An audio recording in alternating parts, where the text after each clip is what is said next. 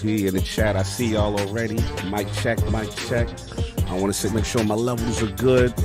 Realm, talk to me right quick. Let me know if y'all can hear me. Okay.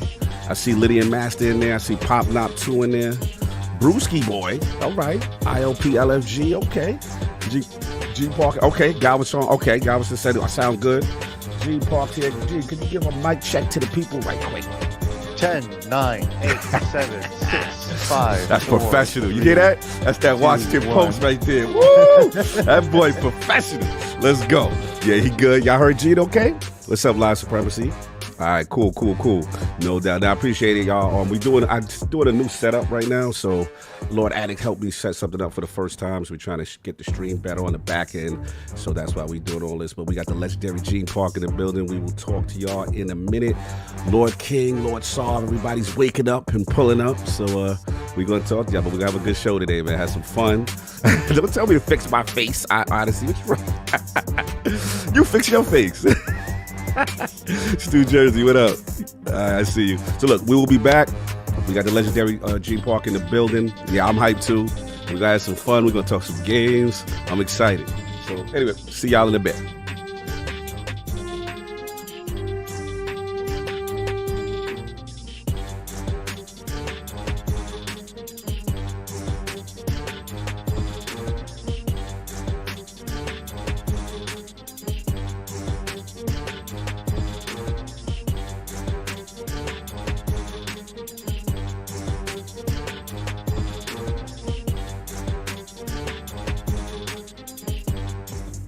Hear ye, man. Welcome to the show. If you would not mind, go ahead and find yourself a spot, get comfortable, grab a snack, do all that good stuff that we need to do, and we're about to get started. It's not important who I am.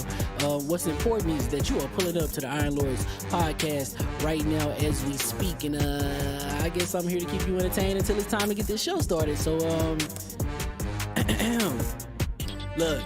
Y'all done messed up and turned me to an animal. And haters be swearing they real, but come to find out that they really mechanical. And yeah, I be eating these rappers, but that's all a part of me being a cannibal. And they say I'm better than money because you can bank on me being accountable. I know a million rappers that don't wanna be on a song with me, that's understandable. I kill a beat and they wanna compare me to Freddie and Jason. I'd rather be Hannibal. They be like, why use a video game? Just be original, y'all too dramatical. I know it's random, but I am addicted to flipping the sample and making it flammable. This is that yoga, fire, flame. They think it's arson up in the apartment, they call it department and I get the blame. Still I be running, collecting them rains. You just a target when I'm in the range. I was the hardest to start regardless back when you was messaging people on AIM.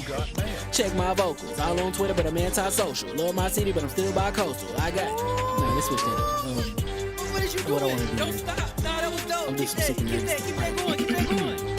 Nah, go ahead. Look, I guess you could say that I'm very spoiled. For them to be your dogs, they ain't very loyal. But I ain't gonna hold you, I ain't here to boil you. You ain't gotta say it, I'm embarrassed for you. Always been a nerd, never been a loser. Making Voltron with a gang of cougars. And I'm going places, better tell a Uber. Cause it's pretty hard to sleep on Freddy Krueger. Let's do that again. Hear ye, man. Welcome to the show. If you would not mind, go ahead and find yourself a spot, get comfortable, grab a snack, do all that good stuff that we need to do, and we're about to get started. It's not important who I am. What's important is that you are pulling up to the Iron Lords podcast right now as we speak, and I guess I'm here to keep you entertained until it's time to get this show started. So look. Y'all done messed up and turned me to an animal. And haters be swearing they real, but come to find out that they really mechanical. And yeah, I be eating these rappers, but that's all a part of me being a cannibal. And they say I'm better than money because you can bank on me being accountable. I know a million rappers that don't wanna be on a song with me, that's understandable. I kill a beat and they wanna compare me to Freddie and Jason. I'd rather be Hannibal. They be like, why use a video game? Just be original, y'all too dramatical. I know it's random, but I am addicted to flipping the sample and making it flammable. This is that yoga, fire, flame. They think it's arson up in the apartment, they call it department and I get the blame. Still I be running, collecting them rains. You just a target when I'm in the range. I was the hardest to start regardless back when you was messaging people on AIM. Check my vocals, all on Twitter, but I'm anti-social. Love my city, but I'm still bi-coastal. Let's switch that up. What is you doing? What I want to do. Don't stop. Nah, that was dope. I'm doing some super Keep that going. Nah, go ahead. Look, I guess you could say that I'm very spoiled. For them to be your dogs, they ain't very loyal. But I ain't gonna hold you, I ain't here to boil you. You ain't gotta say it, I'm embarrassed for you. Always been a nerd, never been a loser. Making Voltron with a gang of cougars. And I'm going places, better tell a Uber. Cause it's pretty hard to sleep on Freddy Krueger. Let's do that again. Hear ye, man. Welcome to the show. If you would not mind, go ahead and find yourself a spot, get comfortable, grab a snack, do all that good stuff that we need to do, and we're about to get started. It's not important who I am. What's important is that you are pulling up to the Iron Lords podcast right now as we speak, and I guess I'm here to keep you entertained until it's time to get this show started. So, look. Y'all done messed up and turned me to an animal. And haters be swearing they real, but come to find out that they really mechanical. And yeah, I be eating these rappers, but that's all a part of me being a cannibal. And they say I'm better than money because you can bank on me being accountable. I know a million rappers that don't want to be on a song with me, that's understandable. I kill a beat and they want to compare me to Freddie and Jason. I'd rather be Hannibal. They be like, why use a video game? Just be original, y'all too dramatical. I know it's random, but I am addicted to flipping the sample and making it flammable. This is that yoga, fire, flame. They think it's arson up in the apartment. They call it department and I get the blame. Still I be running, collecting them rings. You just a target when I'm in the range. I was the hardest to start regardless back when you was messaging people on AIM. Check my vocals. All on Twitter, but I'm anti-social. Love my city, but I'm still bi-coastal. I got... Nah, let's switch that up. What is you doing? What I wanna do Don't is- stop. Nah, that was dope. I'm Keep just that, sick of keep this. that, keep that going, keep that going. Nah, go ahead. Look, I guess you could say that I'm very spoiled. For them to be your dogs, they ain't very loyal. But I ain't gonna hold you, I ain't here to boil you. You ain't gotta say it, I'm embarrassed for you. Always been a nerd, never been a loser. Making Voltron with a gang of cougars. And I'm going places, better tell a Uber. Cause it's pretty hard to sleep on Freddy Krueger. Whew. Let's do that again. Hear ye, man. Welcome to the show. If you would not mind, go ahead and find yourself a spot, get comfortable, grab a snack, do all that good stuff that we need to do, and we're about to get started. It's not important who I am. What's important is that you are pulling up to the Iron Lords podcast right now as we speak, and I guess I'm here to keep you entertained until it's time to get this show started. So, look. Y'all done messed up and turned me to an animal. And haters be swearing they real, but come to find out that they really mechanical. And yeah, I be eating these rappers, but that's all a part of me being a cannibal. And they say I'm better than money because you can bank on me being accountable. I know a million rappers that don't want to be on a song with me, that's understandable. I kill a beat and they want to compare me to Freddie and Jason. I'd rather be Hannibal. They be like, why use a video game? Just be original, y'all too dramatical. I know it's random, but I am addicted to flipping the sample and making it flammable. This is that yoga, fire, flame. They think it's arson up in the apartment. They call it department and I get the blame. Still I be running, collecting them rings. You just a target when I'm in the range. I was the hardest to start regardless back when you was messaging people on AIM. Check my vocals. All on Twitter, but I'm anti-social. Love my city, but I'm still bi-coastal. I got... Nah, let's switch that up. What is you What I doing? wanna do Don't is- stop. Nah, that was dope. I'm Keep just that, sick keep of that, keep that going, keep that going. Nah, go ahead. Look, I guess you could say that I'm very spoiled. For them to be your dogs, they ain't very loyal. But I ain't gonna hold you, I ain't here to boil you. You ain't gotta say it, I'm embarrassed for you. Always been a nerd, never been a loser. Making Voltron with a gang of cougars. And I'm going places, better tell a Uber. Cause it's pretty hard to sleep on Freddy Krueger. Whew. Let's do that again. Hear ye, man. Welcome to the show. If you would not mind, go ahead and find yourself a spot, get comfortable, grab a snack, do all that good stuff that we need to do, and we're about to get started. It's not important who I am. What's important is that you are pulling up to the Iron Lords podcast right now as we speak, and I guess I'm here to keep you entertained until it's time to get this show started. So, look. Y'all done messed up and turned me to an animal. And haters be swearing they real, but come to find out that they really mechanical. And yeah, I be eating these rappers, but that's all a part of me being a cannibal. And they say I'm better than money because you can bank on me being accountable. I know a million rappers that don't want to be on a song with me, that's understandable. I kill a beat and they want to compare me to Freddie and Jason. I'd rather be Hannibal. They be like, why use a video game? Just be original, y'all too dramatical. I know it's random, but I am addicted to flipping the sample and making it flammable. This is that yoga, fire, flame. They think it's arson up in the apartment. They call it department and I get the blame. Still I be running, collecting them rings. You just a target when I'm in the range. I was the hardest to start regardless back when you was messaging people on AIM. Check my vocals. All on Twitter, but I'm anti-social. Love my city, but I'm still bi-coastal. I got... Nah, let's switch that up. What is you What I doing? wanna do Don't is- stop. Nah, that was dope. I'm Keep just that, sick of keep this. that, keep that going, keep that going. Nah, go ahead. Look, I guess you could say that I'm very spoiled. For them to be your dogs, they ain't very loyal. But I ain't gonna hold you, I ain't here to boil you. You ain't gotta say it, I'm embarrassed for you. Always been a nerd, never been a loser. Making Voltron with a gang of cougars. And I'm going places, better tell a Uber. Cause it's pretty hard to sleep on Freddy Krueger. Whew. Let's do that again.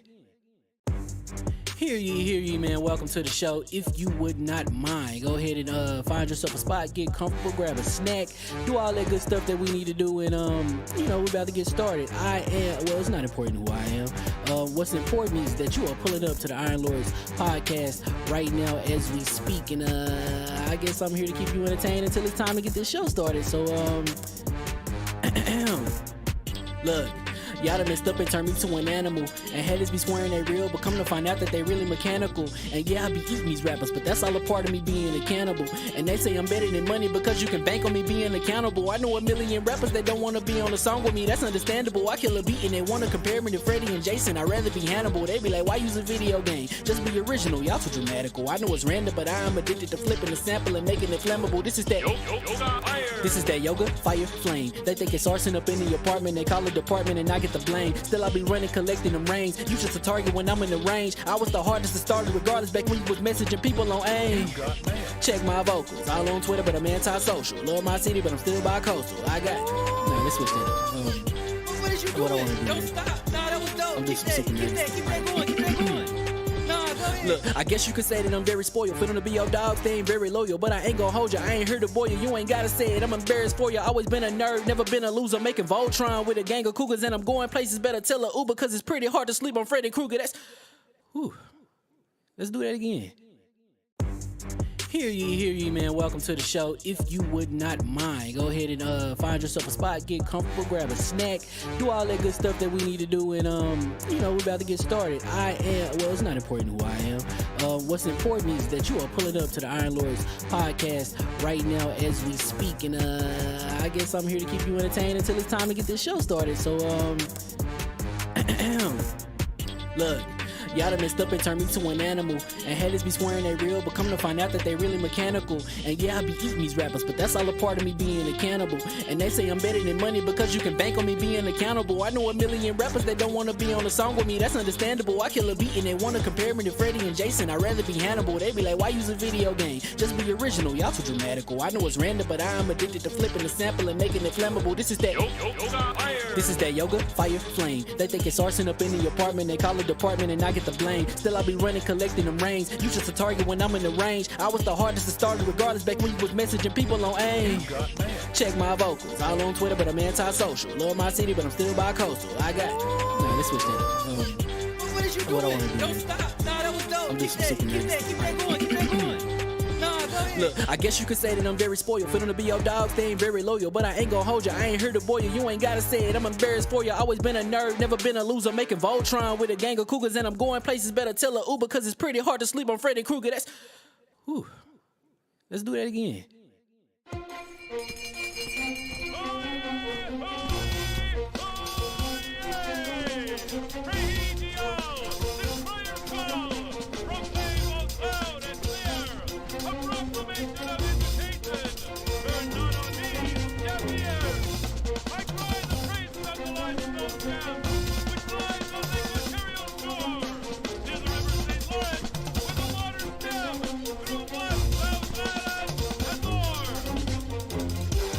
I'ma just chill and watch them and eat snacks in the attic. I wanted to chill with the pack and be like a young whoop, but then they would mistake me for addict. If I can imagine it's cool to give you some advice, then invite your girl to your squadron. Cause if you don't give her that option, you gon' be single player like Sovereign. You gon' get tossed in the bushes by King David. Royalty and not a pretender. Detrimental to an elemental, what's an avatar to a knee bender? I gotta be me though. I know it's my destiny, word to Cognito. Who cares if you fly, if you still a mosquito? You swear you ain't stuntin', but really be Steve-O. You like to collect stuff and that's cool, but I got bad news. Even if you really was that dude, King David still be the king of the statues.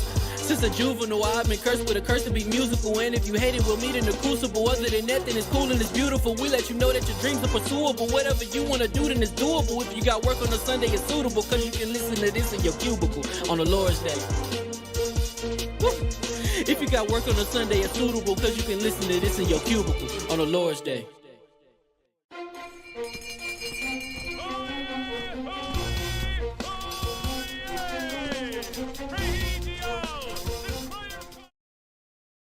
Now, what we're going to do is, I see levels. I just need a little mic check from anybody real quick. Hola. Hola, hola, hola. I see levels. Yes, sir. Yes, sir. Yes, sir. Yeah. Mic check. Mic check. Cool. Mic check. Sounds Gene good. in the building. That's what's up. I think we are good and Hear ye, hear ye. We are live. Welcome to the Iron Lords Podcast, LLC, and also live on lordsofgaming.net. Episode number 287. It's another glorious Sunday. We're back at the round table on the Lord's Day. I'm extremely excited about our special guest, and we've got the Xbox Developer Direct, Last of Us HBO series, and Ubisoft's future to discuss, so we're going to get right into it. I want to introduce a Lord whose credentials, dedication to his craft, and deep respect within the ranks of professional journalism are truly a sight to behold. Not only does this Lord always exude a pure passion for the art of video games, but is also an honest defender of the culture, exuding unparalleled strength as one of our absolute favorite survivors. Introducing the Washington Post games reporter and the host of the G Park YouTube channel, the Lord of Action Adventure, FGC Community, and JRPGs, whose love for Tribe Called Quest and 3-6 Mafia easily certifies him as official in these hip-hop streets. Live from D.C. and the pride of Cal State Fullerton, who is kind enough to make his debut into the realm of the Lords, my man, Lord Gene Park of the Washington Post. How we doing, sir? My liege, good to be here in the realm of the Lords. It's amazing. It makes amazing to be here, and an honor to receive one of those legendary intros that you always give. Like I've been watching you guys show, and I'm like, man, every intro just like knocks it out the park. It's amazing. Thank you, brother. Just out of curiosity, how'd you come across us? Oh, you want to know already? That's the later question. All right, but he want to know that. Attic want to know. He want to know how you first came across the Lord, or when did you first come across the Lord? It was actually through you, Lord Cog, through Defining Duke. You know, I knew Maddie before that, and I was like, Lord Cog's got to come from somewhere too. And I looked it up, and I was like, okay, there you go. That's what's up, man. Much appreciated, man. Shout out to Mr. Maddie Plays. You already know what it is. So first of all, how you feeling, brother? And what have you been playing? Good. I've been feeling good. You know, as many of you know, I just got through beating cancer. Crazy stuff, right? Absolutely. Hopefully it stays that way. Mm-hmm. Yeah, I've just been trying to get used to feeling good again. You know, and I'm playing a lot of games. Mm-hmm. It's interesting. You catching me at an interesting time. I'm playing a game that's embargoed right now. Ooh, I don't think I can talk about it quite yet. We ain't gonna do that friend DA. I'm your friend, G. You can tell me. You can break NDA, just ruin your career. Yeah, man. The man just beat cancer. You tried to get him to quit his job. Listen, he's your friend. He's amongst the Lords. NDA don't mean nothing. If that happens, he won't be quitting his job. Like what King said, I'm just ask him to resign. Just another NDA dude. Okay, he said he's an NDA dude. Wow. You watched. He watched last week. I watched last week. Yeah. I've been playing the Darksiders trilogy. Remember that? Those games? Ooh, Yeah. I like. Yeah. What's your favorite? You know what? 2 is better, but I have a soft spot for 1. Yes, Yeah. I do too. I like War. Yeah, War. I like War. Like I like the characters. You know, like you got the Joker up in the mix up there. You got Mark Hamill. And it's just those are just nice simple games. They remind me of like Legacy of Kain, Soul Reaver. Yes. Classics.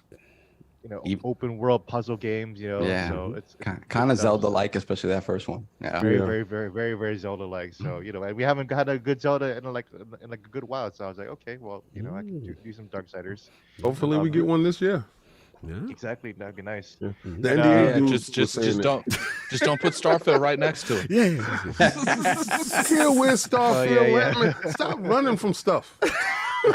You know what's funny, man? There were so many bars from that Starfield versus Zelda thing. That was like half the clip. Yeah, the clips was crazy last week with the Starfield section. It was absolutely nice. But anyway, so it's been just that, Gene? Been playing River City Girls too.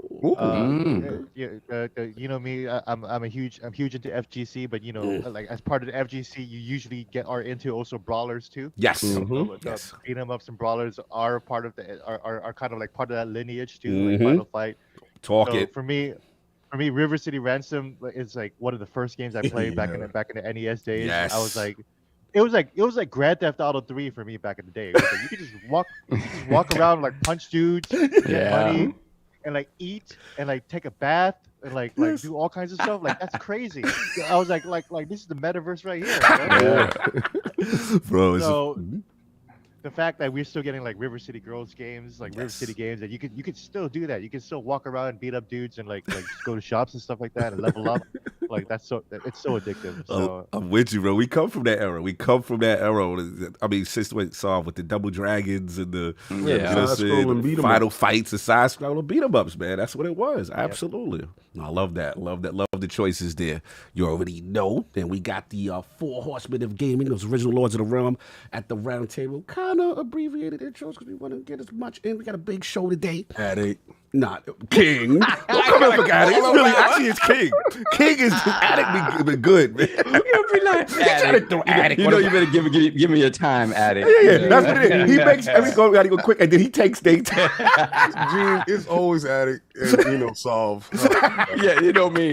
I'm such a talker. Such a talker. Just because the guy I am, I'll step on that grenade. It's me. It's always me. Hey, speaking of just you, my co-host with the co-most, my brother from another mother, the difficult game conqueror, Lord of his own world, and the how of the young wolf. My man, Lord Addict of the Addict Show, fresh off that Punch Out. Woo, millennials playing Punch Out. How it went? It was. I honestly say, out of all the whack stuff you guys be making me play, that was definitely probably the funnest thing. That Punch Out fire, right? I actually enjoyed doing that. Nice. You know, I definitely could beat that game if I put more time into it and learn more of the patterns. Because if you really like break it down, after I fought them, it only took me probably about 20-30 minutes to learn their patterns. It's pretty much just playing like a Dark Souls game. You have to learn the structure on how they fight, and then you have to find a way to go through the little holes. I was just like, the D-pad's hard for me to use because I didn't come from that era, and like sometimes I'll try to go like left or right, but I go straight, get hit, and go left or right, go straight. Our diagonals was a little shaky back then and stuff. Listen, so it was a fun time. How about after this, you play the original Punch Out? Isn't that the original Punch Out? No. Oh, you talking about the big boy one with the arcade boy with the green silhouette? Nah, I don't do that to him. But the one you played, you're fine there. You're fine. Nintendo took stole a nice formula and it was good. They definitely made it better because the other one is horrible. The last one I played, the last dude I beat on there, I think was the bald dude. Oh, Ball. Okay. So, but I heard King Hippo was outside. Yeah, in the beginning, I called King Hippo. King Hippo was always putting hands on people at the beginning. When he was moving, I noticed he had like a little bandage on his stomach, so I kind of figured that's what was going on. And everyone else, this big dude, strength, they sitting there flexing, and this dude come out there looking like he a villain off of something. So so clearly they wanted you to look at his gut like that. So I was like, but at first I thought you had to like just hit him, and then it's like, no, you have to hit him with his mouth open. I'm like, and then see they trick you because his regular attacks, the attacks that he regularly does and the ones he do with his mouth open are literally scripted the exact same way. So you have to wait. Right. But what I noticed is like when you hit him and he doesn't like do it with his mouth open, like he just stops the attack. He doesn't actually attack you. So it was the black dude. What's that dude's name? King. That's the dude who gave me more issues. Teleporting. Oh, you talking about Tiger? Oh, yeah, Great Tiger. Yeah. Oh, Great Tiger's a problem. Yeah, Great Tiger's a problem. I beat him. But I got to the point where I could beat him pretty easy. Like he had. When he was doing like the side swipe, like literally you just hit that side, you get those stars. Those stars I was obsessed with. I'm like, how do I get those? It was Don Flamaco that was giving him because at first he didn't know how to dodge out of the way of those. So he was just getting rocked. No, it's not that. It's like he would kind of like. I noticed like when he came off of a round or a knockout, he would immediately try to hit you once, and he wouldn't do the hit me like. So it was a fun time. I will admit it was a fun time. I appreciate you. I told you I don't take long. No, this is. Oh, that was a setup. That was. I know what you did there. Technically, he asked me about Punch Out, This is Anyway, true. This is moving You on. want to talk about combat talk, then talk about this, then talk about that, and then talk about some PlayStation fanboy that's on Twitter. And then do a man talk. Anyway, so that's been it. And other than that, what have you been playing, sir? That was about all. I've been playing a lot of Chained Echo. Okay. Trying to true. finish Lying. I've been playing Fortnite too. Okay. Okay. I mean that at this point that's just a given. Like okay. I've been playing Fortnite like every week. You know, it just I really enjoy it. I enjoy the way that I used to think Call of Duty is the most influential game in history. No, Fortnite beats Call of Duty by a mile because it's crazy how mainstream they've made everything. You want to go in there playing as Deku from My Hero? We got you. Goku, we got you. Darth Vader, we got you. There's no other game in history you could think that you could go in there. They have people making commercials with different characters. Like it's just insane. Yeah, the pop culture is crazy. Salute. And of course, we have our most technical gaming lord, the solo gamer who lives for the single player selfish experience. And also the Sostradamus, the Lord of Clarity and Lord Patron of the Iron Bank. My man, Lord Sovereign. How we doing, sir? I am good, doing fantastic. I didn't have much time for gaming this week. I did just a little bit of Vampire Survivors, but not much beyond that. Cool. I want to give Addict a shout out though. You know why? Because I love it when like somebody comes to a game like a game they never played before. This game is like 35 years old. Yeah.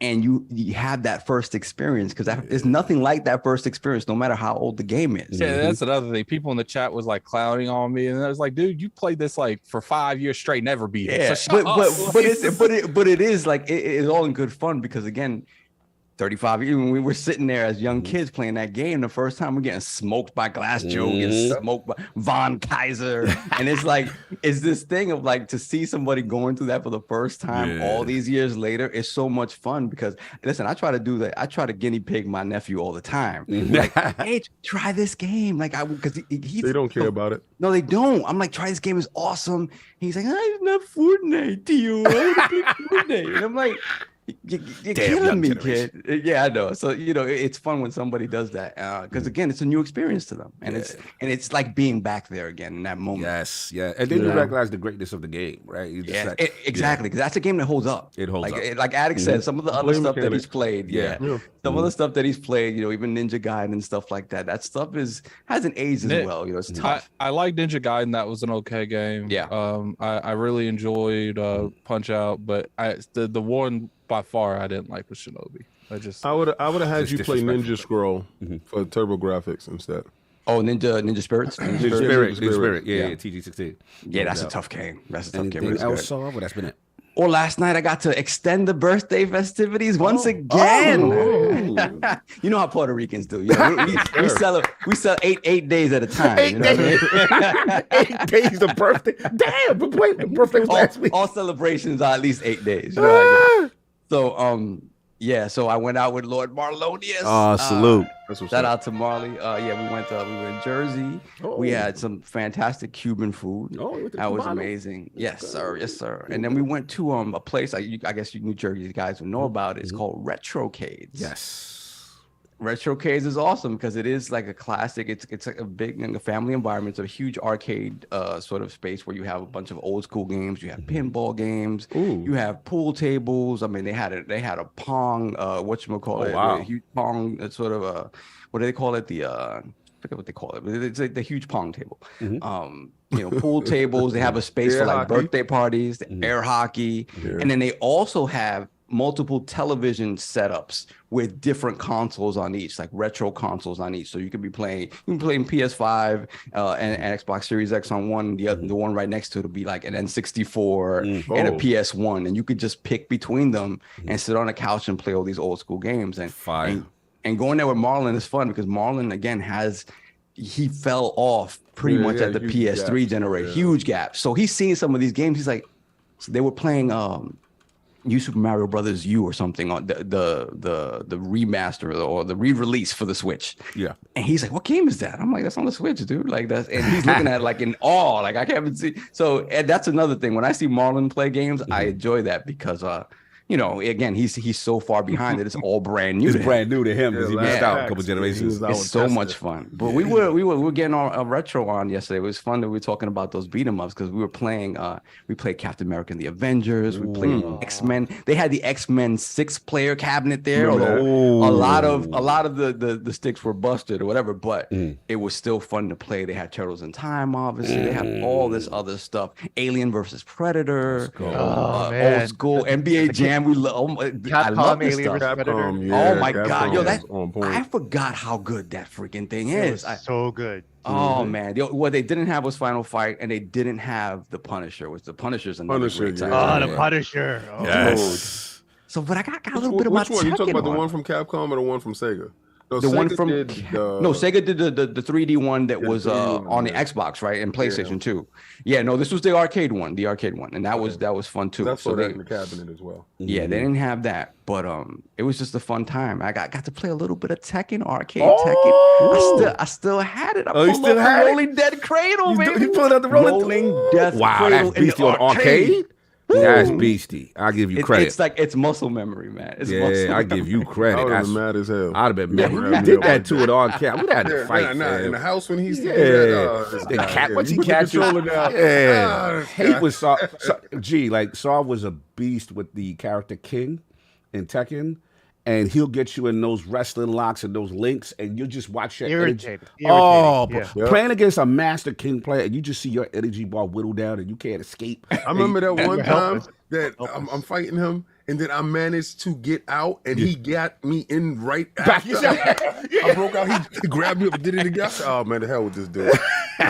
No doubt. Because there's only one part that you can escape from. If you miss that window, you're done. Yeah, those are the time of the links. But that's been it, man. sir. That was it, man. Shout out to Marley. It was a great extended birthday celebration. Shout out to Lord Barlonius, you already know. And of course, we have the incredible Hulk of this, aka the Excess Gamer. Ooh, The prophet of Xbox. Swami. King of the statues, who demands nothing less than that premium experience.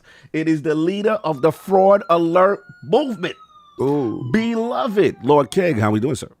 fantastic. No combat talk yesterday. Had a good day. Nice. Did the Lord's Minute. That was fun. Shout out to So Lord Time. look out for that on the Lord's Gaming of .net, where we have a ton of good stuff up there. Yeah. We at the No. Washington Post. We all right.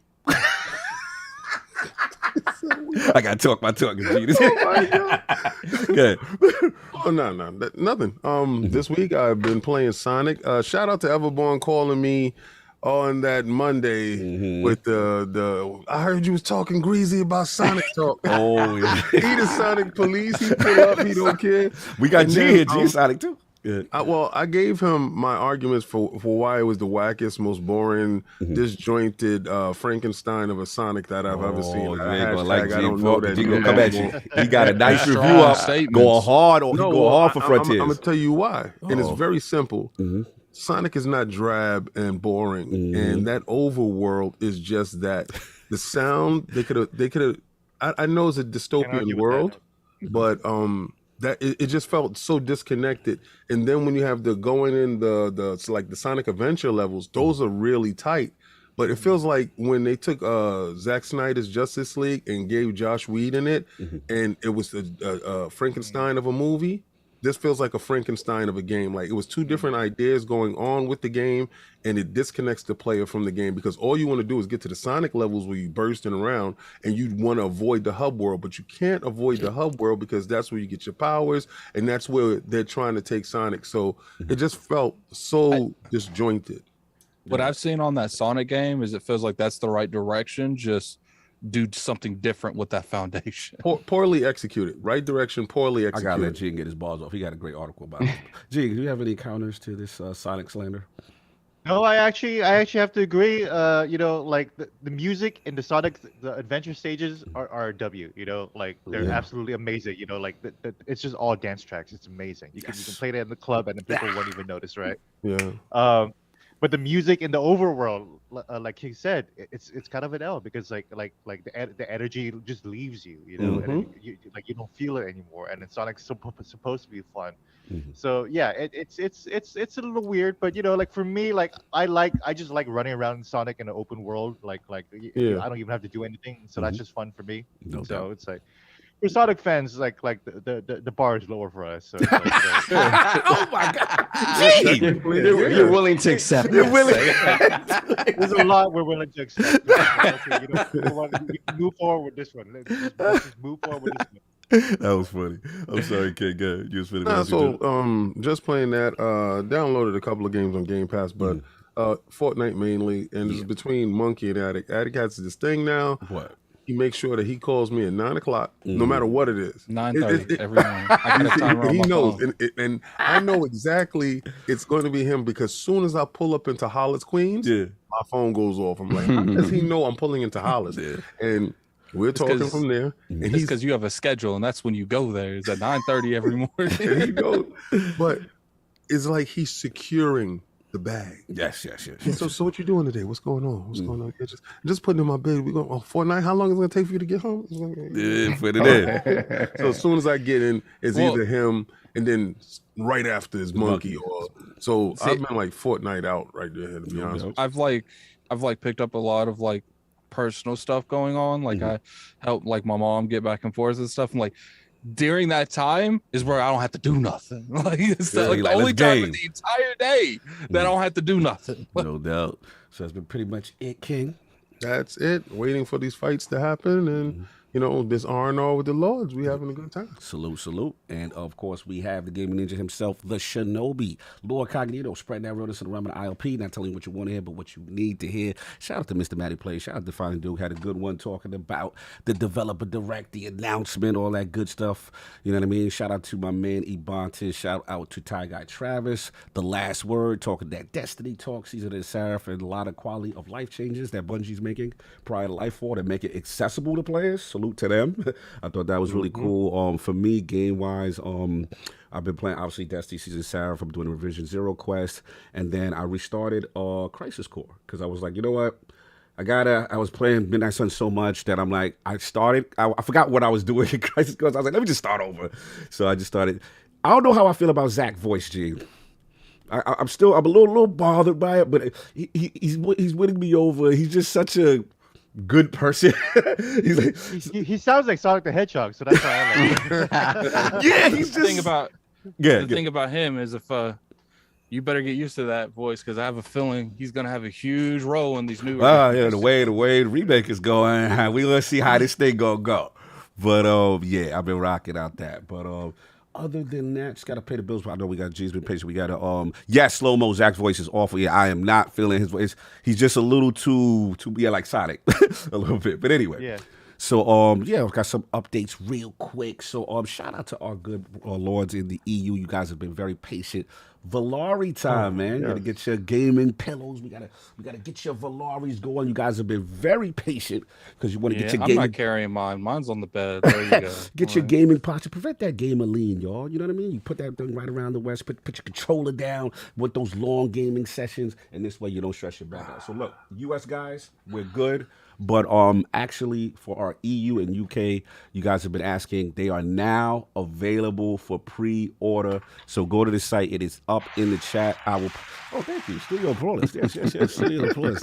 Here we go. So I'm going to put this in the chat right now. The link, again, use code LORD15. Get your 15% off of the Valari gaming pillow. And again, for my EU and UK brothers, please put them in now. Do not wait because stock is a little bit more limited over there as opposed to our US brothers. So just, I know everybody, you guys have been supporting. We you guys have really been coming through with these pillows, man. We almost there, man. We almost there. Like, Yeah. It was UK people, man. You guys said you wanted some. Well, there Guys you go. said it. We get it for happen. you. We made it happen. But again, put your pre-order in. And again, for everyone, US, UK, EU, mid to end of March is when our shipping is. That's when you guys will get your exclusive ILP Valari pillow with the embroidery, with the black and gold, all that good stuff. So go check that out. So AKW, so the CMA approved the selling of the pillow. Yo, you stupid. Yeah, we had to make some concessions. We made some concessions. Listen, man, I was out. I flew out to Brussels, and we made it happen. Boy, yeah, well, you know, I followed Jim Jim's got over advice. there and he was snitching again. Oh man, not the snitching kid. But look, so you heard it here first. Go get your joints. It's up there. So we got that. Also, wanted to yes, Cox does. Oh no, we selling that powder. I'm gonna get to the powder, CW. I got you. We ain't finished. Before we get to the powder, you know what I'm saying? The other business. No, first of all, salute to my brother Hogue Law. Reasonable minds can rebuild. Our brother is fighting back. Obviously, for those who didn't know, you know what I'm saying, he had a stroke and he underwent brain surgery. They alleviated the pressure. He's out of the ICU, breathed on his own, eyes open. He's fighting back, y'all. And now he's in rehab. So obviously with all the logistics of good rehab facilities, you know, our brother needs some help. So shout out to the family. They have a GoFundMe out. Shout out to the community. The community came through. So what I want to do is I still want to put this information out there. You know what I mean? Right there. This is for Hogue Law, our brother. Go check that out if you want to support our brother while he goes through the rehab situation. Shout out to Miss Hogue Law. Shout out to the entire Hogue Law family. You know what I mean? He's really out there, and we want our brother to recover. We expect him hopefully to make a full recovery. So if you want to support, you want to do something for the family, the link's in the description. Go check that out. And then last but not least, Advanced GG, y'all. You know what I'm saying? I got the powder. You know what I mean? We doing what we do. We got the new line. You know what I'm saying? We got the Spartacus blood, y'all. Go get that Spartacus blood. We got the Focus. You know what I'm saying? Spartacus what? Tiger blood. We got the Spartacus tiger blood. Oh, okay, because I could have sworn there was an animal involved. Yeah, it's tigers. It's tigers. It's wild tigers involved with the Spartacus. You know what I'm saying? Get that so you don't get your longer gaming sessions. And again, if you don't want that, you're just doing a little energy at the gym. We got, you know what I'm saying, them cans, y'all. We got them Advanced GG cans. Go check that out. So I don't have to. You're gonna have to send that to me. You have to send some of those cans. I'm not sending it to that person with that voice. That person with that voice ain't getting no can. That's come pre-mixed. This is the premix. Yeah, for the guys that don't want that time to put the water and mix it up and all of that stuff. Which is me. Yeah, you go get the cans, you go get that. But the new, since we promoting health as well, you know what I'm saying? We doing it right.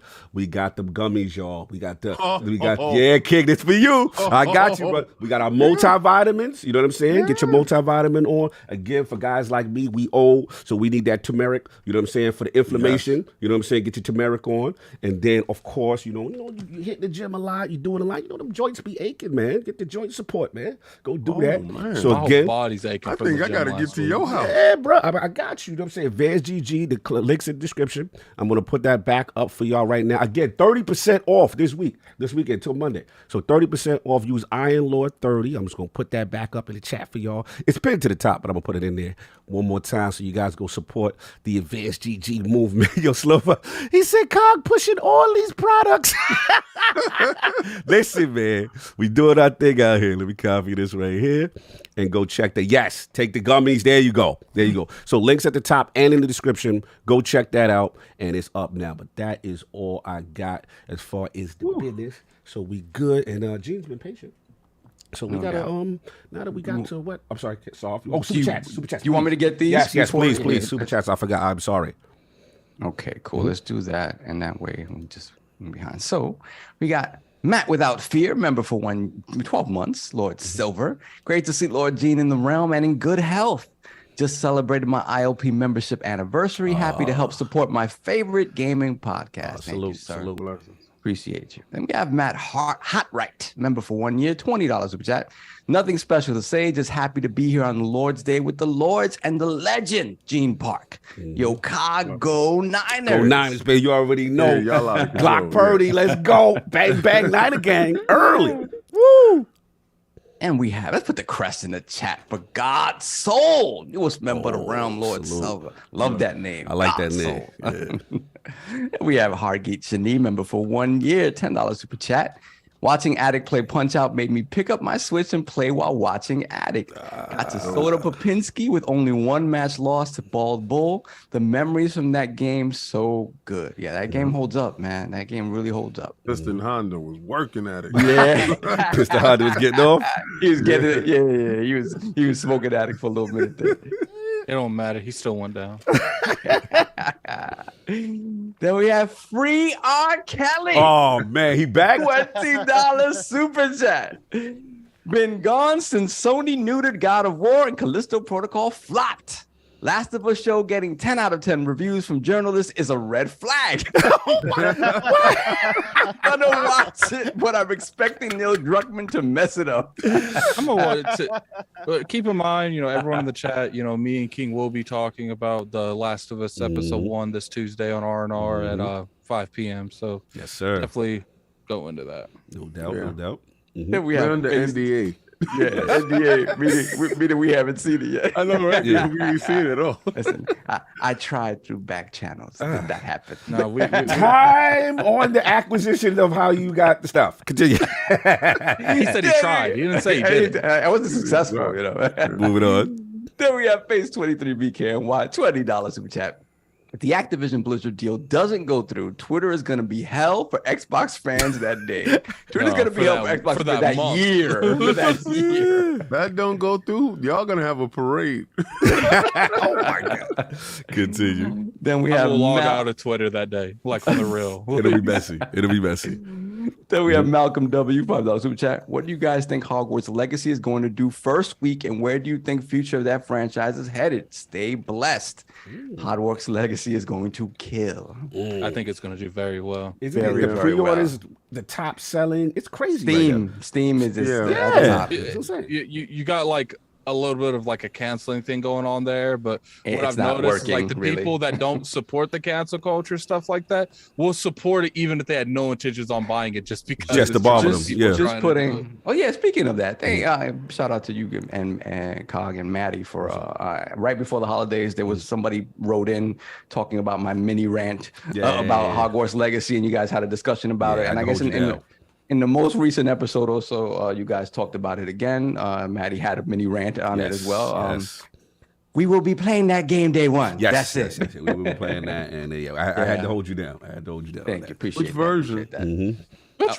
Oh my god. I Moving will on. be He petty. Steam, sir. I'll be on Steam. Okay, I mean, I just need to know because I know one got a special dungeon. Oh, You talking about exclusive content? Yeah, Yes. that's what I'm talking about. Pay to play.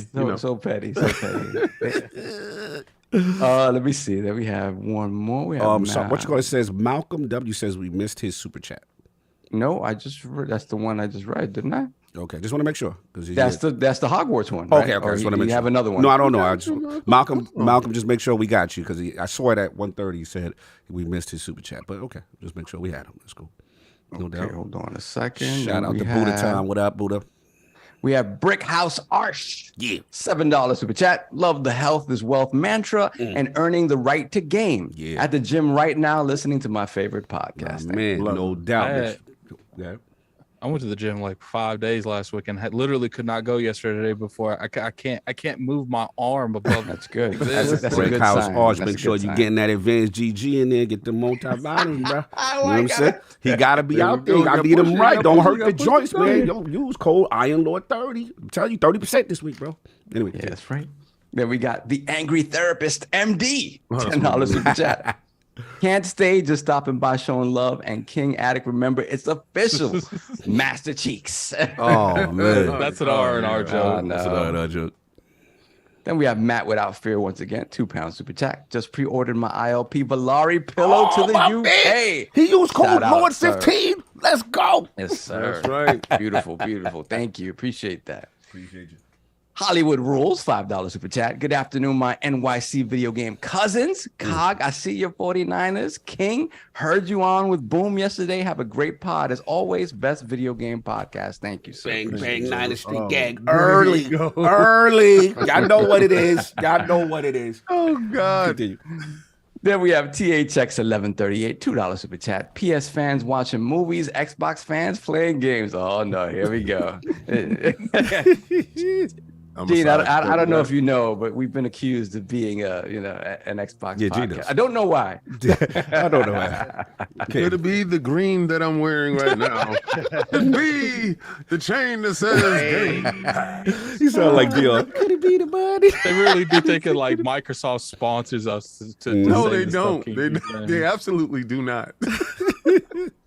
Continue. That's it. We're caught up. We all caught up?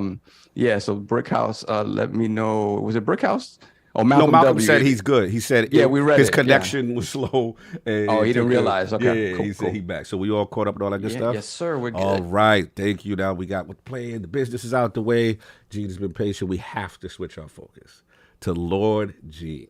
His video game system history, his journey into journalism, and of course, what led him to becoming a games reporter for one of the most prestigious outlets in newspapers, the Washington Post. So, Lord Gene, let's start from the very beginning. What were some of the first video game systems you had, and what got you into gaming? What got me into gaming? I was at a friend's house, and he played the Jordan Mechner game Karateka in front of me. And that was the first time I saw a video game, and I was like, I need to get into this. And like as soon as I went home, I kept begging my parents. I was like, this video game thing, I need it. You know, crazy. Like you got like stick figures like punching each other. That's crazy. Yeah. So I got into games on the ground floor. I'm 41 years old. Like I had an Atari 2600. You know. Okay, there we go. Go.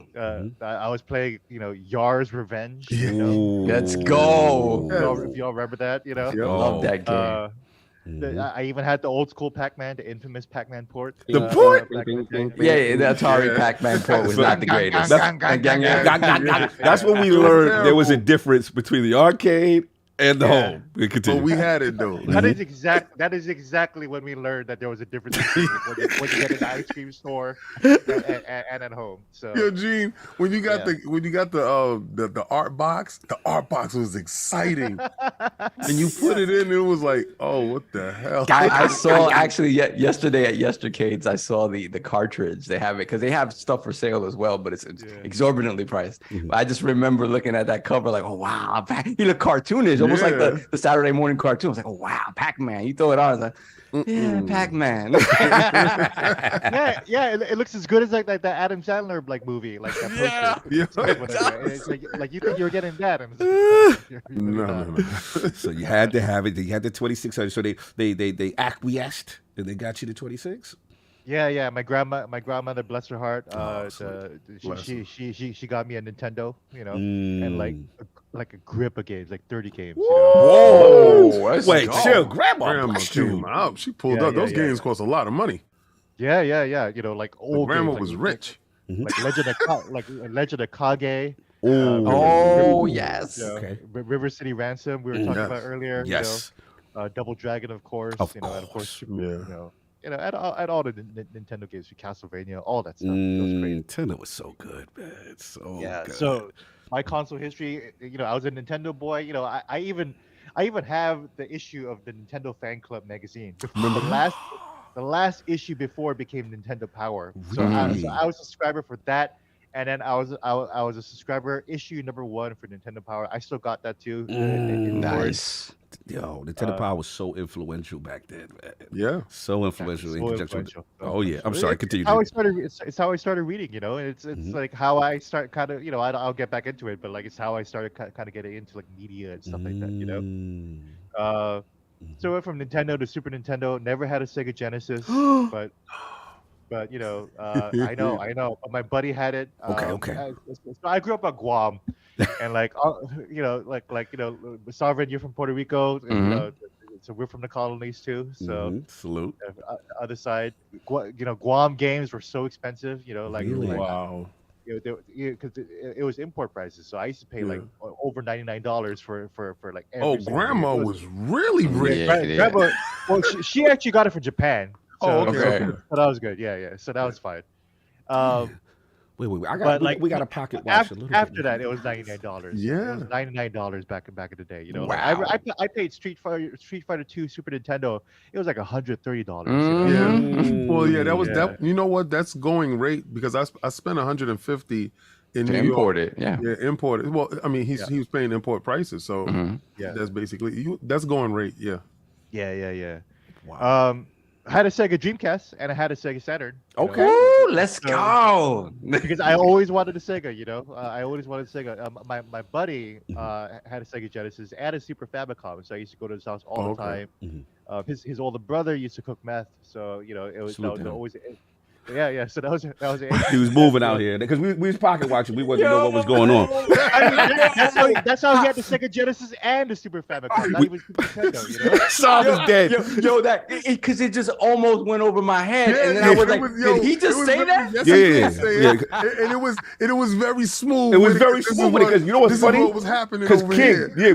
me and King was pocket watching. Yeah, And I'm I like, saw- how is he nah, getting all it? And then he said, "Nah, my no. man was out here moving when he was moving." Yeah, Gene, I knew something was up when you were saying, like, you know, it's key words. It's you key know? words. It's key words you have to come, you know, and you know the import. Only dudes that had them pockets was right. Yeah. Was Yes. playing that Street Fighter on shout day out. one, so you had to have that Super Nintendo. Shout out to Heisenberg. So gee, he was the plug for all the games. Like, how does go? How He was the plug for all the games, you know. I was playing the Japanese Dragon Ball games back in the day. It was so good. Yeah, I remember that. He was benefiting. Yo, Slow Mo And said then, he said it like he was selling Cutco knives. Cold knives. It was very easy. I'm sorry. Continue, G. Continue. And then I had PlayStation 1, and then Final Fantasy 7, like that changed my world, you know. Let me ask you a question. As a go ahead. Nintendo guy, right? Mhm. Didn't Sony when it came out? I mean, it was really aggressive. Like that PlayStation 1 was really aggressive as far as market penetration, games at launch. But it felt like the natural evolution of Nintendo because a lot of those franchises crossed over. I just want to know your thoughts, like on your first PlayStation and the initial wonder of it, because a lot of these guys from this generation will probably never understand how truly aggressive and diversified Sony was at this point, and they had a real background in presentation and theatrics. We've never had a game system like that before. Like when I saw Wipeout, with his Prodigy soundtrack, and like, you know, and the graphics and everything like that, like that was crazy. Like we've never seen like Sega CD tried to capture that vibe, you know, but it never really did because they didn't have the games to back it up. In comes PlayStation with like games like Road Battle Rash Arena Extreme or something like that, or Battle Arena to Shinden, you know, Tekken 2. Tekken 2 was huge. Tekken 1, but Tekken 2 obviously too. Yes. You know, we just never seen anything like that. It was completely different. It felt like games were growing up with us. Yes. Yeah. So That was a like- significant jump. Yeah, and so people these days do not understand the difference between like Final Fantasy 6 and Final Fantasy 7. And I say it people all do the not- time. I tell them all the time. I tell them the difference. Well, the difference is that, you know, the older one's better, but you know, That's not as iconic and not as recognizable. And the one that's seven fine. I acknowledge that. It's great I that they didn't acknowledge remake that. yours still. It's great. It's great that it's died the way it died. I acknowledge that. It's cool. Let it stay there. I'm not a sellout like you. I stayed firm. It's hard. Let me put it to you this way: if Final Fantasy VI was all that, it would be Final Fantasy VI on that NVIDIA link and not 9. I'm just saying, you know, we're gonna be petty. This is not about. They have to pander to you, Polygon boys. You know. All right, Time on us. We interrupted. Please, We interrupted it's G. about G. This is about G. This is about G. But people do not understand like how when Metal Gear Solid came out, like people do not understand how like mind blowing it is that every single line in that game is spoken. Yes. Yep. That was crazy, you know. Like when I heard Super Metroid and like that started off with a voice, I was like, whoa. Yep. So like, did you go from that to Metal Gear Solid within like the space of like, you know, within the space of like how much a AAA game is being made these days? You know? Absolutely. That's crazy. No, you're absolutely right. I mean, I remember Metal Gear just opening up like a movie. The way Kojima just On set that that boat? thing up, and then that was the other one. But I'm talking about the first one when it was like, it was just so. I'm talking about You talk about the Metal Gear, yeah, that I know was what for you're talking about. The PlayStation 2. That was a graphical. Oh my god, that was when you threw the bodies inside the. Both of them are crazy. Yeah, You know? both of them, for sure. So But you know, continue. people make fun of PlayStation being the movie game console, but it's like look at what Metal Gear Solid 1 did from back in the day. Like that reputation was always there, and it was mind blowing. Yes, Crazy. Absolutely. You know, and I never owned a Nintendo 64. They lost Really? me. Wow. They lost They me. lost you They lost too. me. lost me that generation, you know, because I follow Final Fantasy. I was like, I gotta follow Final Fantasy. I'm sorry, Nintendo. Wow. So what was the last? Let's back this up. What was the last Nintendo console at that time? Well, before this 64, what was like the last? Was Super NES your last what? It was Super Nintendo, yeah, and I completely skipped N64. Around that time, I stopped playing video games a little bit. Okay. So around the time, like after like the first year or two of PlayStation, Yeah. I stopped playing games because I was in high school. I got was you. discovering like alcohol, drugs, girls, all that Salute. stuff. You know? You was moving out here. You was I love his kingdom. I like his kid. He real with it. He real with it. I'm not gonna front. This has been the best. This is the best interview. There's never been somebody this real coming Yeah, on this here. is the real. I mean, he's up there now. We getting past Jaffe level. Like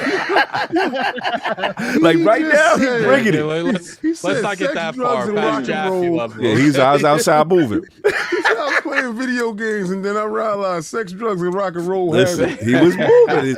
Listen, man, he was outside. Wow, this is amazing. The only thing I feel for you though is that I'm with you. Nintendo did lose me a little bit during that era.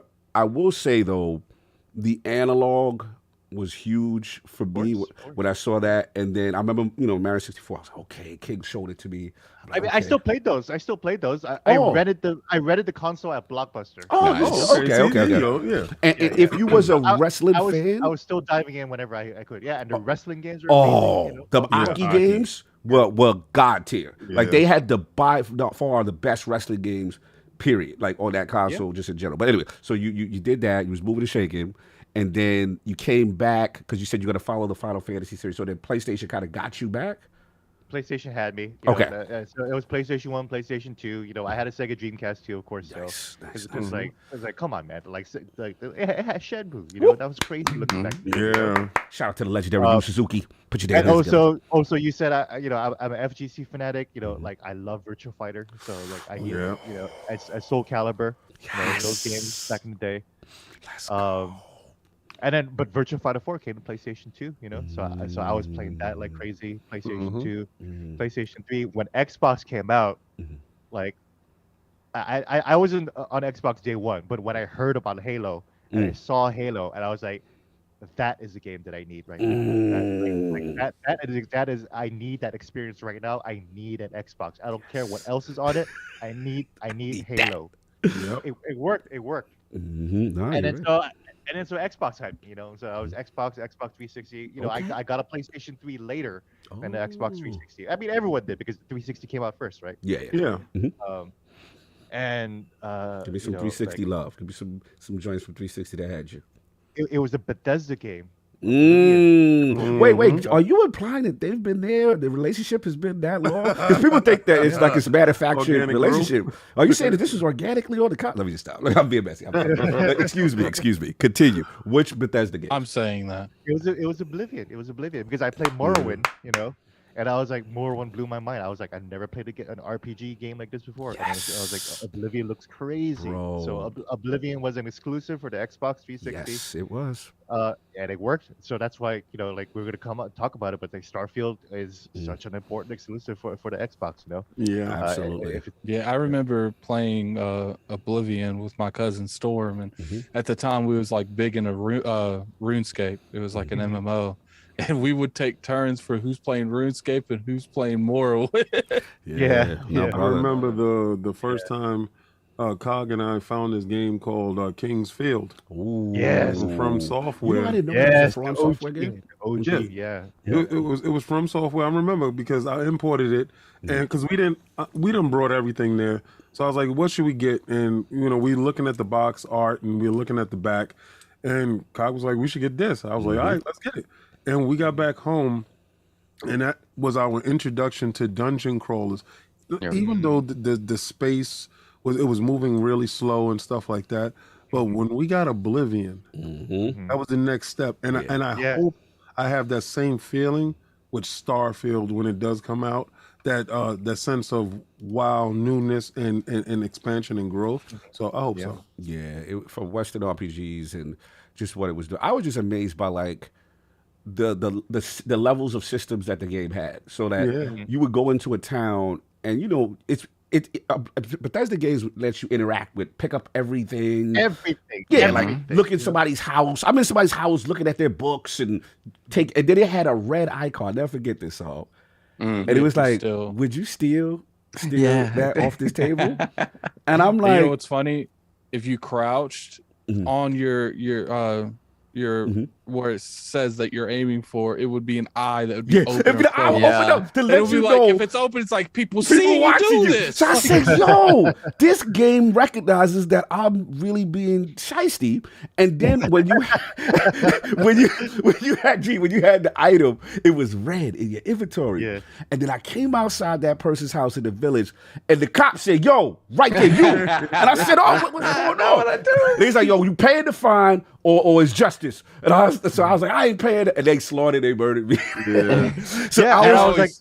I was like, Grand Theft Auto 3 never did this. Yeah, it's different. That's crazy. It's different. I always thought it was funny because the way Fable handled that, like in the original Fable, they would literally be on the map, and it's like, okay, you committed like 30 murders, 15 assaults, 20 breaking and entries. But you come back in 8 minutes, they're gonna forget. Listen, man, I loved those systems, and like you said, Gene, like Bethesda, they really transformed like the RPGs. It was crazy. Yeah, shout out to Lead Stop! You violated the law. Yeah, that was a joke. Continue. But so you was doing. And the guards were so OP at the beginning. You were messing with them. Yeah, you could not. But it was good. You got strong and then you start running through the town. But anyway. Those games are immersive sims. Pretty much that's what they are. You can literally create your own storyline with your own stuff. But I'm sorry, Gene, continue. You're going on. Oblivion for 360, some other 360 games. 360, but PlayStation 3, Metal Gear Solid 4 was coming out, so that's when I got a PlayStation 3. And then I heard about a little game called Demon Souls. I was like, wait, that's from the makers of Armored Core. I've been a From Software fan from the beginning, since King's Field. So King's Field, you know. A lot of people don't know. A lot of people don't know they made Enchanted Arms, that turn-based game. Yeah. Enchanted Arms, I like that too. I was like, I gotta play Demon Souls. Like this is like, Demon Souls looks like the dream game. Yes. So I was a Souls fan from the beginning too. I was like this is exactly it, you know. And that's why when Elden Ring came out, I was like, this is like I'm in heaven right now. You know? I got into Souls through Dark Souls. Like that was the first. I remember people playing Demon Souls, but at the time, like, I didn't have a PlayStation. It was only on that. And I remember my friend John, it's like, man, just play Dark Souls. And I remember having that same mentality other people do. I'm not playing a game that's designed to punish you. Yeah.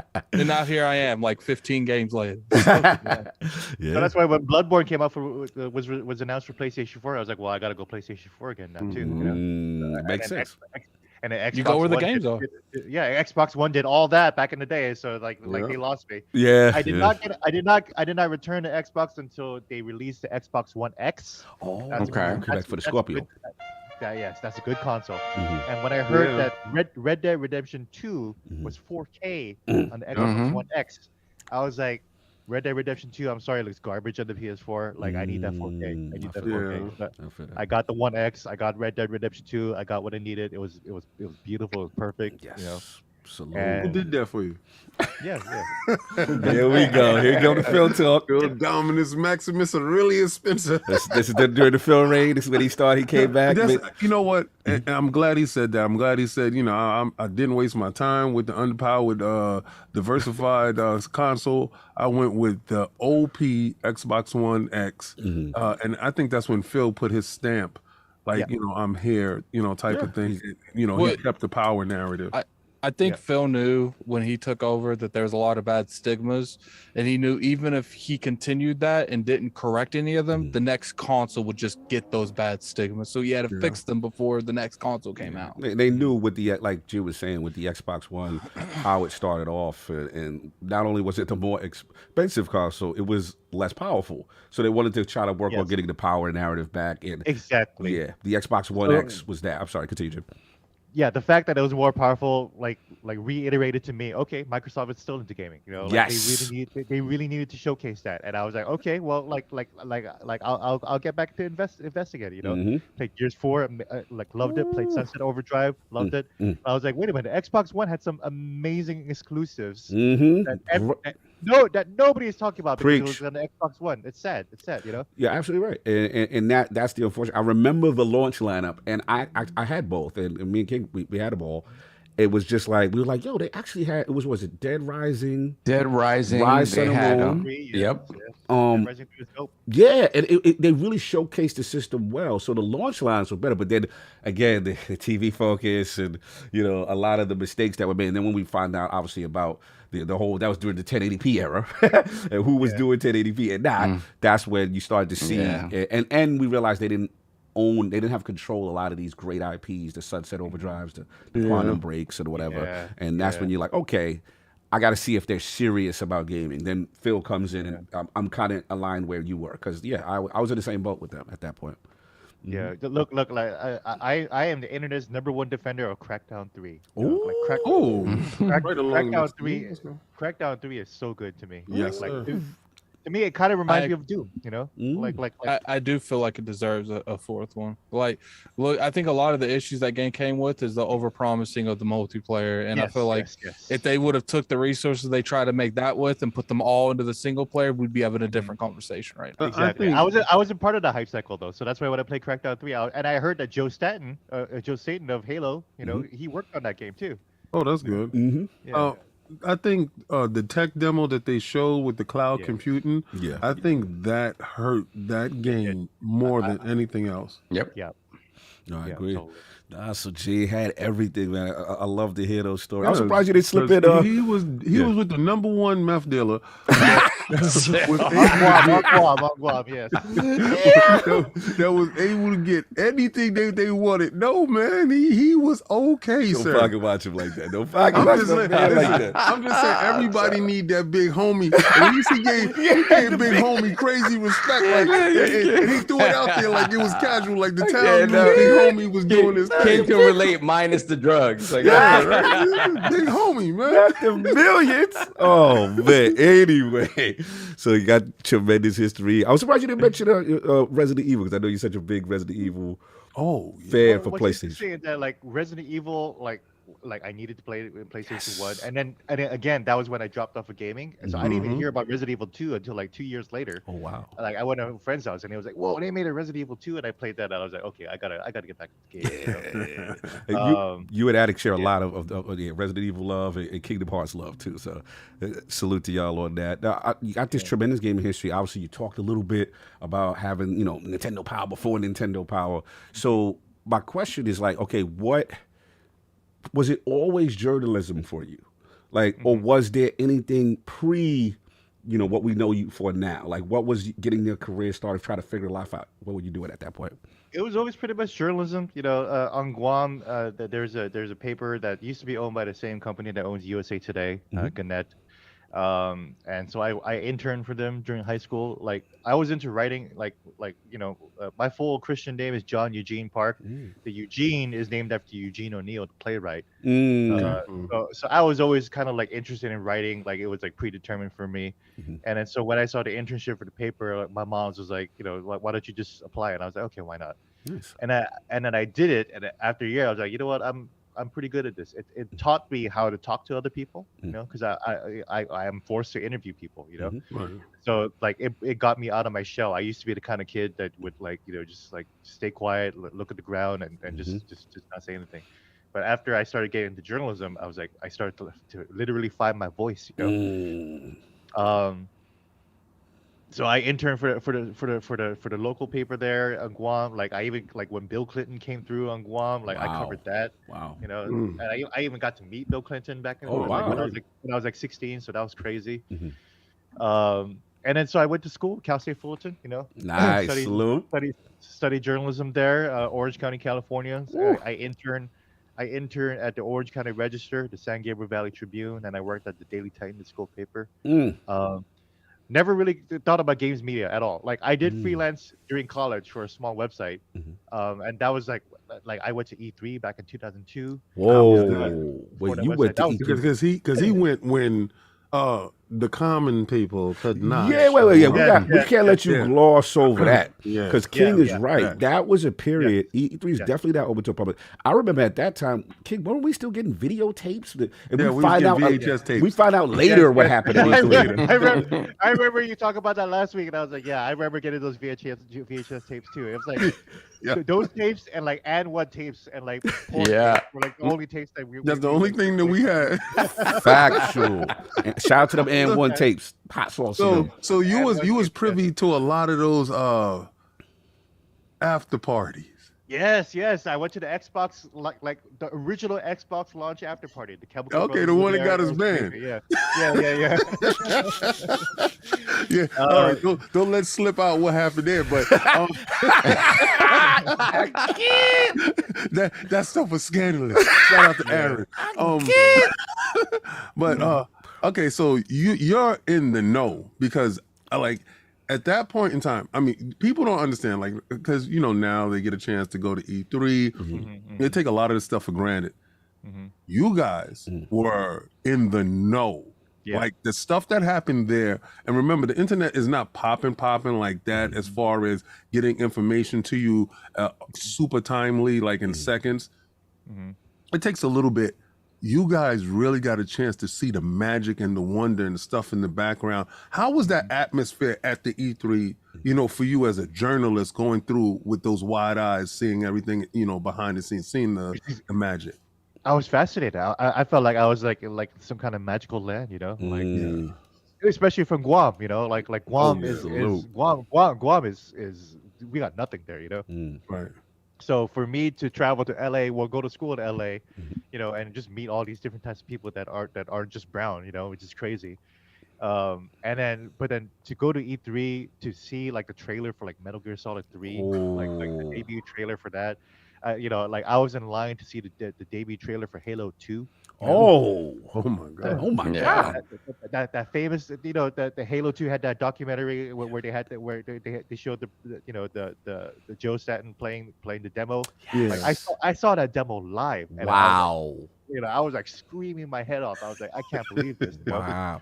Wait, I gotta back you up though. I saw Half-Life 2. What? Oh my god.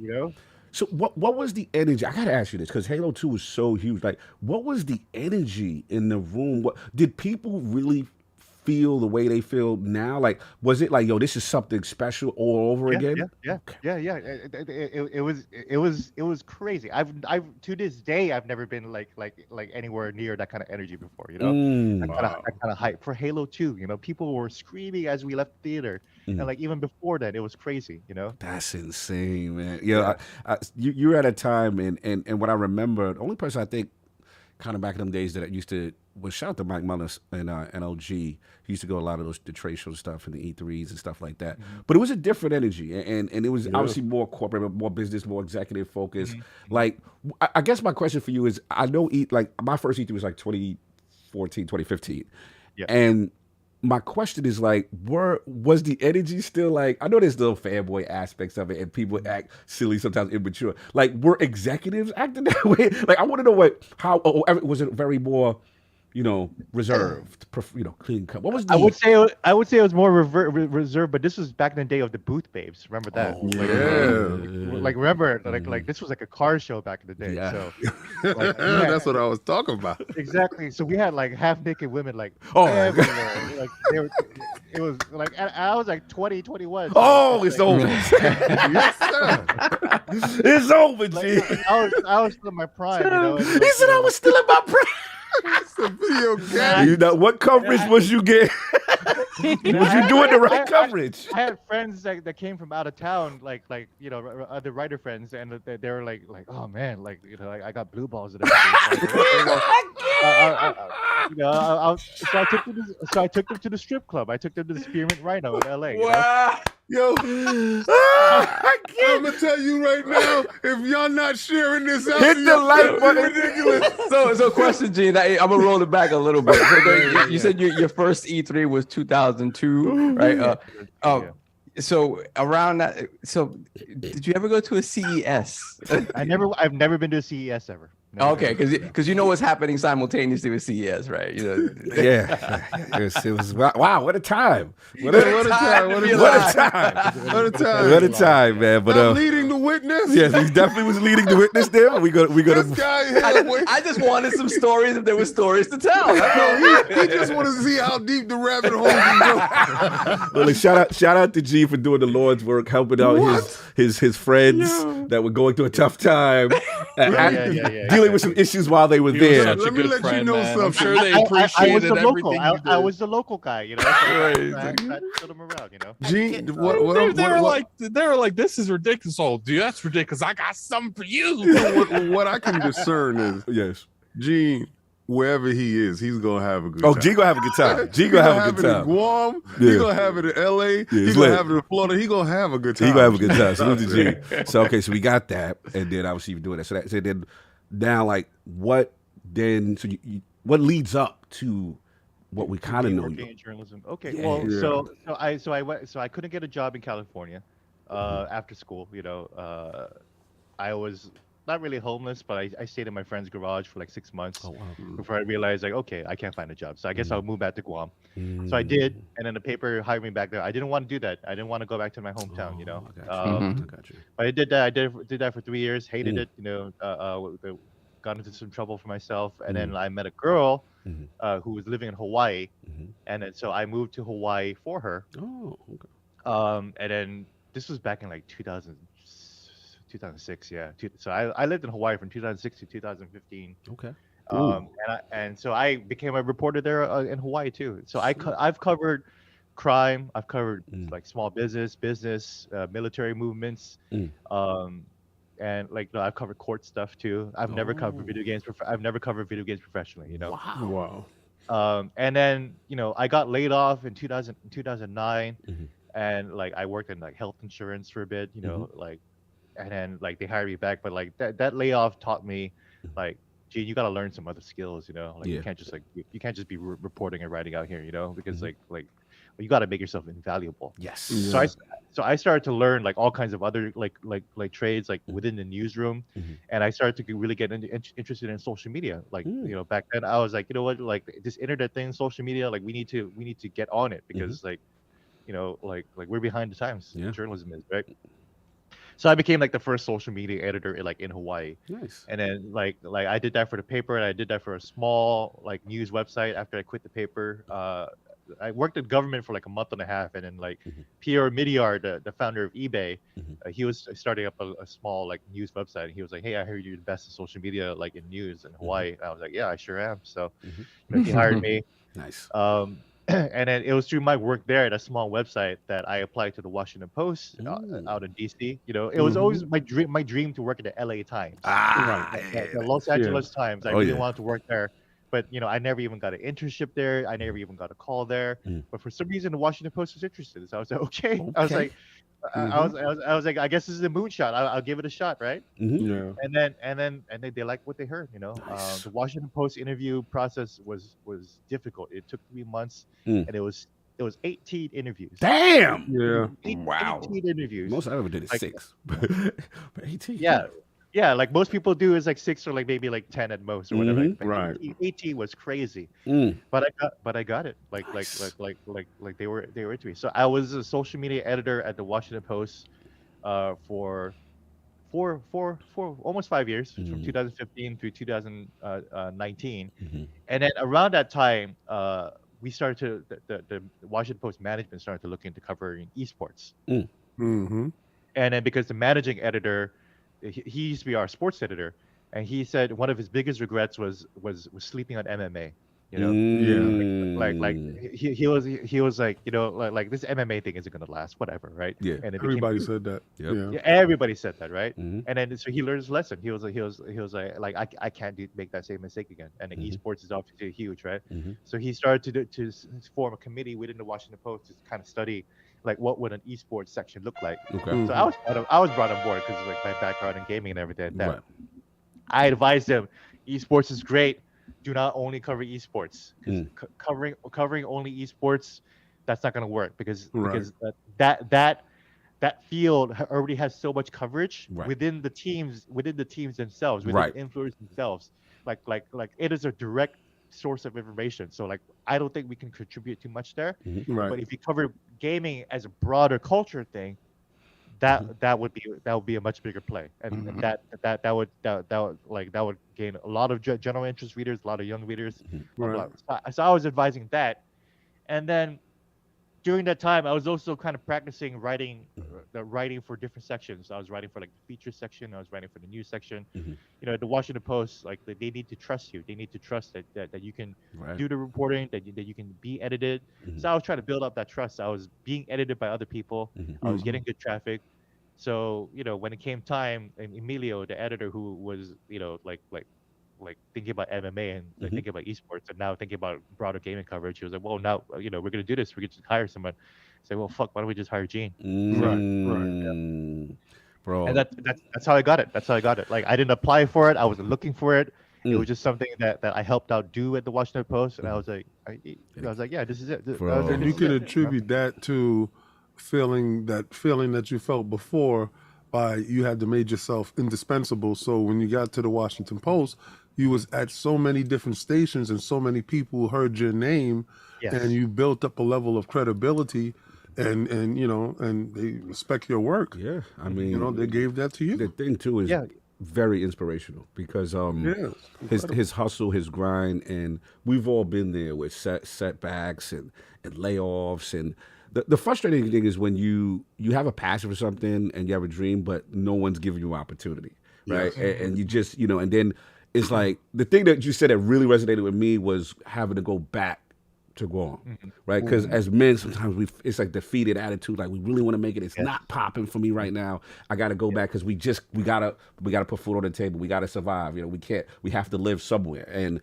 to hear your story, to come full circle, and then to shoot your shot, get the Washington Post to listen, and then even your hustle between, you was out here, you were doing legal, you was moving, you know what I mean? So, brother, that is extremely inspirational. Your grind is insane, and just to see that lane open up, and sometimes it's about the right time, right place, the right time, because the pocket for gaming then starts to open, right? They start to see like, hey, maybe we need to cover this, and then you give them the direction, like, okay, esports is cool, you know what I'm saying? But let's expand further than gaming. But that's very inspirational, brother. I'm sorry, I cut you off. Thank you for saying that. It's been hard because like when I worked at like papers in Guam and Hawaii, like I would always pitch like different like internet projects and social media projects and like other ideas, and like I'll get shot down. Like my former mentor would be like, Gene, that is the stupidest idea I've ever heard. Wow. What's this game? That game ain't gonna do nothing.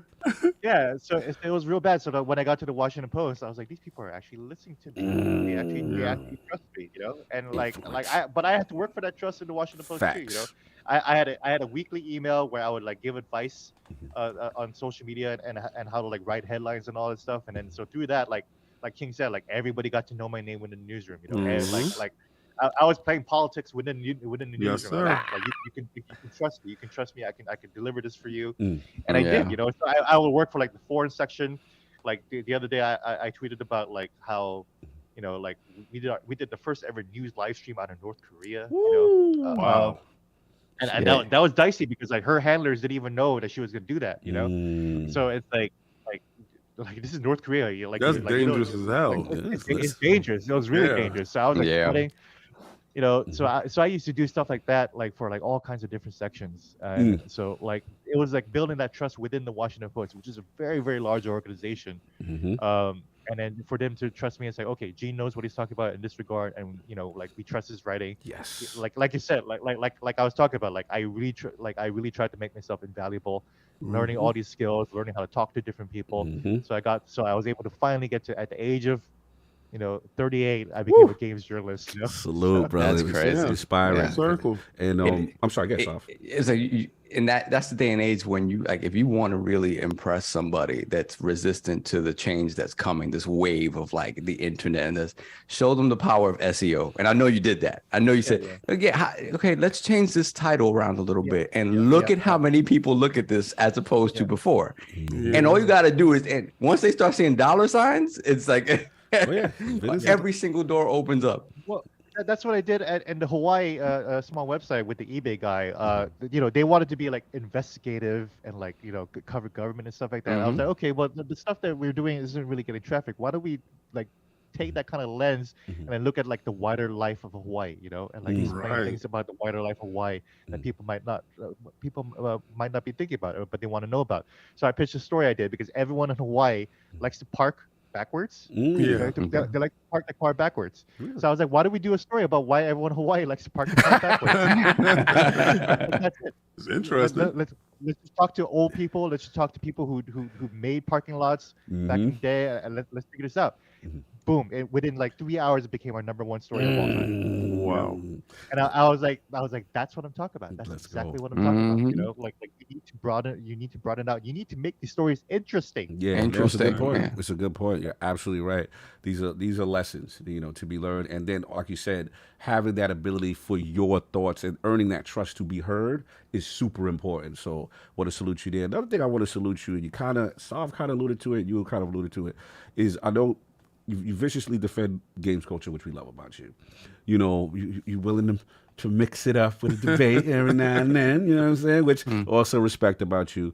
But the thing that to me is most interesting and impressive about you that I look at from a professional journalism is that you consider the content and the content creator and the influencer like the rock star.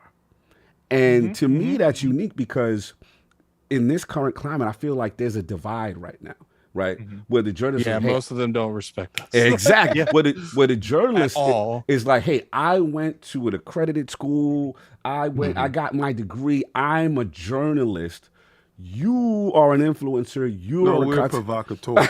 See, we go shout out to Jason Schreier. We had Jason on. Shout out to Lord. You know what I'm saying? But I can respect. But I understood it. Process. Well, I understood it. But the thing that's here we go. Time out now. Let's go. Who's that? Jack. Oh, that's Jack. All right, salute to Jack. Jack, he's ready. Welcome to the realm. Welcome to the realm, Jack. So so the thing about you, G, that's so cool to me is that like you look at us, so to speak, as like the rock stars. And yes. my question to you is like, what's your thought process there? Because a lot of people don't have that don't share that mindset that you have, being from where you're from, WashingtonPost, and the prestigious nature of that. Well, for me, like I'm super concerned about the trust level in journalism, right? Like because people don't trust us, and I've said this before in like panels, like to other journalists. I was like, I do not think that we can rebuild the trust that we have lost in the last generation for like another generation or two. Like I will probably be dead before journalism can earn that trust back again. Like I'm just being real, That's real. And that trust has gone to the creators and to the influencers, for better or worse. You can complain about it all you want. You can complain about it all you want, and people do, but that's just the reality of it, And for me, when I wanted to get into journalism, I wanted to cover. I didn't want to cover games. I wanted to cover music. I wanted to cover rock bands. I wanted to cover hip hop groups. Like you mentioned, like 3 6 Mafia. I covered 3 6 Mafia. I was in the backstage with them, like hanging out with them, and I was like, so I saw that picture with you and Juicy J. Y'all was kind of lit. Y'all was kind of lit back there. Yeah. Me and Juicy J, we were partying, and like, and I was like, this is exactly what I wanted in life. Like, I want to be hanging with Juicy J. I want to be hanging with all the King, you are now getting into King's greatest guest territory. Listen. You have definitely floated yourself all the way to the top spot because he said, I have reached my pinnacle in life. I just wanted to hang out with Juicy J. Oh God! Salute to Juicy. Rest in peace, Gangsta Boo. But I'm sorry. But continue. This is some real talk. I did not mean Gangsta Boo. That's it. Gangsta Boo. But she followed me back on Twitter, and we tweeted at each other a few times. So I feel blessed. That's what's up. People acknowledge me. But like I wanted to cover music, but then for me, like I started to look at, wait a minute.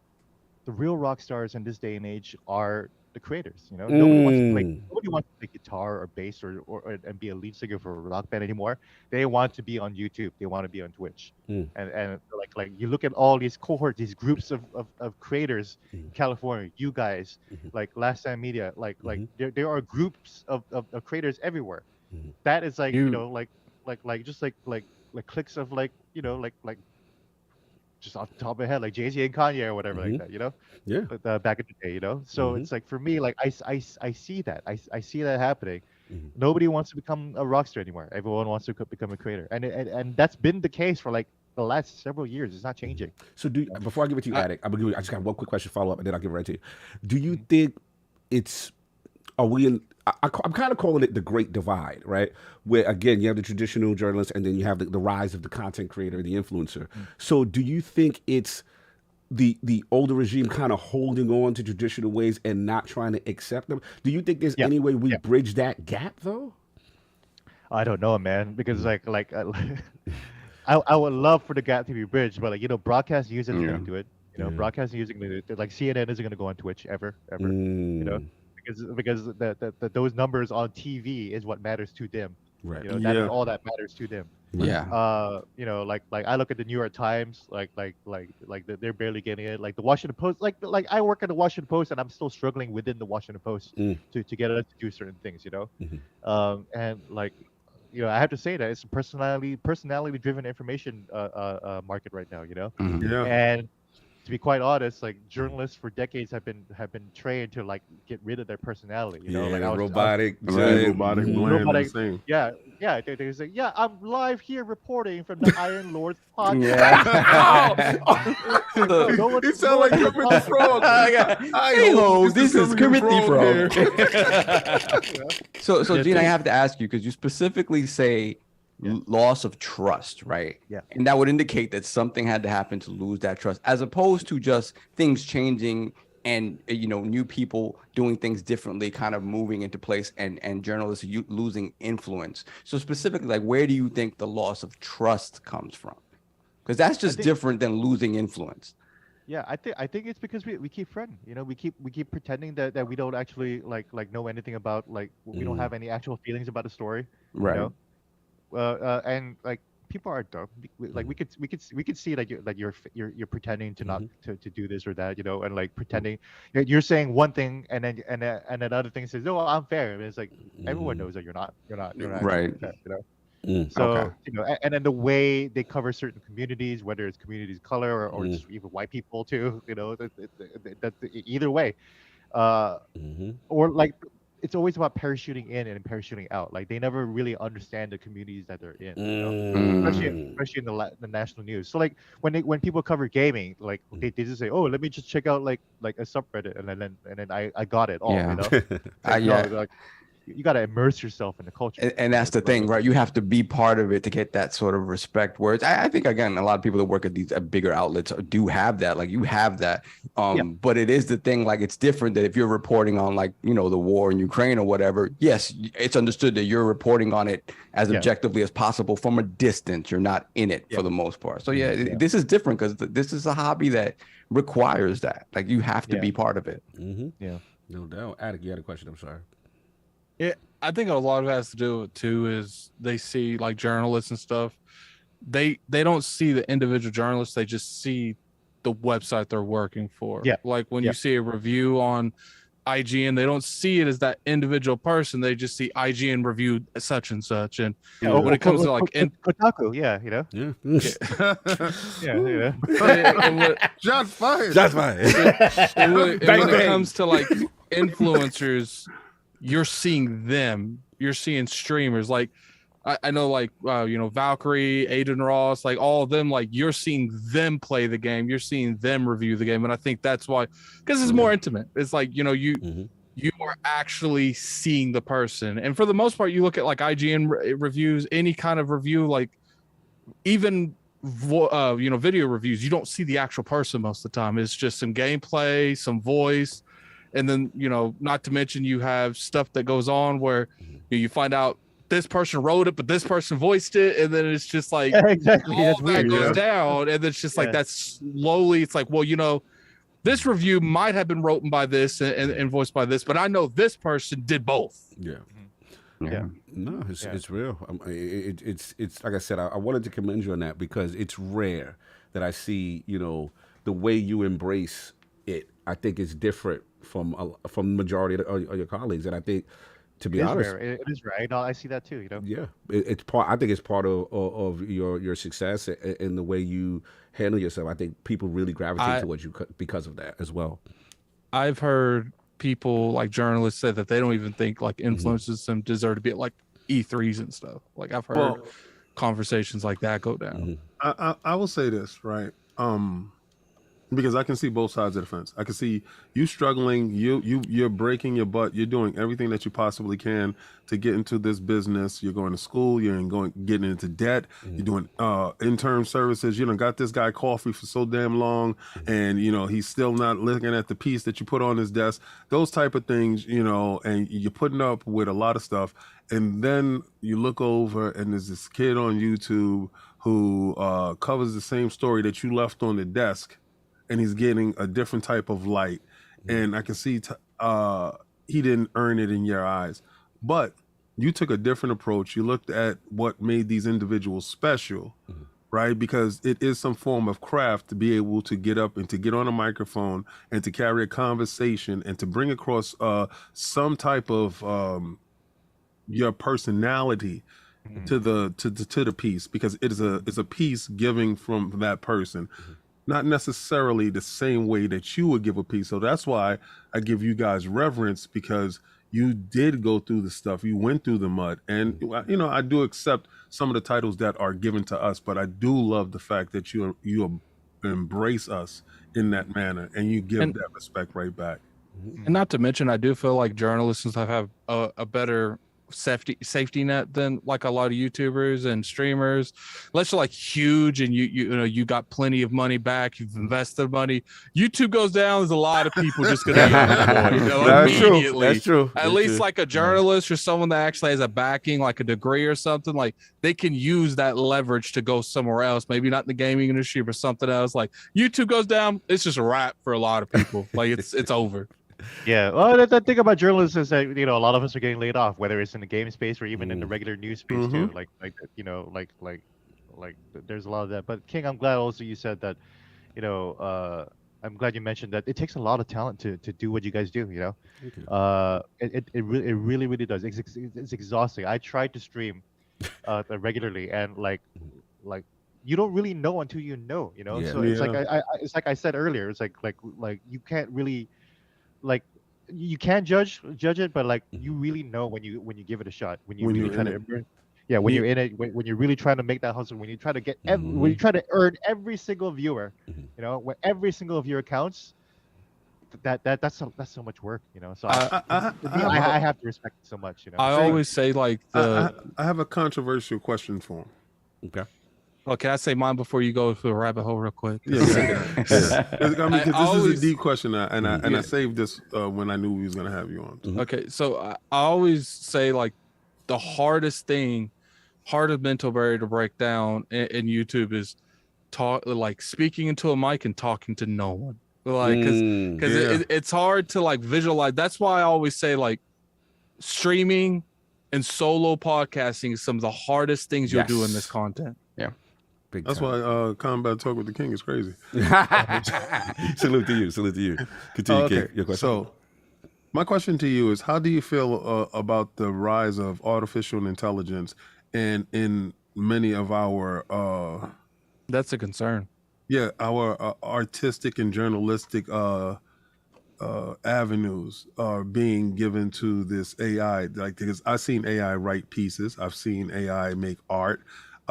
So what is your thought on that?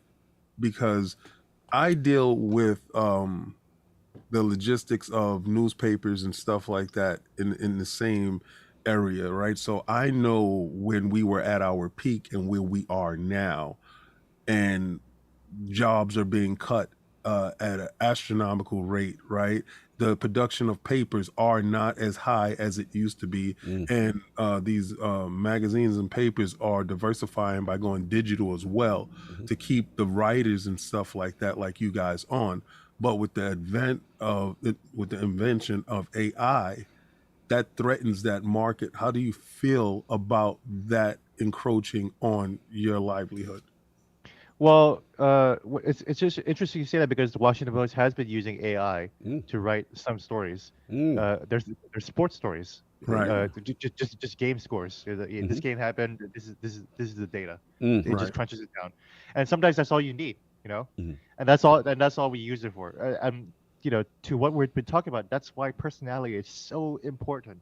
Because I don't know how much further we can go with AI. Obviously I'm afraid of it too, Right.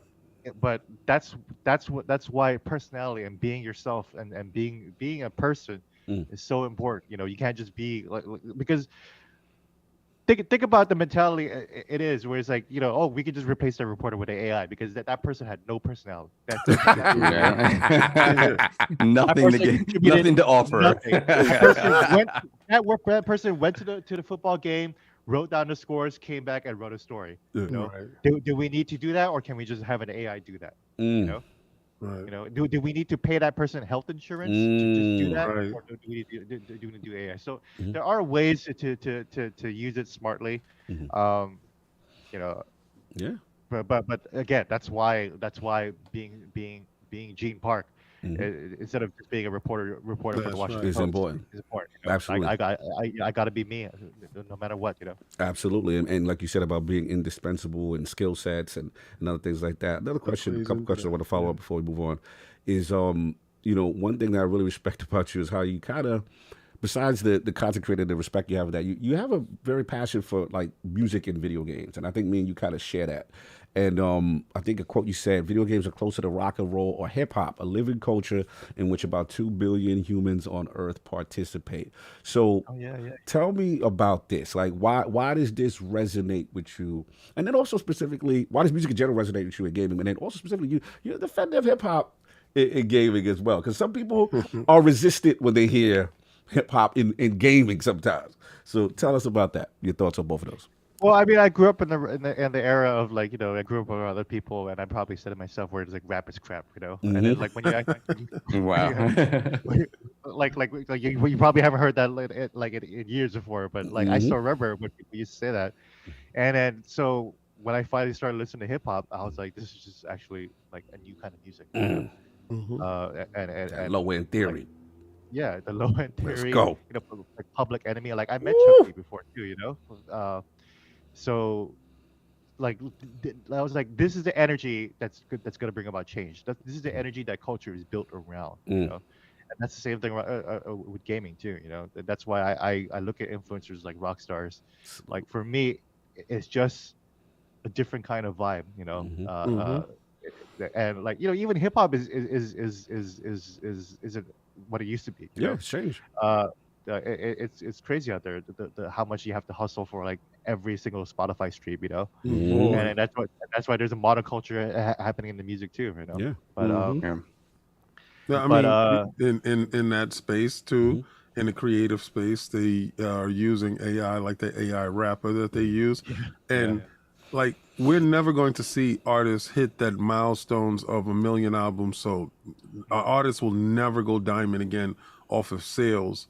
I just noticed that the Baby and NBA YoungBoy just sold probably 40,000 copies, and that was considered a win. Where 40,000 copies of a piece of music, your album, before you would be banished to some other side label. You could sell that out of your trunk. So the way that we're streaming and we're consuming all this information and stuff like now has really changed.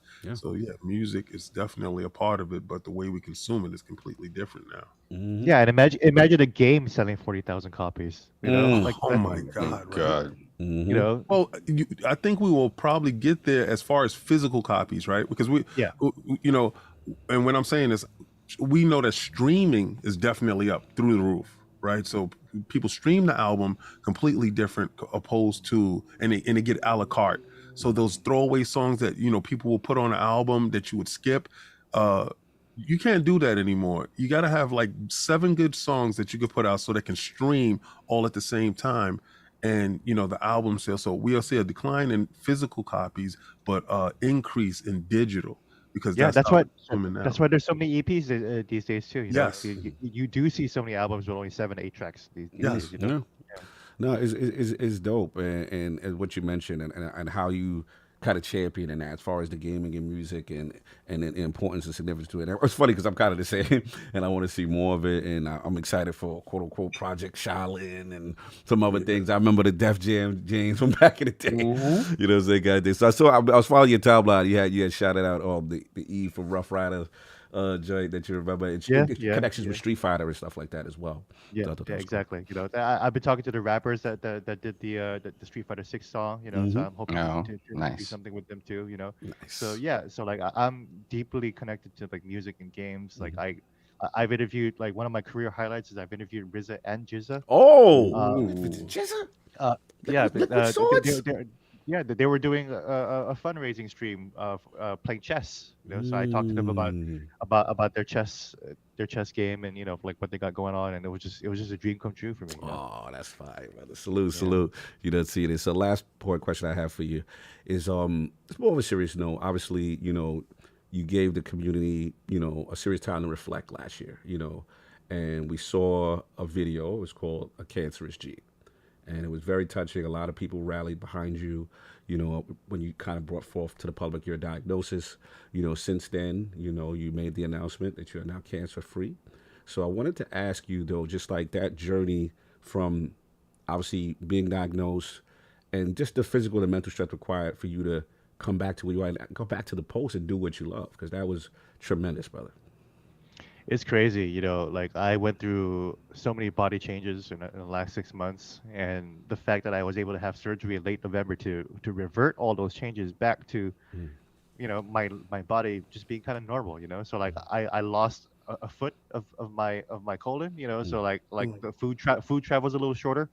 That's about it, and I lost part of my bladder, so I pee one more time throughout the day. But that's the most effect that I've had, other than continuing to monitor, making sure that I stay cancer free, because recurrence is always an issue with all of us.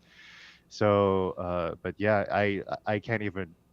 I can barely process what happened the last several months, and I feel like I'm still in that process of like trying to like figure out how to approach it. But that's why me going back to work was so important, because like I can distract myself, like my life is no longer just defined by I had cancer, like my life is defined by I got this project, I got this coming up, like I have my interview with Neil Druckmann. That's something that I had to work. You was outside, baby. Good talk. Great Neil Druckmann. Amazing interview. Yeah, I had that working like as I was in recovery, because I was like, like I want to come back to work and I want to hit the ground running. I want people to see me hitting the ground running. I wanted to be seen like that. So you wanted to make sure that they know the champ didn't lose a step. Exactly. It was absolutely a show, like a flex of strength. Like I was I'm good. Listen, I saw you pull up. You had the J's on. You know what I'm saying? One of the picture. I was like, okay, the swag is right. The voice. Listen, man. Chicago Lost and Founds. Yeah. You see? Yes. You see what I'm saying? But on his downtime, he rocks some Crocs. Oh no, let's not do that. Don't put that on him. I actually do have Crocs. There you go. I got it. I told you, real recognize real. And ladies and gentlemen, this was G Park's last episode on ILO. We regretfully like to inform you, face this fashion show. I told you, real recognize real. Oh man, salute to G, though, my brother. Tremendous history. I mean, I could talk to you for hours, so much more, but we'd be 5 hours. We can't do that. Yes, sir. So, what we're going to do is a question that we ask every member of the realm, guest in the realm. I need Lord G's top 5 video games check this out. or franchises of all time. Top 5 video game franchises of all time. That's a good one.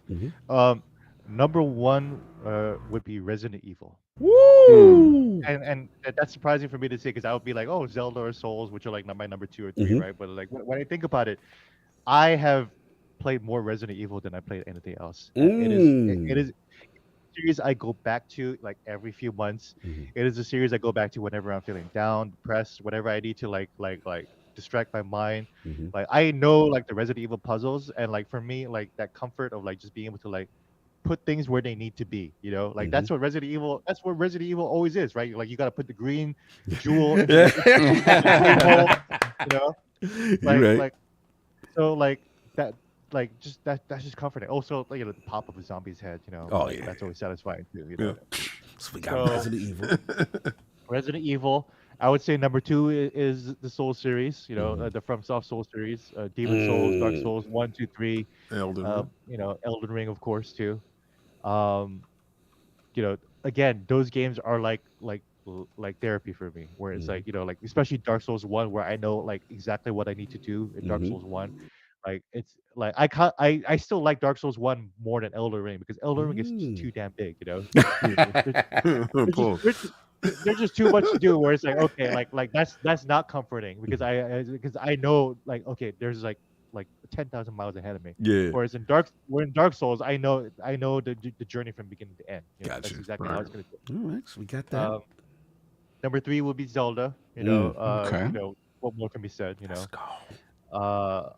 I even like Twilight Princess, and I gave Twilight Princess an 8 back in the day. What did you give Skyward Sword? Sacrilege. I didn't review Skyward Sword back in the day, but I hated Skyward Sword until Attic loves it. Hold on, time out. Attic loves He it. didn't finish. He didn't finish. Before you start cheering. until the re-release Oh. on the Switch, and I was like, actually, this game is brilliant. Like I just need to get rid of the motion controls. That's it. He agrees with Attic though. No, I'm cool with that. I don't care as long as they say it's brilliant. Attic. No, that's exactly what I said. Like, look, I feel like people get on to me because I'm not the biggest fan of Breath of the Wild, because I don't feel like it's the foundation of Zelda. There's like a lot of things missing about Zelda, about that game. And people's like, oh, what do you talk about? But then when I played Skyward Sword, I'm like, see, these are temples. This is a well thought of story. It's like Breath of the Wild is literally, okay, the sword's over here. There's Watch random your stuff mouth. on the map. Just go in the middle and skip all of that. Anyway, I'm sorry, I'm being biased. Continue, G. Number 4 and 5 is tough. Gosh, it'd probably be something Capcom. I see a specific arcade unit behind you. Yeah. That's a big blue arcade cabinet with Street Fighter 2. Nice. Let's go. Champion Edition, Turbo, and Darkstalkers in there. So Darkstalkers. yeah. Okay. So, and then number 5 will be Halo. Okay. Definitely. I love everything. I love the show. Loving is too much. I Yeah. love the show. Yeah. But I thought the show was entertaining. And Okay. it was fun. Right. And it was, it has. It's entertaining to talk about. I don't know about watching. It's entertaining to talk about too. It's like even the stupid stuff, because I acknowledge that like 70% of it is really dumb, and right? But like there's 30% that's interesting and cool, and like the 70% that's dumb and bad, at least it's like fun or funny to talk about, So I think me and you share this is like, just sometimes I can appreciate just because there's a video game adaptation just made on some level that I'm already interested. You know what I'm saying? So I'm already interested. Yeah, like Exactly. my bar is a little lower because I'm just happy I want to see what y'all do and what the references and exactly. stuff like that. So I get Exactly. it. Are you guys gonna have fun with this? Then, Right. Then I'll have fun with it. That's it. That's No it, doubt, you know? no doubt. Surround that. And I watch every single video game adaptation ever made. Oh. Okay. I even did like an Oscars article where it's like, okay, this is the best director, this is the best like actress in like all the video game movies ever, that kind of thing. That's what's up. Oh, that's what's up. I gotta check that out. I didn't even know about that. Yeah. And favorite console of all time and why? I think that's an easy one. I think that's actually the Nintendo Switch. Ooh, Yeah. And it's only why? It's only because it's so stacked with like a lot of modern classics. Yeah. Dark Souls. You got your Zelda Breath of the Wild. Tell him why. Tell him why Breath of the Wild. Tell him. Because I do think that is foundational to the first game. The Yes, it temples is. and everything like that, and the routine. That's foundational to the Link to the Past, Thank which is like a beautiful template. I love it. But that's the template. Breath of the Wild was a template for Zelda 1, and that was the thing that got me into it. Okay. But the Switch has Doom. It's got Witcher 3. It's got Dark. It's got Tell Dark King Souls. there's ports over there. Tell him. There's It ports. is. I mean, Tell him. They're smeared in again, Vaseline, but they're there. They're there. Listen, again, Gene has to wear his glasses when playing certain games, but Good. Nier Automata, and then all, That's right. That's right. and all the Nintendo games too. So for me, I think it might actually be like, if there's gonna be one console that I'll keep for the rest of the time, Switch. at this point, it would be the Switch. Yeah. Overall, like I think in terms of like the long history of consoles, it would have to be the PlayStation 2. Two. yeah. PlayStation 2. No you know? doubt. No doubt. The diversity in it, like the amount of games that it had, like I can't even Ridiculous. I can't Go. I can't even begin to like count out the number of games on the PS2. So No doubt, no doubt. And they're gonna sneak this one. Your top journalistic moment. I know Juicy J's up there, but top journalistic moments as a journalist. What was those? I think the most that I'll say one recent win, and like I don't get enough flowers for this one. Was that I was the first mainstream journalist to cover the metaverse, and this was like before like Facebook and Mark Zuckerberg like started to like run his mouth about like changing his company into like the metaverse company or whatever like that. No comment. Move Like, yeah, like so that's why I looked at Fortnite. Like Addict says he's in love with Fortnite. I was hugely addicted to Fortnite. Right. And then like I definitely saw the metaverse possibilities there. So I wanted to chase that story. So I talked to Tim Sweeney. I talked to like all these different people, and I was the first person to kind of see this change of the internet. And for me, like that story came from like this passion of like, okay, well, journalism dropped the ball when it came to being caught up on the internet. Now the internet is about to change, and we still haven't caught up with the regular internet today. Like journalism is going to be dead in like 10, 20 years. That's where my mentality is. Fire. Where I'm running around the newsroom saying the metaverse is coming, and none of you are ready. The British are coming. I like that. Did you have two lights shining? I was like, nobody is ready for this. Nobody's ready for the metaverse, and people were talking to me like crazy. I think everybody's concerned with trying to shut it down and not trying to make that be the thing. I think that's Yeah, that's salute to you, Gene, being on to something, man. So we could definitely change that subject, though. I'm sure that's very, very we can move on. We can definitely move on for me. But now, look, salute to you, man. Tremendous history. We could talk forever. The amazing Gene Paul. Hopefully, still rocking for us for still a topic or two, which would be great. But yeah, man, I loved it. We definitely kindred spirits here. So much history. The journey has been absolutely tremendous. We're going to talk more, and let's get these topics solved. We're going to get a couple of chats before we move into the topics. Yeah, sure. And then I'm going to take a quick bladder break while we do it. Yeah. We have a B. Lou member for 16 months, Lord Bronze. Lords, you are appreciated. King, now that Big Frank got cut, you think we're going to get him versus Fury? Y'all got a Discord for supporters? Question. Keep killing it. I don't know. Maybe. Hopefully we get that. Definitely a Discord, though. Addict, if you could just put that info in the chat, Addict, appreciate that. We got Pixelbit G. Pixelbit G member for 37 months, Lord Bronze. Shout out to you, sir. Appreciate you. Then we have Hargeet Shani member for 1 year, $10 super chat. What Gene is describing for Halo 2, the hype, the energy, that's what I want Xbox to do for Starfield. Why don't we have that anymore? Phil, make it happen. Bring the energy, launch party, ILP dominance. It's not like that. That's not, you can't manufacture fake hype. The trepidation that people have with Starfield is because there wasn't a Starfield before it. The reason why Halo 2 was so incredible is because we were seeing if it can live up to what Halo 1 did.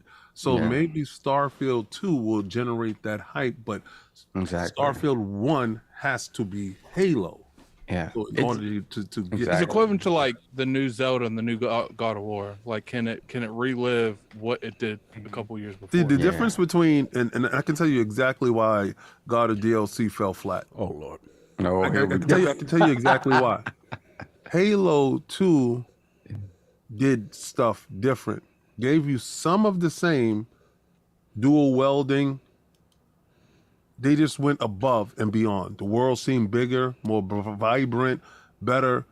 God of War played it safe. That's all. That's what I'm saying. So it felt like more of the same, and you just were linked to the story. You just wanted to see what's the end of this story, because it was just felt like the game was in the way of the story, in my opinion. That's all. It's also a different place in time. Like we are back then, you didn't have the information flow that we have now, where people, if you want to be in the know, you're gonna find out a lot about this game before it comes out. Yeah. Whereas back then, like you're only really seeing what they give you.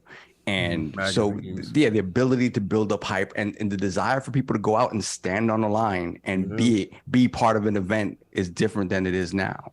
It just doesn't happen anymore. You know, you don't see those huge launches for consoles and stuff like that where you have, 1,000 people on the line. It just doesn't really happen anymore. So if we had that level of hype might be there for a game like Starfield, even not it being an unknown quantity. Right. So, all right. Chats we got. We got Necromancer's Ale member for 14 months. Lord Gold, here's to another great show. Thanks for the advanced GG code, ordered gummies, and hydration. No doubt. Get your GG up. Cold Iron Lord 30. Get it. And we have Jeesh, $2 super chat. Thanks for being the GOAT, Gene. Yes, this is a goated episode. Yeah, it's definitely sure already. already. Yeah, you had to be here for this one. Past all my expectations. Woo, for sure. And we have Forza Legend member for 2 years, $2 super chat. It's confirmed that Stalker 2 is now Xbox exclusive and PC only. We'll see. No, I think I the don't devs know. did say Might be the something. RDNA 2 stuff. Oh, God. Moving on. Then we have Eliad Slobovich, member for Slobovich. 2 years. 15. I forgot what is it rupees? It could be. Might rupees. be, yeah. Happy Lord's Day. Definitely following Lord Gene after this great appearance on ILP. Thanks to ILP for the content as usual. 2023 off to a great start. Yes, it is, sir. Lord, you wasn't following Lord G. You better get on that G Park. Stop playing. Yeah. Salute. And we have Forza Legend member for 2 years, $2 super chat. EA is a huge influence on hip hop and video games. Yeah, back in the day, That was back in the day when I first heard Nas Yeah. playing in NBA Live. Yeah. They had the music. Yeah, shout out to 2K. They be having stuff too. Yes, sir. They And got we have that after NBA Live. I don't care. EA pioneered that. Oh no, yeah, we definitely. I remember even Madden. You remember I started Madden? getting into rock music because of Madden. I was like, Madden would have like little joints playing in the menu. They play it so many times in the menu. That you want to download it. I was like, yo, who's Machine Head and who? What's this? I was kind of jamming. I ain't go front. Then we have Forza Legend again, member for 2 years, $5 super chat. Def Jam Fight for New York is probably the most requested remake of all time. Gene put the hands up. Put the That arm. never Woo! happened. Also, NBA Street Volume 2, NFL Street, Need for Speed Underground 1 and 2, big hip hop games. Gene, Yes. do we co-sign this? Do we co-sign these? Fight for New York. They gave you like you not only got a custom character, but you can like custom like your moves. Like you can call them from like the other fighters, that you can make your own custom Young fighter. character. Oh, that was amazing. Yeah, like there's no other game that does that besides like the upcoming Street Fighter 6 that's coming out this year. And Fight for New York did that back in the day. That's crazy, man. you know. Yeah. Talk to him. Love that game. Love that No game. doubt. We have the Everborn Saga. Uh-oh. Member $5 super trouble chat. Mm-hmm. Sonic Frontiers is greater than Skyward Sword. Tell King I want all the smoke. The numbers would not indicate that, sir. I think you need to stand down. Stand down, sir. When you fix the overworld, then come and talk. You know Everborn wasn't gonna let it slide, bro. That's he's not Sonic. playing. He He out about here to for smoke for Sonic, no doubt. Continue. And we have LogNet's finest, Lord Flame, $5 super chat. Good afternoon, IOP. I hope everyone is doing well. It's fantastic having the legendary Gene Park in the realm. He is an inspiration to us all. Yes, he is. Yes, he is. Yes, he is. Salute to Flame Assistant Editor, LordsOfGaming.net. Salute, brother. Good to see you. And we are caught up. We're all caught up. All right, let's do the poll. Last week's poll was also in. The people have spoken with the rumors of an Xbox game showcase imminent. Which do you feel should be Xbox's primary focus on the show's direction? The winner of the four-way ILP poll, almost a deadlock with 41%. Second place was 39%. But with 41% of the vote was wanting a roadmap for 2023 with release dates. So that's what they want. Coming in at second place, 39% of the vote was updated gameplay trailers for Redfall, Starfield, Forza, and potentially a new IP. In third place with a very close 11, well, actually not very close, that was not farther. 11% of the vote was I don't care. But he said, I don't care, but I better not hear I need to wait until 2024 for these games. And in last place with 8% of the vote was separate Starfield for its own deep dive show, which actually ended up happening. We're going to talk about it. Yep. So, Attic, your thoughts on the people? They want the roadmap. They want the release. That's what they want from this developer direct. Well, we're gonna get the roadmap for all of them, but Starfield. So, there you go. No doubt. So let's lead right into it. So I'll set you up, Addy. This is your topic, but I'll just give you the official press release. Shout out to Xbox News at Xbox.com, Xbox Wire, Xbox, and Bethesda to present the Developer Direct live stream on January 25th. And it's called, obviously, the Developer Direct, and presented by the game creators themselves from studios such as Arcade Austin, Mojang Studios, Turn 10 Studios, ZeniMax Online. The Developer Direct will focus on big features, extended gameplay showcases, and latest info for Xbox games launching in the next few months, including The Elder Scrolls Online, Forza Motorsport, Minecraft Legends, and Redfall. And they said to dedicate the proper amount of time for a deep dive into Bethesda Game Studios, Starfield, a standalone show, is in the works. And then to follow up with Lord Greeny, Aaron Greenberg, on Twitter, he said that, and since many folks have asked, our show is tracking 43 minutes long. So, he says, outlining this announcement, our goal has been to be as transparent as possible on what the devs and teams and the games expect to see in the show. So this has hit the interwebs. Attic, this is your topic. How you want to approach it, man? I just want the general, impression of the Lords and Lord Gene. I'm okay with them coming out and saying, look, don't expect Starfield here. Mm-hmm. I understand the decision behind it. I understand it's a big game, but at the same time, I don't agree with not having it here in any way, shape, or form. Mm. You can easily show this game in some way, if it's a new trailer, some kind of, maybe minute trailer with, I would prefer a release date. And then it's like, if you want to see more in depth on this game, mm-hmm. we got an event for you. And then they show the release date to that event. Mm-hmm. I just feel like it really makes me think this game's getting pushed back to late 2023, because it's just like, I don't understand why you're bringing this to the front, mm-hmm. and these games are supposed to come out in the next 5 months. Are you implying that the development, the marketing cycle might not be time enough if it's coming? What are we doing, Attic? What you saying? Unless, I don't think we're going to get the actual event for Starfield next month, because at that point, maybe it's just a time restraint or anything like that, but it's just like, maybe we'll get it like the beginning of March. Okay. I don't know, because like it's just weird. It's like, you heard the same thing, right, Gene? I haven't heard anything. You try to make him an it's NDA dude. That's what you're doing. It's just, this is your biggest game this year. This is the game everyone's asking for. This is the game that people realistically expected at the Video Game Awards. Mm-hmm. And this is the only game you're not showing. Cool. I get it. It's a big game. You want to give it enough time to really unwrap Starfield. Mm-hmm. But you could easily do that and still have Starfield at this event. I'm not giving them that excuse. You could easily have Starfield at this event, because it's coming out this 6 months. Allegedly, mm-hmm. and you could easily still look, but we're gonna have a breakdown next month, the month after that. Mm-hmm. But here's what you needed to know. Here's when it's coming out, and if you want to see more information on this game, you can watch that event when that event goes live. Just to be clear, before we open it up to Gene. They stupid 108. He said Addict's World is in full effect. I haven't heard that in a while. But look, in fairness to my man. So your concern is because even though they set expectation by saying that it's not going to be at this event, you're concerned that it not being at this event, that something is up as far as the release? No, Okay. nothing even that. It's like, look, like people expected this at the Video Game Awards. And when we didn't see it at the Video Game Awards, we were told it's soon. Now we get this event that's soon, and it's still not at the soon event that we were teased a month ago that they had more information on.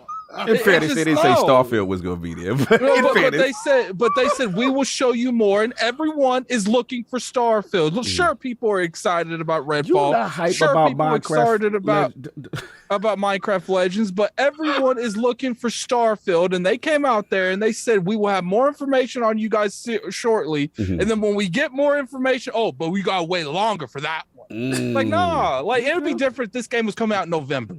And we knew it was coming out in November. Okay, you got plenty of time. But you don't mean to tell me this game's supposed to come out in 5 months, and at the end of this month we're having an event, and we're still not seeing this game. So they're gonna have like a month of marketing. Trouble in paradise. Something's wrong. Are they gonna have like a month of marketing before the game comes out? Because That's that's the what greatest fucking like. marketing ever. Look, I mean, Atticus. Okay, let's open it up. First, let's start with Lord Gene. I'm going back to my grapes. Yo, he got his bread. I'm gonna go back to eat now after I ran it. So my question is, Lord G, is first of all about the developer direct announcement. You know, what are your thoughts on that? And then obviously the second part, what Attic alluded to about Starfield having its own show. I think I'm kind of like with your boy Matty here, where it's like it's interesting to see how they missed the opportunity for Game Awards. Because Matty said, and I also agree with saying that they had a missed opportunity to hit the wider gaming audience. Yes. Because like again, and we saw Jeff Keighley come out with the numbers, like mind blowing like audience numbers. That's a captive audience that Xbox missed, and like it's surprising that even within the last 2 months they couldn't even show up for that. Yeah. But they can show up for this later on. Like something's going on. And yeah, it's disappointing that Starfield is still being pushed off, and Xbox themselves set that expectation back in June by saying like these are going to be within the year. We didn't ask for that. We didn't ask for that. I agree. I didn't like the 12-month format. I'm sorry, I interrupted you. No, I'm with you. That nobody really asked for that, and and I appreciate like the intent of it, because nobody appreciated seeing Fable or as a Nintendo fan, nobody appreciated seeing Metroid Prime 4 like 4 or 5 years ago, and we still got nothing on that too. Yeah. To tell the truth and shame the devil, sir. Tell the truth and shame the devil. Microsoft held to different standards. Let me address the chat real quick. First off, Thinker sitting there saying you're mad annoying. Hold that timeout. You can be in timeout for 2 minutes. You can't time out a man for saying you annoying. No. Second off, this chat saying Addict, I want them to get more time. In what way, shape, or form do you think doing one cannot do the other? You could easily do both. Do you think that because that one trailer is at a show, everyone is not working on Starfield? Stop it, man. I'm going back to my grave. Continue, G. Yeah, we got the red off again. Yeah, I don't know. I don't know what Xbox can do to market it though. I'm not. I have no experience in marketing video games worldwide. But like, man, like just to what that commenter said, it would be nice just to have that kind of energy because, when I do think about it, like last week you guys said that this is the biggest exclusive for Xbox since the first Halo, and I was like, well, maybe Gears, but then when you really think about it, not really Gears. It really is. It really goes back to Halo 1, I think. I think that is true because this is for Game Pass. This is the argument for Game. This is the argument for Game Pass, dude. This is the argument for Xbox's like business future, And Starfield is the centerpiece of that argument. Yes. So it needs to get out there. It needs to Game knock it out of Pass the park. especially, Yeah, it needs to get out Game Pass. It needs to be clean. It needs to be a clean game. Yes. It can't be like what Bethesda used to be before, Good point. And it's got to be 1080. It's got to be 60 frames at least at 1080p. At least at 1080p. Question, Lord G. If there is no performance mode, I wouldn't care. I'd be fine with it. Okay. Because I'm one of the few people who look. I grew up on Xbox 360. Like we were playing games like 20 frames per second back in the day. So it's like I'm okay with that. Like I'm acclimated to all that. But 60 frames. I'm on PC. yeah, you're on PC, and we're never going to hear the end of it if it isn't 60 frames. We're never going to hear the end of it. Everyone's going to be complaining about it. You know, the Sony fanboys aren't ever going to let up on it. They're going to be relentless. I mean, they can't really be upset because a lot of the games is 30 frames per second, anyways. I can't. Yeah. I think my mindset is like the fact that it's been so extra with Microsoft about performance modes. That's an L if their flagship game for this year doesn't have a performance mode. Yeah. It'll be interesting. A lot of systems. We'll see what happens. No, but I hear you. I hear you, Gene, in reference to, you know, what you said in, you know, as far as setting the expectation with the Game Awards, right? And being the fact that they utilized that platform before to showcase things, so they're not there. But to your point, I think, you know, making this announcement, I guess my question to you is, do you think they set the proper expectation with announcing the Developer Direct and saying now, hey, look, Starfield, we're going to dedicate its own show? Do you think that was the right approach with that information put out? I think if they really don't have the information for Starfield already, then they got to do that. They had to do that. You know, so it was, you know, but the way I see it is damage control ahead of it. You know, that's what it is. You know, okay. Yeah, because they had to do that. Yeah, for me, it is objectively damage control, like preemptive damage control. That sucks. Again, that's imagine if we weakness, waited. you know? Yeah. Imagine if we waited for that, Gene, and Starfield wasn't there, and they didn't say it wasn't going to be there. Oh, I was those were my balls. So I was literally going to say, they would have been hell to pay if they did that for sure. Yeah, for sure. like I would riot at the Capitol. I would go up the street. You gonna storm the Xbox offices? It'll be an insurrection in Seattle, you know. Or Bethesda, because Bethesda is right up the street. You know? Oh, Gee! We try to get G locked up, man. I'm okay with it not being there because they are going to give me such a big deep dive. But it's like at the same time, it's like, dude, like you guys when they came out and jumped the gun and said 12 months, and then like I'm sitting here looking at the calendar, and it's just like, yo, it don't look like this is 12 months, even though this could easily come out in 12 months, but it doesn't. It's just. I wish they never would have said that 12 months thing. Yeah, because I feel like that's. I wouldn't be surprised if it comes out later too. That sounds like a lot of Kool-Aid. Well, here's the thing. Though I said I wouldn't even mind if Starfield got pushed back off that June date. I don't. But it's just my thing is if it got. I just don't want it. If they do another 12-month thing this year, I don't want them showing a game that was supposed to be in the 12-month last year. No, let me tell you something. And I'm gonna keep it 100. I'm gonna call Gene. If they miss this 12 months, Gene gonna go down there. We're gonna raise hell. It is the thing. They pigeonholed themselves. Is it L? Yeah, they did. They did. They told them. Listen. Let's be real here. Anyway, this is a Todd Howard BGS open world game. In no world, it would be. What you imply? What are you implying? There's no scenario. There's no scenario. It would be wishful thinking. Be careful to think that this game. Comes out in any state other than somewhat broken. It is, and it all depends on whether it's playfully broken. Like, oh, look at this astronaut with boobs coming out of his head. Cool, man, funny. Doing that. Or if it's my Sword and Shield, exactly. Pokemon Scarlet and Violet. Yeah. There you go. Or is it damn? Every time I try to boot the game up. It crashes. My whole house turns off. Like, you know, the problem with this game is most Bethesda games come out, they're buggy at the beginning until they get that first couple patches done. Right. But the fun factor is far surpassed the annoyance factor. Right. And I will say, even though they didn't make Fallout 76, a sister studio made that game, so they had to take the L for that. They have to. There was nothing to do really in that game, so you only dealt with the issue. Right. So this is the thing, right? To me, looking back on it, James said something about how they have to be a different Bethesda. I think the one thing that they wish they would have done is to not even acknowledge the existence of this game until 6 months that they were 100% sure internally this game was ready to come out.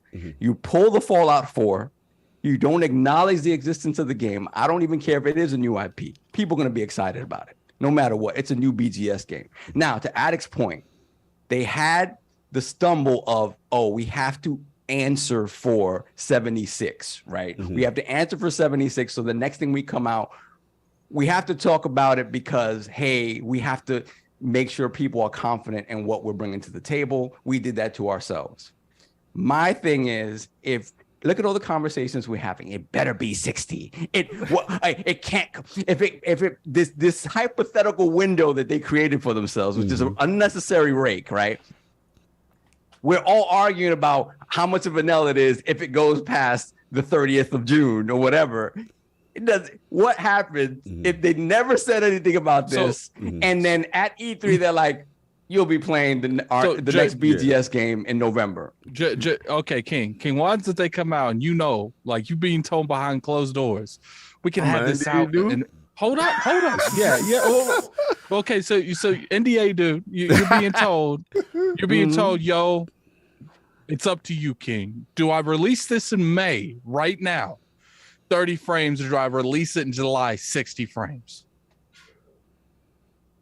You missed that date coming for your forehead. That's it. Okay. But again, when I say they pigeonhole themselves, when you gonna get the full me pause. But after so that's why when I say they pigeonhole themselves, when I say that's exactly what I mean. You put yourself in a position to fail the consumer unnecessarily, right? In so many ways. To me, I'm gonna be honest. I like being surprised by stuff, by games. I like coming into a year and be like, I don't know what's gonna come out. Yeah, we have ideas like about the only stuff. person on the panel that I'll find some juicy stuff out, man. Stuff that no one else saws. Like, don't tell me. Don't tell me. I don't want to know. I love the secrecy around games because it makes. So when we do reactions, Psalms is genuine. Like, you didn't know nothing about that. I know nothing, and that's why my track record. I've had people literally message me an entire show right before the show before. Like, it's ridiculous. Like, and I would curse that person out. They did that to me. And you know how it is, like when you open a message and you start reading before you realize what you're reading, it's too late. Like, my whole thing is this. I like the fact that they're saying, hey, we're going to come out, we're going to give you deep dives in these games. All right. I do think 40 minutes without Starfield is good too. 40 minutes without Starfield. Don't forget the extra 43. Yeah. So it really is, and then you have the Elder Scrolls Online extended thing right afterwards, right? Which is interesting. I feel like they should have gave that to the Video Game Awards. Like that's probably something they could have easily put it there, and it would have got, because I think they should have at the video thing. But it does feel like that whatever the ESO stuff is very substantial. It's substantial. Yeah, right? They even having a show after. Right. The extended thing. So my thing is this: Starfield does deserve its own thing. I don't necessarily agree that by saying that it's coming afterwards, it's an indicator that the game is going to miss that hypothetical window they created for themselves. Because again, to me, the moment you gave yourself the opening to move the game to 2023, it should have always been 11/11/2023. I don't understand why you don't give yourself enough. Why I gotta wait a year because you want that? Why? Because it's a game that no matter what. So you want. So you numeric. Here we go. Genius now. You just told me that the number they gave you, they better stick to it. Hold up. So here we go. I just want more time. You're saying they gave you more time when they told you push it back from when it was looking ugly. It was just one thing that was. I'm gonna tell you this. I don't. If it's broken beyond belief, you keep saying in June. No, if it is, I want to hear. I don't want to hear the king. I don't want to hear the king. I don't want to hear the king if it's broken beyond belief. If it's like you said they Bethesda, they broken. You said this. This is from your mouth. This is what they do. Anything God Howard touches comes out broken. Here we go. You want to know if it's going to be blatantly broken on God and them. On God and them. You're going to tell me that if this game got pushed to 2024, it still wouldn't be. It still wouldn't be. And I guarantee you, it'd still be broken in some way. Guarantee. Oh man, get him out of here. I guarantee you. I guarantee you. I'm sick and tired of your fence behind. Yo, listen, look. Bro. No. This is an indictment on all of you dudes. I didn't even speak yet. How am I indicted? This is not Soft Talk Sunday. I have to ask you. Yo, I'm gonna tell you right now. But what? I don't even understand what you're defending. I'm defending Soft Talk Sundays. You're defending this is supposed to be Soft Talk. But it's not. But but by me saying that it's gonna be broken no matter what, I'm defending them. No, because hold on. Your logic is no matter what he does to it, he gonna ship a broken game. So if it ship tomorrow or ship in November by your special 11/11/23. I agree with King 100%. Yo, there's still I aspects agree of with King aspects 100%. of Skyrim that are still broken. So what? It's still the greatest selling game of all time. It does not. So what I'm saying is, though, if they tell you, if Todd Howard's like, you know what, it's still too broken to come out in this window Todd for ain't King. saying that. Todd telling you it was a go. Todd told you it was Todd a ain't go. telling you, bro. Todd said, to calm it down. You ain't shipping that dead buddy. Not on All my I'm name. saying, Not I don't at want to all. hear complaints from King that it's sub 30. You're not gonna hear no complaints from me at all. I don't hear You know it's why? sub You know 30. why? You know why you're not gonna hear no So, you need to complaints? back down. Because this game is coming out in June. So you ain't gonna hear no complaints from me. Now, okay, I'm sick and tired of you Xbox dudes. Here we go. Here we Oh, no, I think it was Gene's turn. I'm sorry, I think it was Gene's turn. You know what? It ain't Gene's turn because Gene don't need to take this smoke. This smoke is definitely for you Xbox dudes that are too soft and too scared to take it, too afraid. All right, yeah. I want y'all to do. I want to know what's the roadmap. They gave you a roadmap. They gave you 12 months of roadmap, right? So you sitting there like, we don't like the roadmap because the roadmap is not good for us. Wait a second. You want it this way and you want it that way. They told you that Starfield wasn't ready. They said give us like 4 months, right? Because I remember the joint. Well, okay, NDA do crap. 4 months. Really? Where'd you get that information? It needs some polishing. It's in some polishing phase, right? So okay, they gave you longer than 4 months, and you still complaining. It's gonna come out broken. All right, so okay, they said they're gonna give you a show. Addict literally said, I'm sick and tired of you showing your stuff at the Game Awards. Use your own damn platform. True. Phil went there, sat there, and said, we ain't showing you a damn thing. And he was all natty. He said, not getting a damn thing. And you said, why the hell is Phil sitting there smiling and he ain't got no game up there? He said, because I'm doing my own damn show in January. So January coming, and he told you, why do Microsoft have to tell y'all what's going to be at the show? I'm so sick and tired of Sony don't, Nintendo don't. You just show up and you get what you get, right? And if they walk off the show and don't show you God of War, y'all sit there and be like, maybe next time, right? Y'all don't care, right? But they told you ahead of time, yo, don't even come here looking for Starfield. That's on a separate show later on. Y'all not happy with that. Why ain't they never satisfied King? That's the problem. Why it ain't at the show? Why this broken game that no matter when they ship, it's gonna be broken? Why it ain't at? Because it's broken and you gotta wait for the other show. So y'all can't have it both ways. Woo! And I want y'all to stand on your chest, right? Have some faith. Microsoft told you by June. By June. All right? And we're going to get another 12 months of Christmas. Relax, all right? And another 12 months of good games coming. So right now, you're going to watch Redfall because they're pushing Redfall right now. You're going to watch Minecraft. You're going to watch Forza. You're getting those 3 games first before Starfield. Starfield is bringing up the rear like Barry Bonds, and he's going to knock it out the park, and he ain't going to be broken. So stop being afraid and just sit there. This ain't Soft Talk Sundays. We going to get this done.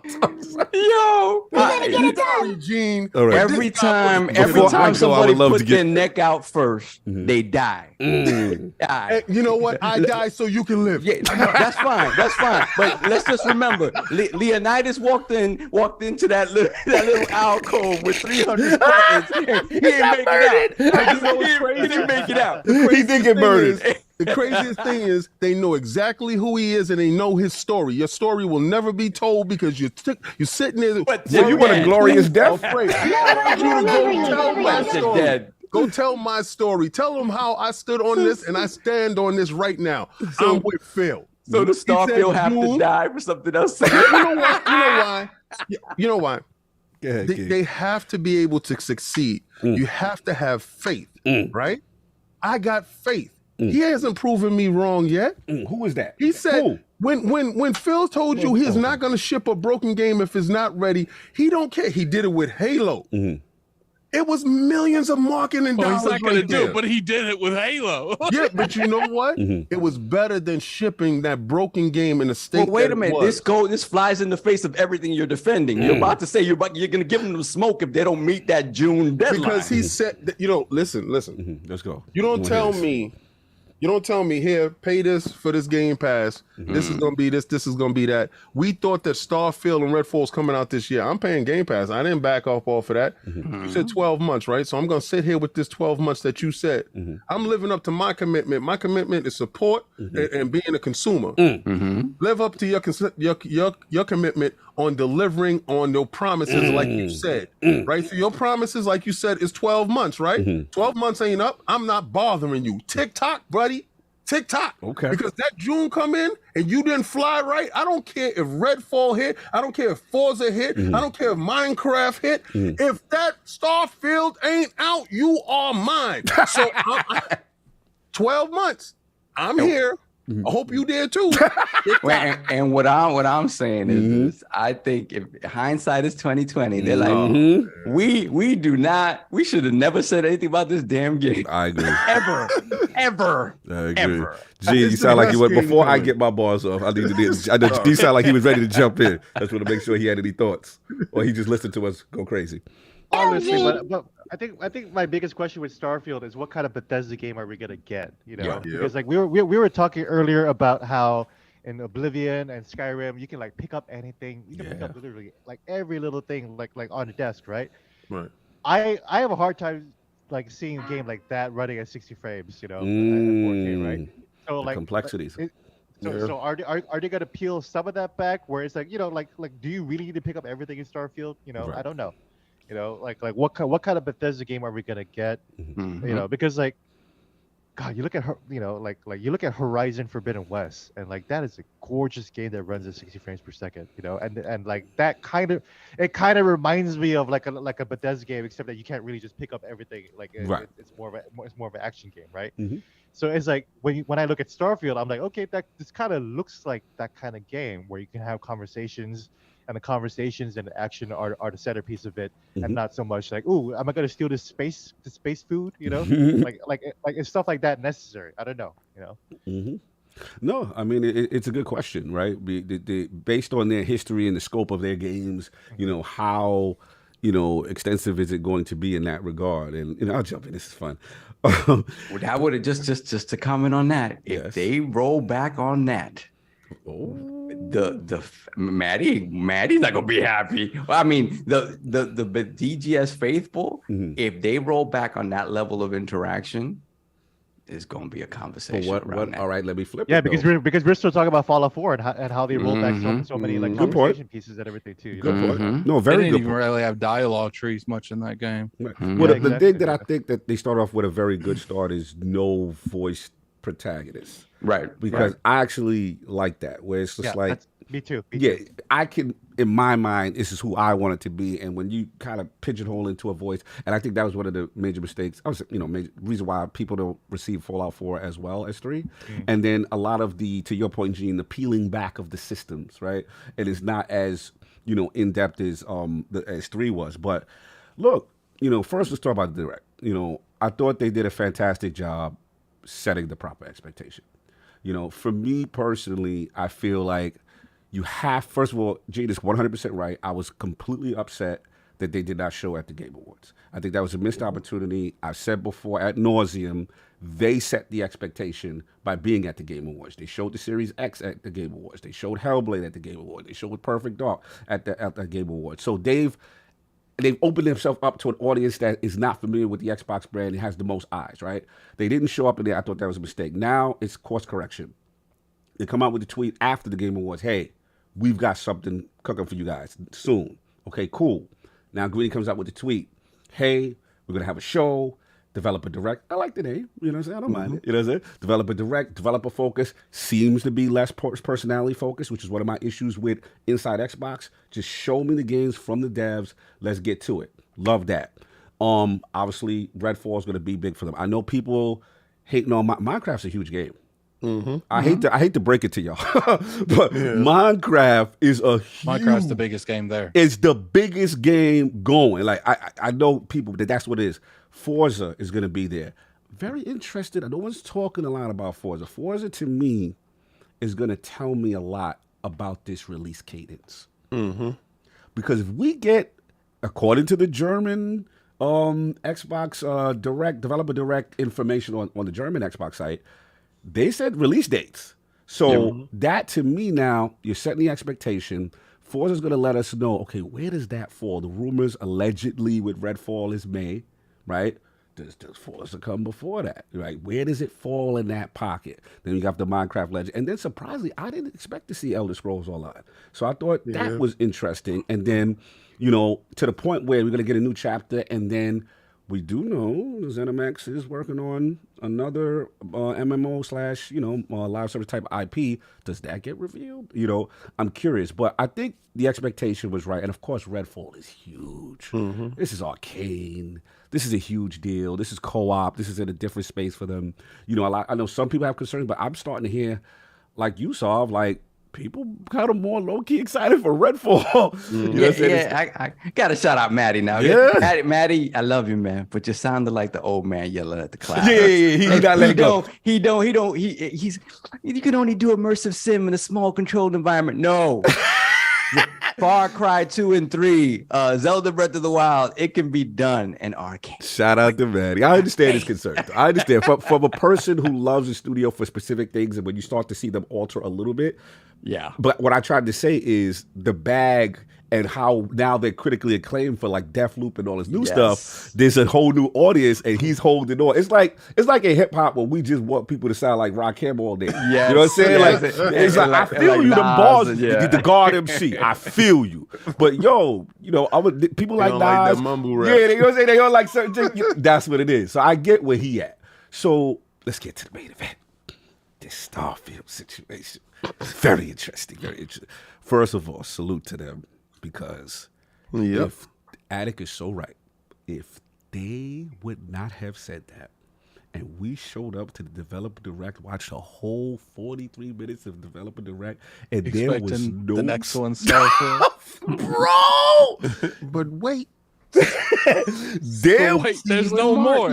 There would have been hell to pay. You know what I'm saying? So salute to them getting in front of that. I love the fact that Starfield's getting a deep dive. You need to give Howard the proper time. I want to know about all the systems, the dialogue, the faction. I want to see the gunplay. I want to see some of them procedurally generated planets. I want to see a lot of this future tech that's so ambitious.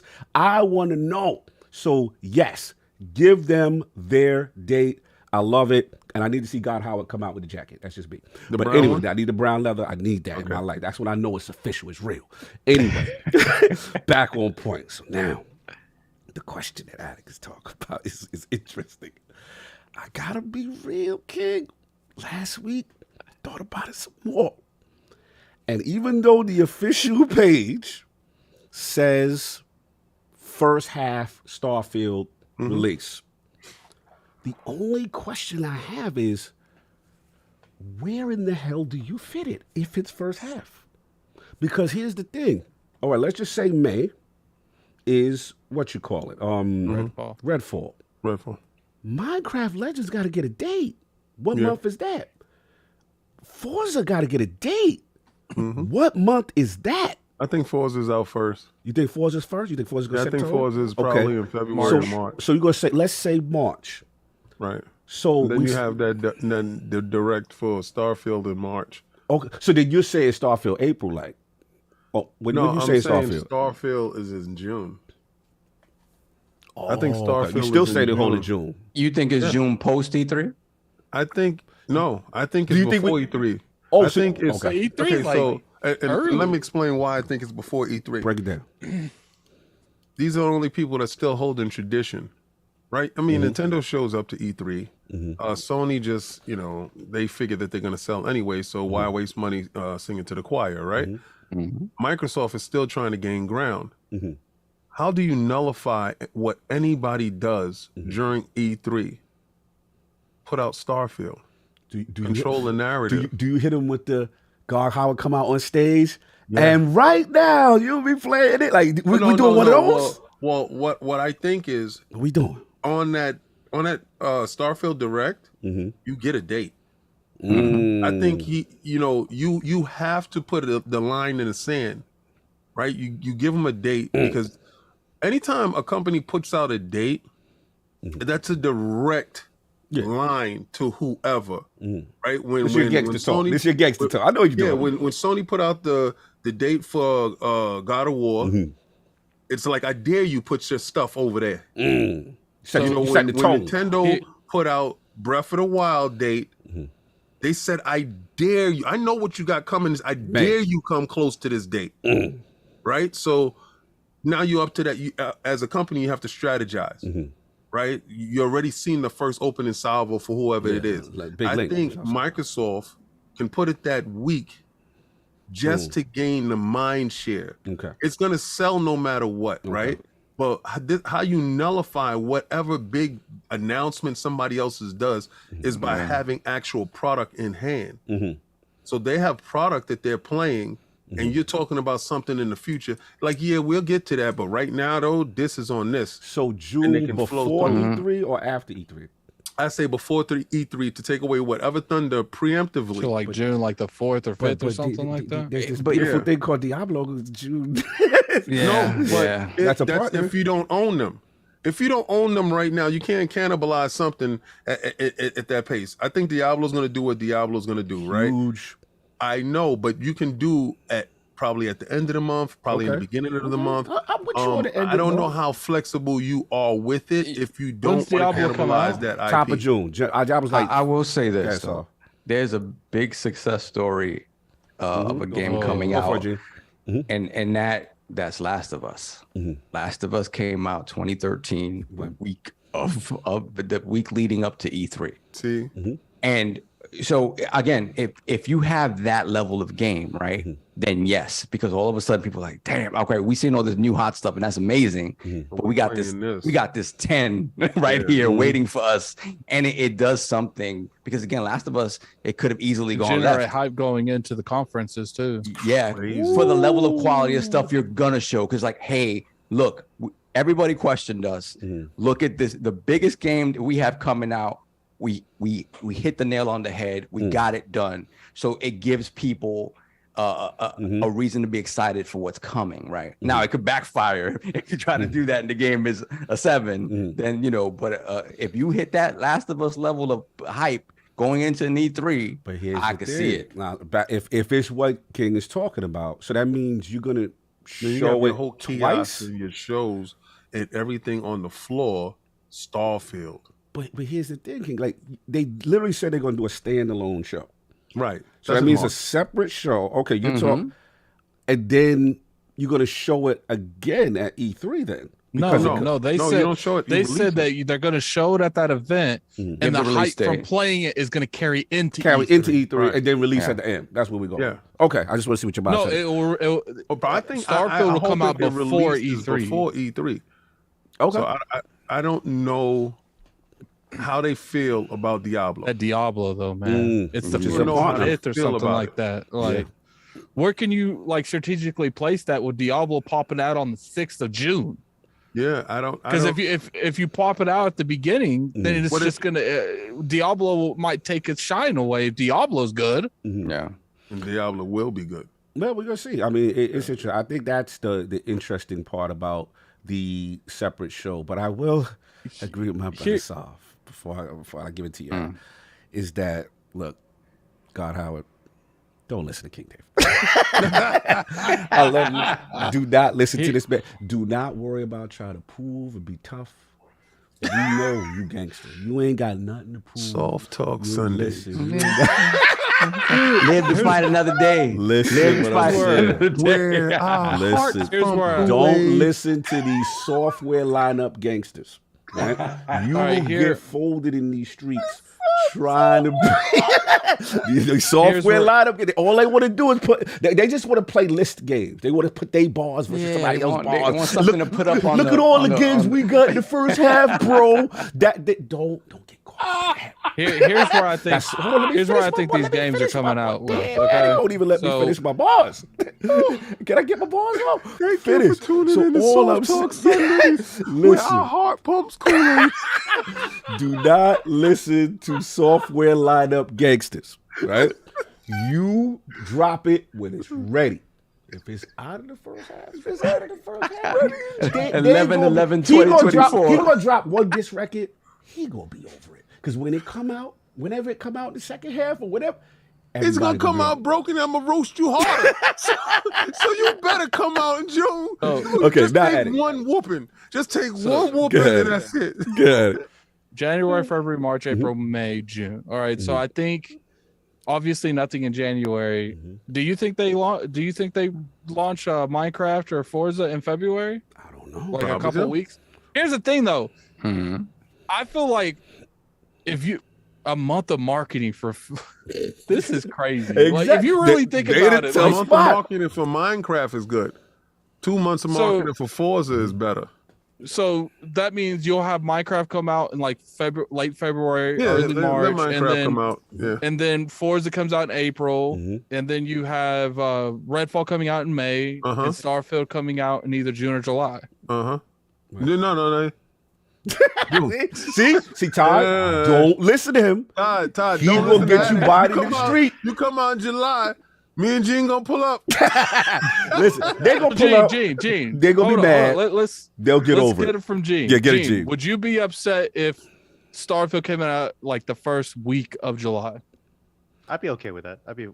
It's kind of weird though because it's like what kind of difference could you make in a week? Right. Mhm. So my all right. So let's And what wasn't Todd saying that they were probably just gonna release Starfield last year? Like, imagine if Bethesda didn't have like the Microsoft Backing. like watchdog over them, and it's like, but like Todd would have just released the game last year. Put it out. Todd does, baby. Exactly. It's like it's ready. It's fine. That's what I'm saying. You It got- King trying to act like Todd ain't about that. Like Todd ain't It got about some broken. people out there at Xbox look at him like, Todd, you realize that like you're going through the floor here. Oh, that's fine. We'll fix that. let's go. Let's go. Worst case scenario with fine. G. So G, let's. This is the part that King he calls this soft talk Sundays. When he says we get scared by saying, "How dare you even think about pushing that release past the first half?" Right? What's your thought if we get into a potential situation where it's past the first half, maybe later in the second half? What is your thoughts process on Starfield releasing in that window? Don't you buck up on me.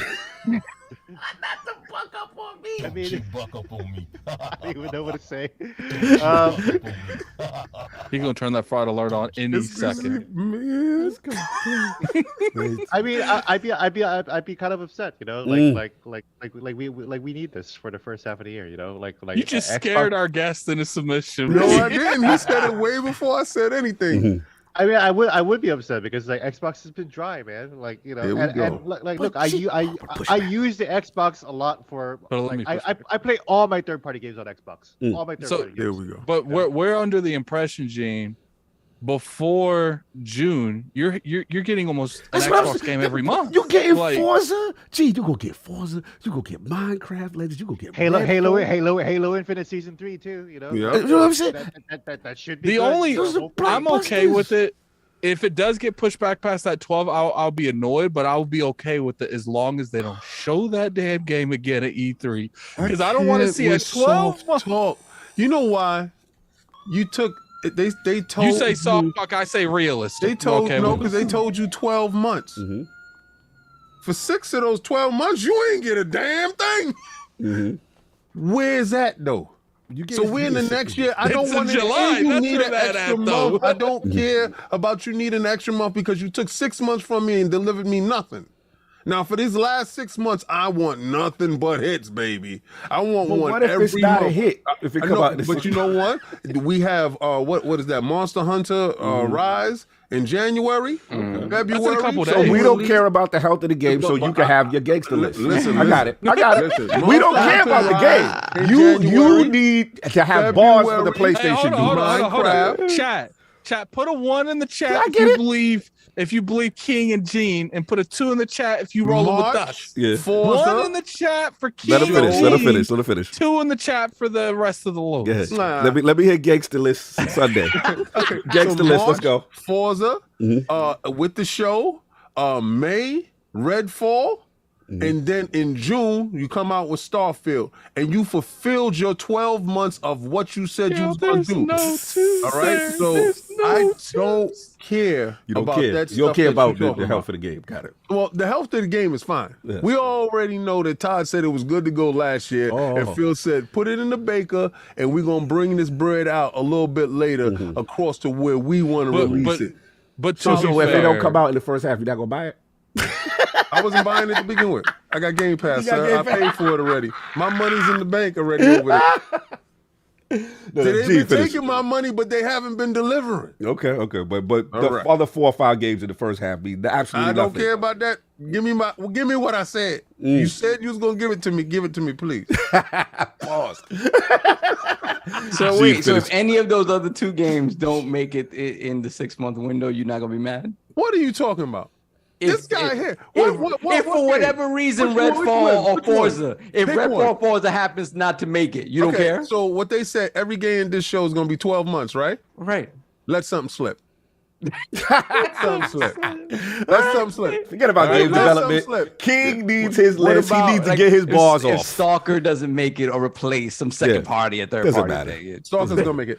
Release your broken products. Don't No, worry see, about it. see, Release the crap. you don't remember your months of misery. Gene is the only person here that said we've been dry. Yeah. I have Popeye biscuits since you told me 12 months. Right? So you told me it was supposed to come out in November. All right? My throat dry as hell. Popeye's biscuits with water. Bro, they Like, giving you no- they giving you the chicken, they give you the spicy chicken, they give you burgers, they They give you not like giving me anything. they giving you I'm 5 no games. gravy, no full of gravy. dry biscuits. This All right? time got I a didn't box full forget of the dry gravy. biscuits. Okay, but here's the thing.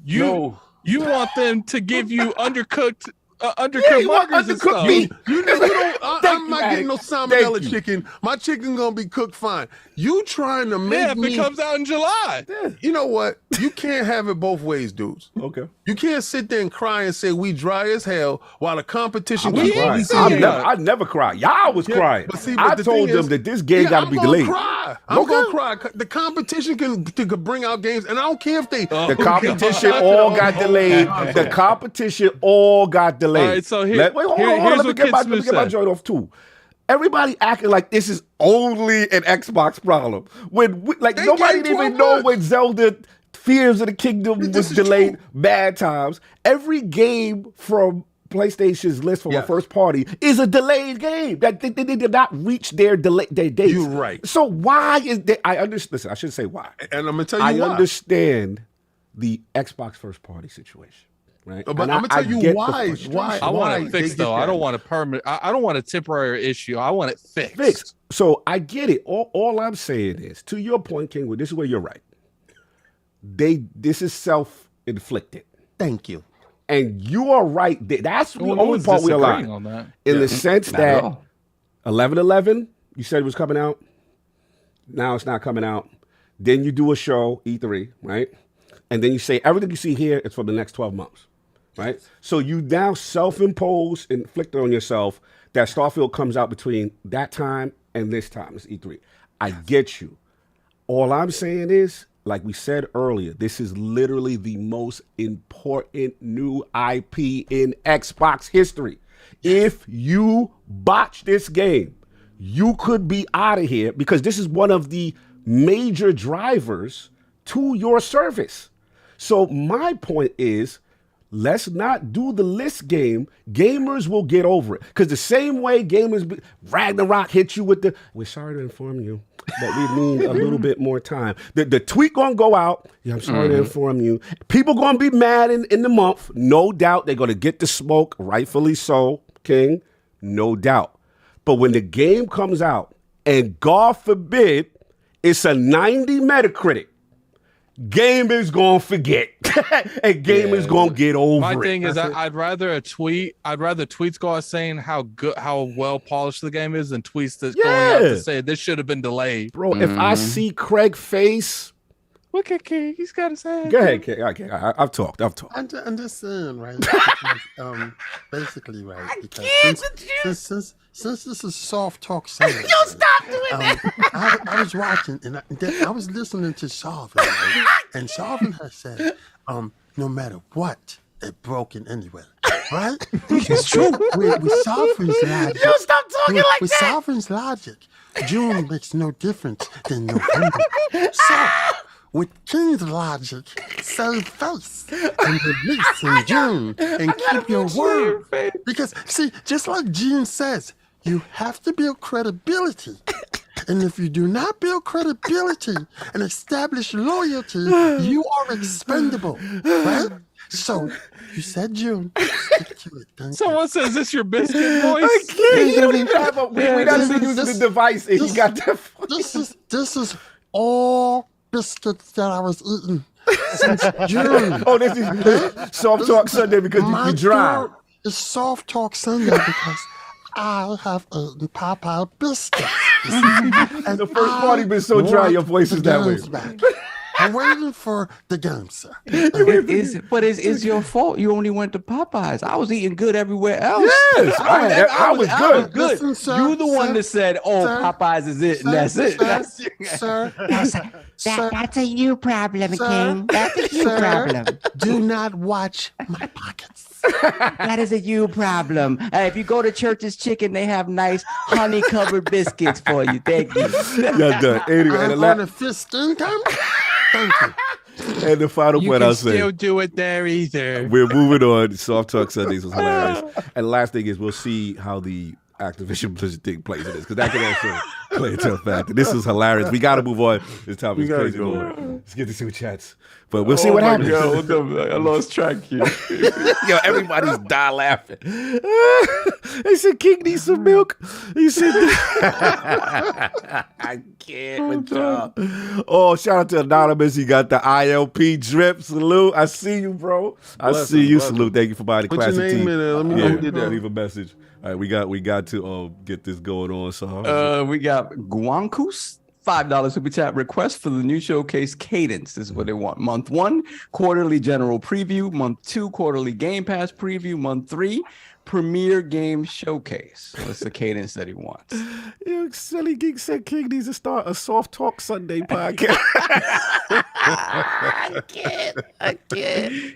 There we have Gerald Mack member for 2 years. $2 super chat. Starfield's own show is enough. Just wait. Yeah, Mac. I believe so. Shout out to the OG. Then we have the Don CJG with the £9 super chat. It takes devs a long time to get a 10-minute build together for a show. That is true. A 40-minute Starfield show is going to take a while to put together. Don't show me your build yet. Can't show the build? No.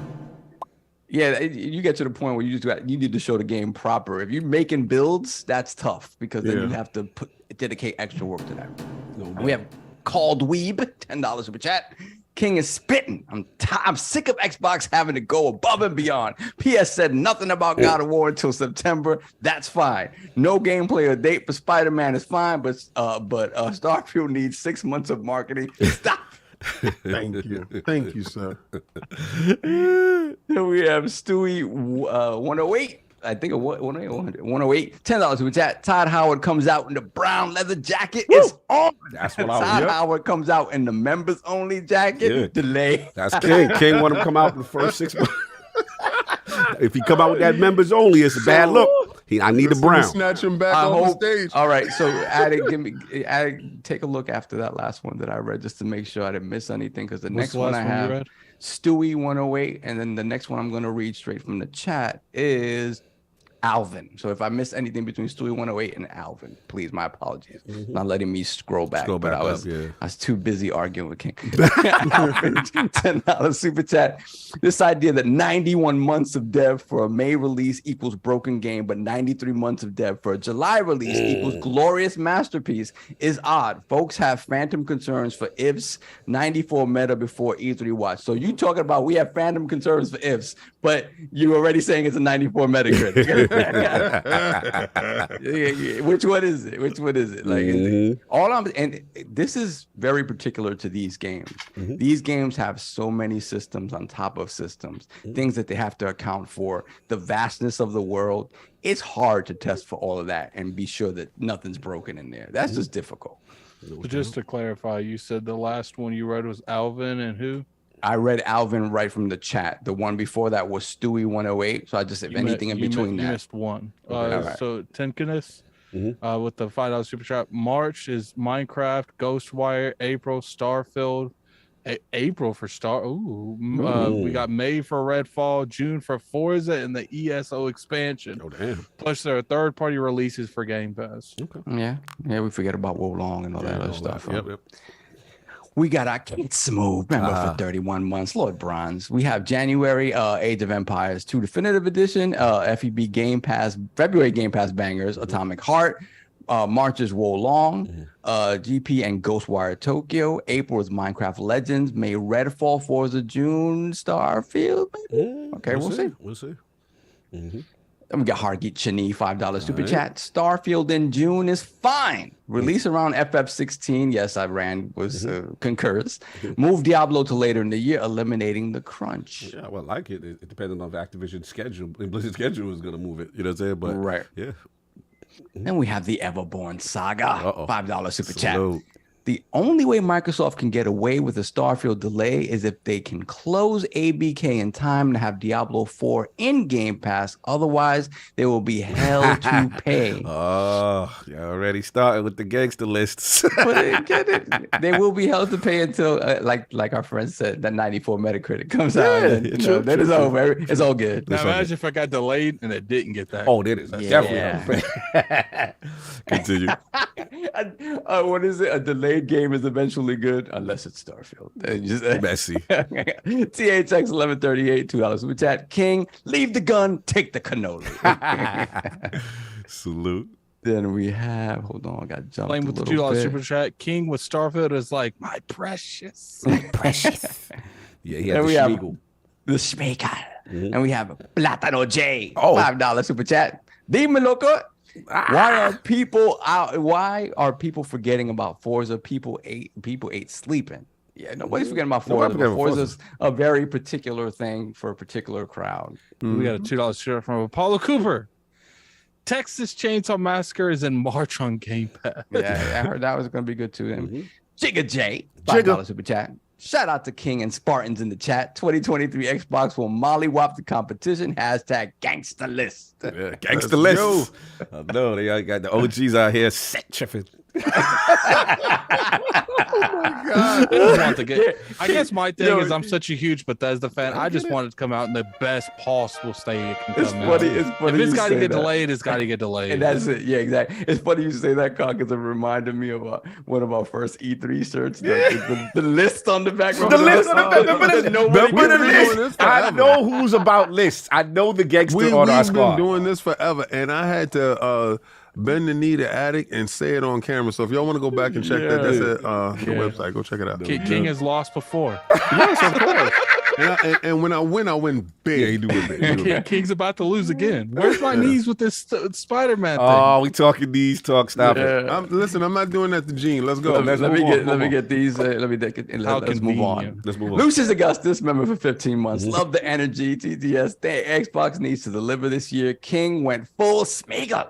Yeah, that was hilarious. I couldn't even combat that. It was just nothing to fight that. There we have CWBU, $2 super chat. Rockstar Games versus Bethesda. Who wins this gen? We'll see. Drop. We'll see. Exactly. They got to drop. Then we got Master Clowns X3 member for 23 months. Salute to the Lords. You already know. We caught up. Yes, sir. All right, finally. So this topic is for Gene. Last of Us. Lord G, man, salute to your excellent coverage. You know what I mean? At the Washington Post, you had the legendary Neil Druckmann on, and you also were talking about the HBO show, man. So obviously, no spoilers because we haven't watched it yet. But shout out to your article. There were some key points that I thought really resonated. For those, like I said, who haven't watched it yet, because I believe it dropped today, right? Today is the It drops tonight. Dropping tonight, yeah. Yeah, so it drops tonight.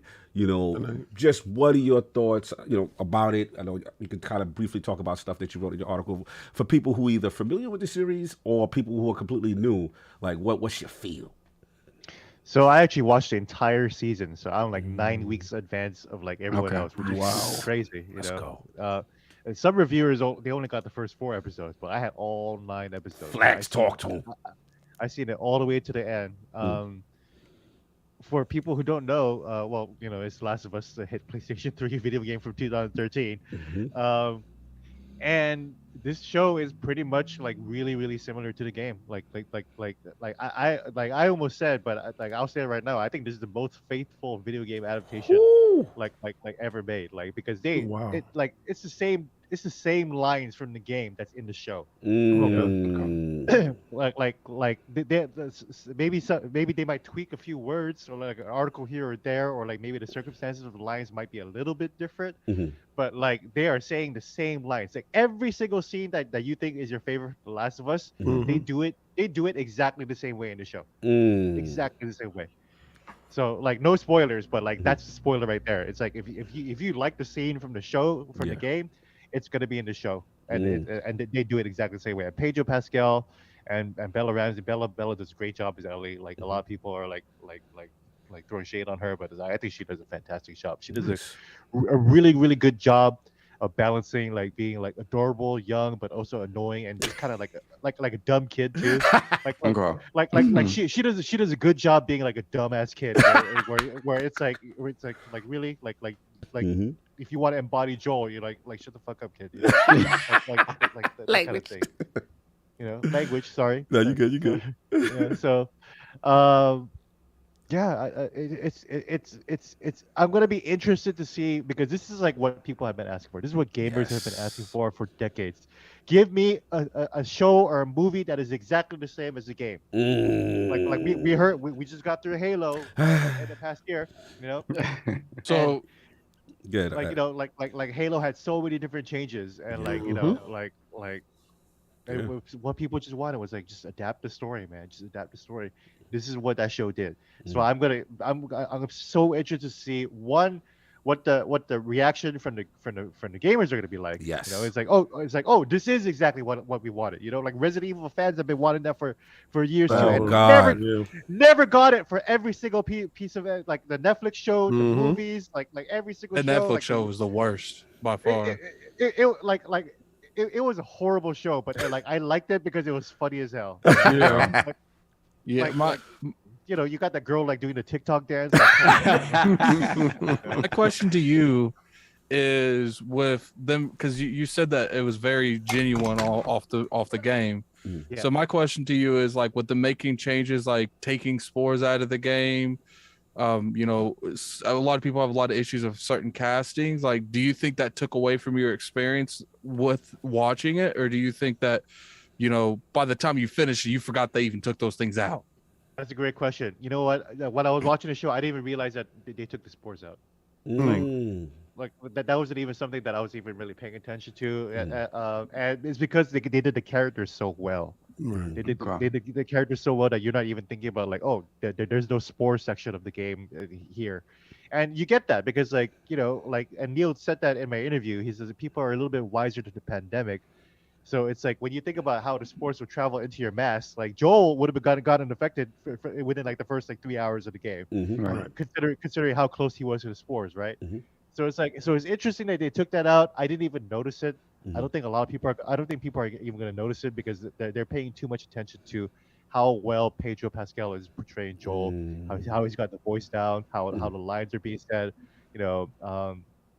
people were crying about Maria, Tommy's brother's wife, or Tommy's wife being black, and it's it doesn't matter. Like Tommy's already Mexican, so it's like who cares, right.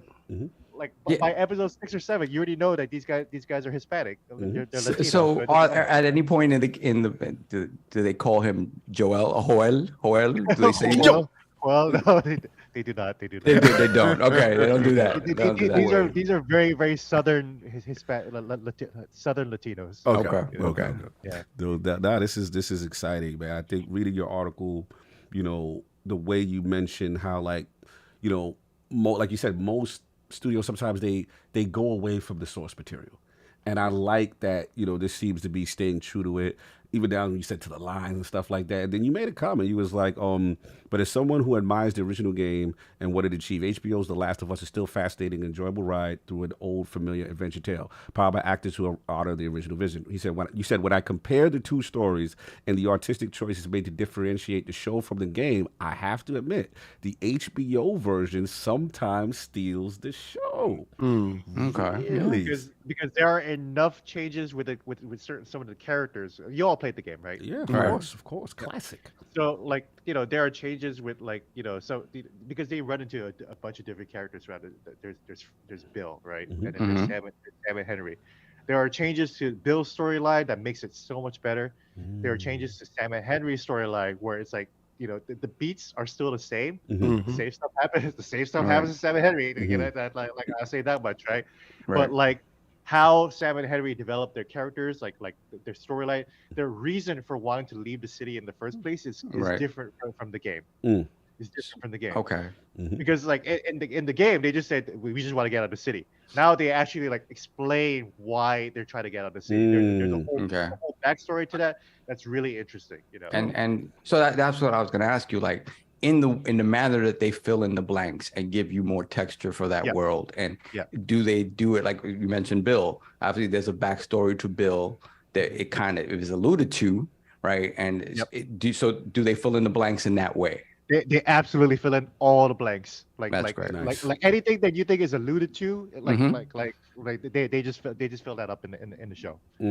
So and I will say that you read every review, they're all talking about what episode. It's the Bill episode. It is the Bill episode. Once that episode lands, everyone's gonna be talking about it. Everyone is gonna be talking about it. It is so goddamn good. It is so good. It is so good. Do you think playing the game and knowing the outcome took away from any of the big moments because you kind of knew they were coming because you played it? Totally. Obviously the ending would have been a complete shocker to me if I didn't play the game. Right.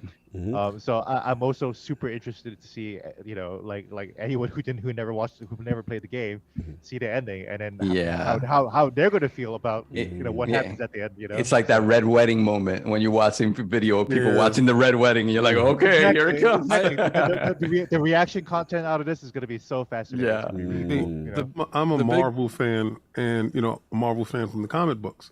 So anytime they change anything around in the films, I already know that they have to change it around for certain reasons, right? So Attic and I talked about the spores thing, and I think the spores is put in place as a gameplay mechanism for the game.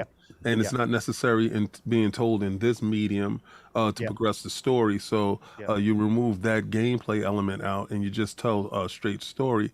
I think we're going to have a problem with the people that play the video games, the gamers, and the casuals, the people that didn't play it.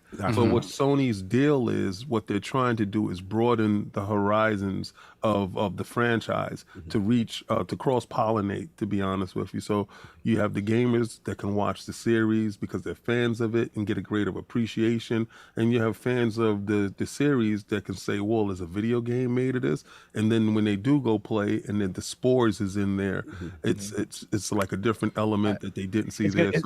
Exactly, it's gonna be a different, like interesting experience of it, And I was actually watching the show and playing the game at the same time, which was a weird experience because I would finish what would happen in the show, and I'd be like, okay, let me go play that part of the game right now. And it was it was a weird little association thing going on in my head where I was like, I'm playing the Pedro Pascal game right now. Can I ask you a question? All right, so I find Neil Druckmann probably one of the greatest video game writers and directors of our generation, right? I'm a huge, absolute huge fan, especially after The Last of Us 2. Did you ask him when he was writing The Last of Us 1, was he penning The Last of Us 2 as a complete story? How that's a far good did question. he reach? I didn't ask that. I didn't ask that. ask? Man. Yeah. No, I'm sorry. Get that. I was gonna say, I think the biggest reason I want this to succeed is because like I'm tired of these people taking stuff like Halo and like mocking the people that want it to be more on the line. Like it's okay to deviate, but I feel like some of these people deviate just because they know people are going to get upset about it. And it's just like, you know, look, every time people have respected the core material, it's been a mad success. You got like I say over and over again, I will support the Sonic movies into the day I die, because when that abomination Sonic came out, and they could have easily have rolled with that. It cost them a lot of money to fix that, but like, you know what? People are upset. The people that love this individual in the games are upset. We got to make it right. They went back, they delayed the movie and made it right, and now it's just like, you look at it just that. It's like, now it's a mad successful. They're about to make a third one. So it's just like, so you could easily do it to where it's everyone, but it keeps the core happy, and it annoys me when you see people changing drastic stuff that makes no sense to change. And it's just like, but I want people to see a gaming universe or see a gaming story and be like, we can make money with that. And I feel like with these directors consistently always letting the story change drastically, we're not seeing much of that, because they're like, look, we tried Resident Evil, didn't work out. Yeah, because you didn't stick to anything of the source material. But then you got something like Sonic that's about to do 3 of them because they stuck to the source material. And I feel like Last of Us, that's one of the biggest games in existence. And if they get the props for keeping that close to the source material, other people's like, okay, maybe it's not the gamers. Maybe it's us. Well, maybe we've been stupid this entire time trying to change the game story. When it's like, we could just do that. We could just adapt and stay true. You're exactly right. So look at Cyberpunk Edge Runners. It used the music from the game in the show. So good. And people loved it, you know? But people are hypocrites, because you say that the Resident Evil, didn't stick to the source material. Those was highly successful movies, regardless to whatever material that they did use. They just used the name recognition of Resident Evil for the fan base to get the core inside, but the casuals drove that market, and the movies changed, but it was successful. So the counter to that argument of you saying keeping it safe is not cool. I don't know. No, that's a good counterpoint. I mean, look, that is a good counterpoint. You know how I feel about certain aspects of the Halo Paramount TV series, but I can't deny the success, right? And I can't deny that they obviously having a season 2 and people want it. And I'm curious the views on that, like, because we were going up on that as pretty much a jokery. Let's watch the dumpster fire this week, and let's discuss it every week. I mean, what's funny is, spoiler alert to anyone in the chat, I'm about to ruin the ending to that show. Do that. Nah, don't do that. Don't do that. Don't do that. Nah, Tom, don't do that. They've had forever to watch that. You can do that R&R. Please don't do that. Yeah, do it on R&R. I can't explain the point without saying. Do not spoil it for people who have not watched it. All I will say is, I understand your frustration. I'm with you on respecting source material. I'm always going to be with you on respecting source material. I think that's super important to understand the core, why this series is beloved, what makes people gravitate towards it, and back to Last of Us. Look, this is a fantastic job. I like Neil Druckmann. Seems like his hands-on involvement. I liked your interview. Right now, I believe this year is the 10th anniversary of The Last of Us. 10th anniversary of The Last of Us, That is insane. And apparently they have a lot of big things planned for it too. So that's what. So like that is insane to me. Like, just to see the journey of that game. Just one quick question. I don't know. I know you didn't get a chance to really talk too much about it, but they've kind of announced they show like design art for factions, right? I believe not that long ago. So I'm just curious, like, what do you think? I want to ask you this, G. Like, when do you think we might be getting that? Well, it was interesting. My interview made headlines because Neil Druckmann talked about Elden Ring, and he talked about he talked about how like like the way Elden Ring tells a story is really interesting, and that's what captivated. So I'm wondering if any of those lessons are going to be applied to the multiplayer, because like the one concern that people have about a Last of Us like metaverse type multiplayer is the Last of Us world really the kind of place that people want to hang out in, and it's like it could be if you're able to tell a good story through the environment in there. If the storytelling of the environment is good, then I think a lot of people will want to hang out there. So no doubt. I'm really interested to see what they do, whether they learn anything from Bungie, Yeah. the stablemates Bungie. But like Factions 1 was fun. I was one of those few players that actually played the Last of Us multiplayer. It was great. Yeah, They can do it like the Division and have like a dark zone type of thing, and then you go inside Exactly, the dark zone area with the spores. I played the Division like thinking like, oh yeah, this is like the Last of Us. This Yeah. is the same universe as the Last of Us to me. Yeah, that would be fun. Look, man, tremendous interview. You killed that, man. Truckman, that was great to hear. I love the quote what he said about developers. One thing that gets them to stay in it is when they're passionate about what they do. You know what I mean? But he used the example. We were lucky to have the great Jason Rubin on, and he mentioned him and how they were doing Crash, and after a while you get burnt out from that, and then it became Jack and Dexter, and then being for them to be able to do Uncharted, and then Last of Us, and all these different things creatively, and to see he still has those juices. I thought that was really cool. And a phenomenal interview, man. You killed that, and I'm really excited. You guys had Jason Rubin. That's awesome. He's an icon. I met him too, and I told him like, dude, I love Jak 2. Like he made Jak 2. It was his decisions to make Jak 2 like Grand Theft Auto, and I was like, yes, you made the right choice. Bro, we had him on, and it was just phenomenal, the stories he was telling us. And to see Neil Druckmann pay homage to Jason and them for setting the foundation for that, and that creativity was really cool to see. Naughty Dog, they're legends out here, so salute to you on that. I was gonna just combine this last topic so we could just, if you don't mind, so then we go on kind of thing. Yeah. And just Ubisoft, man. Let's talk about it. So this is your topic. What is happening with Ubisoft? All right. Okay. So so like Wednesday, there was a report coming out of Ubisoft. Shout out to VGC, which is where I'm getting this information. Indicating that, and I quote, Ubisoft is facing major challenges as the industry continues to shift towards mega brands and long-lasting titles that can reach players across the globe, across platforms and business models.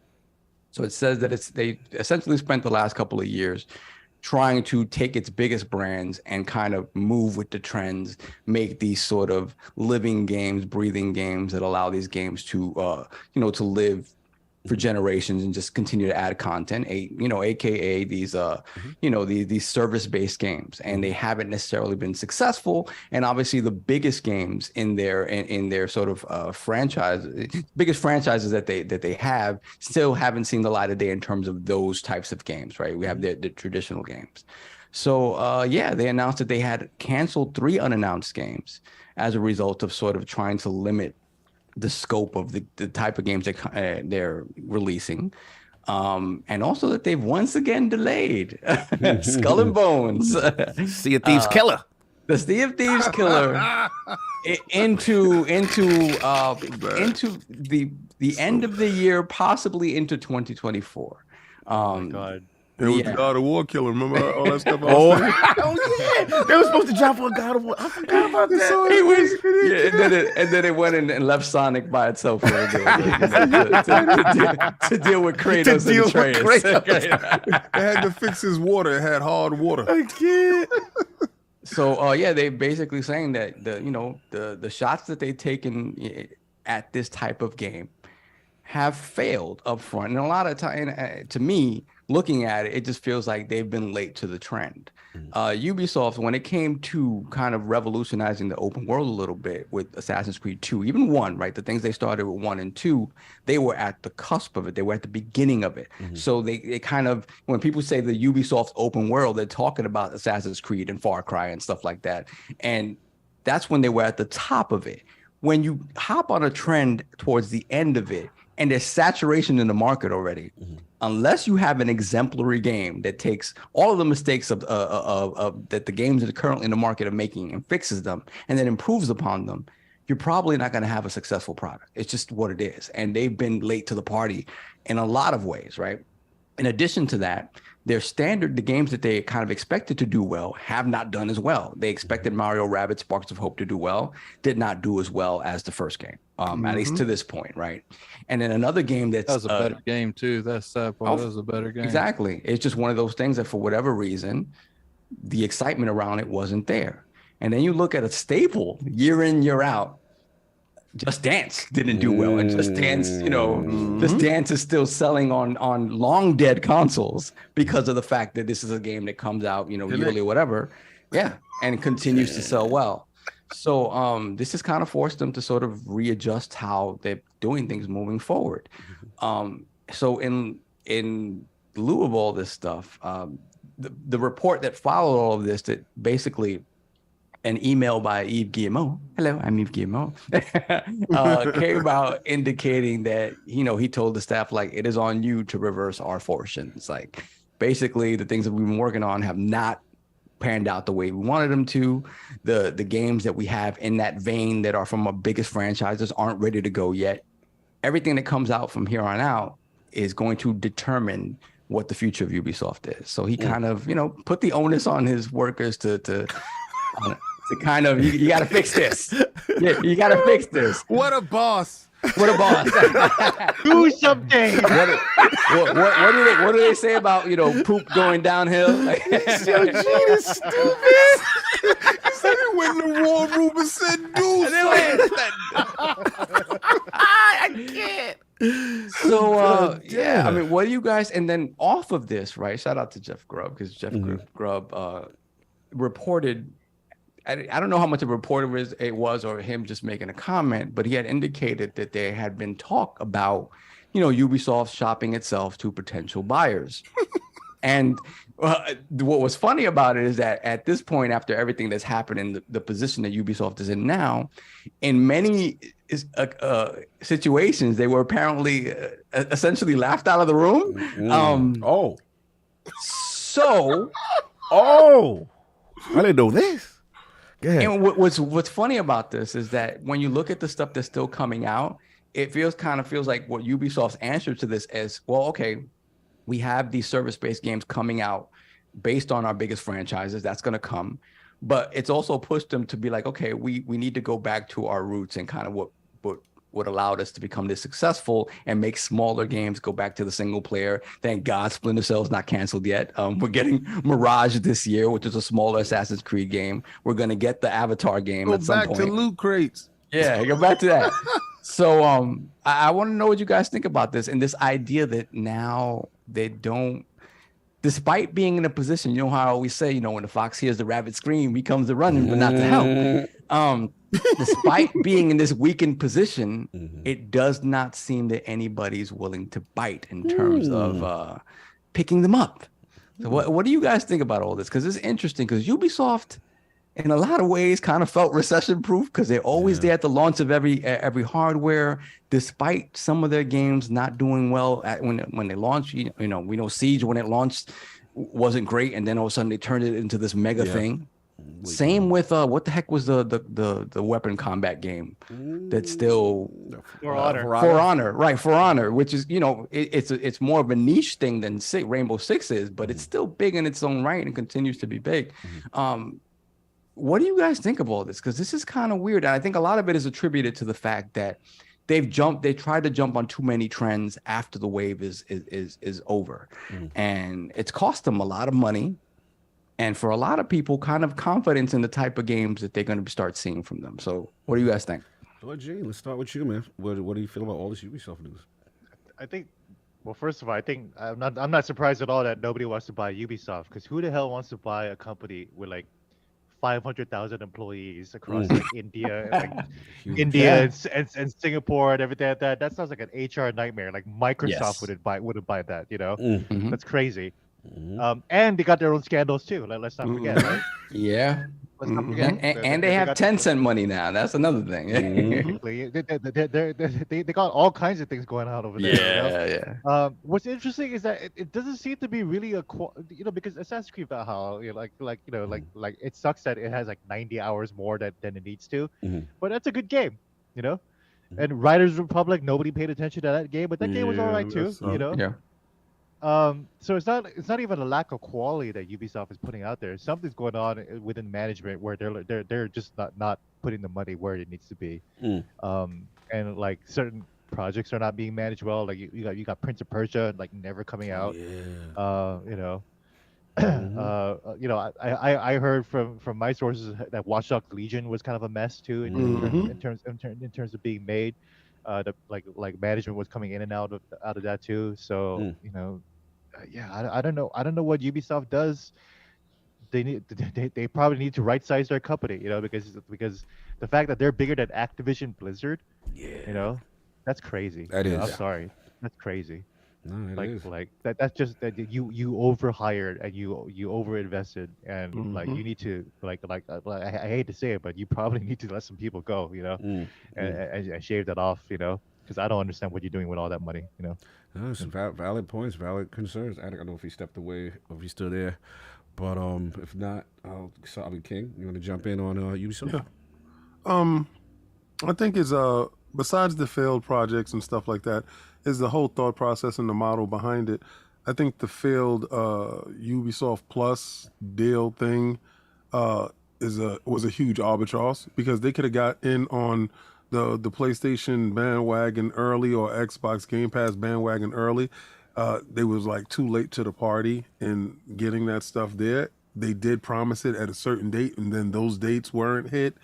I think if you're not a console manufacturer, and Sony's reluctant in doing this, putting their first-party titles in their own service, I think it behooves you as a console manufacturer to do so. You must, do so to push your product.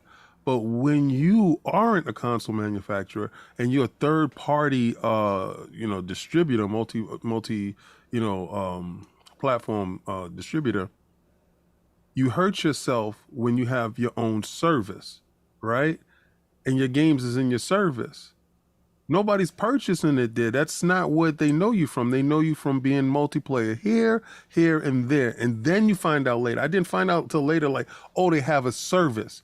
Where do I get their service at? So when it becomes convoluted, you lose that people. People don't like to multi-click.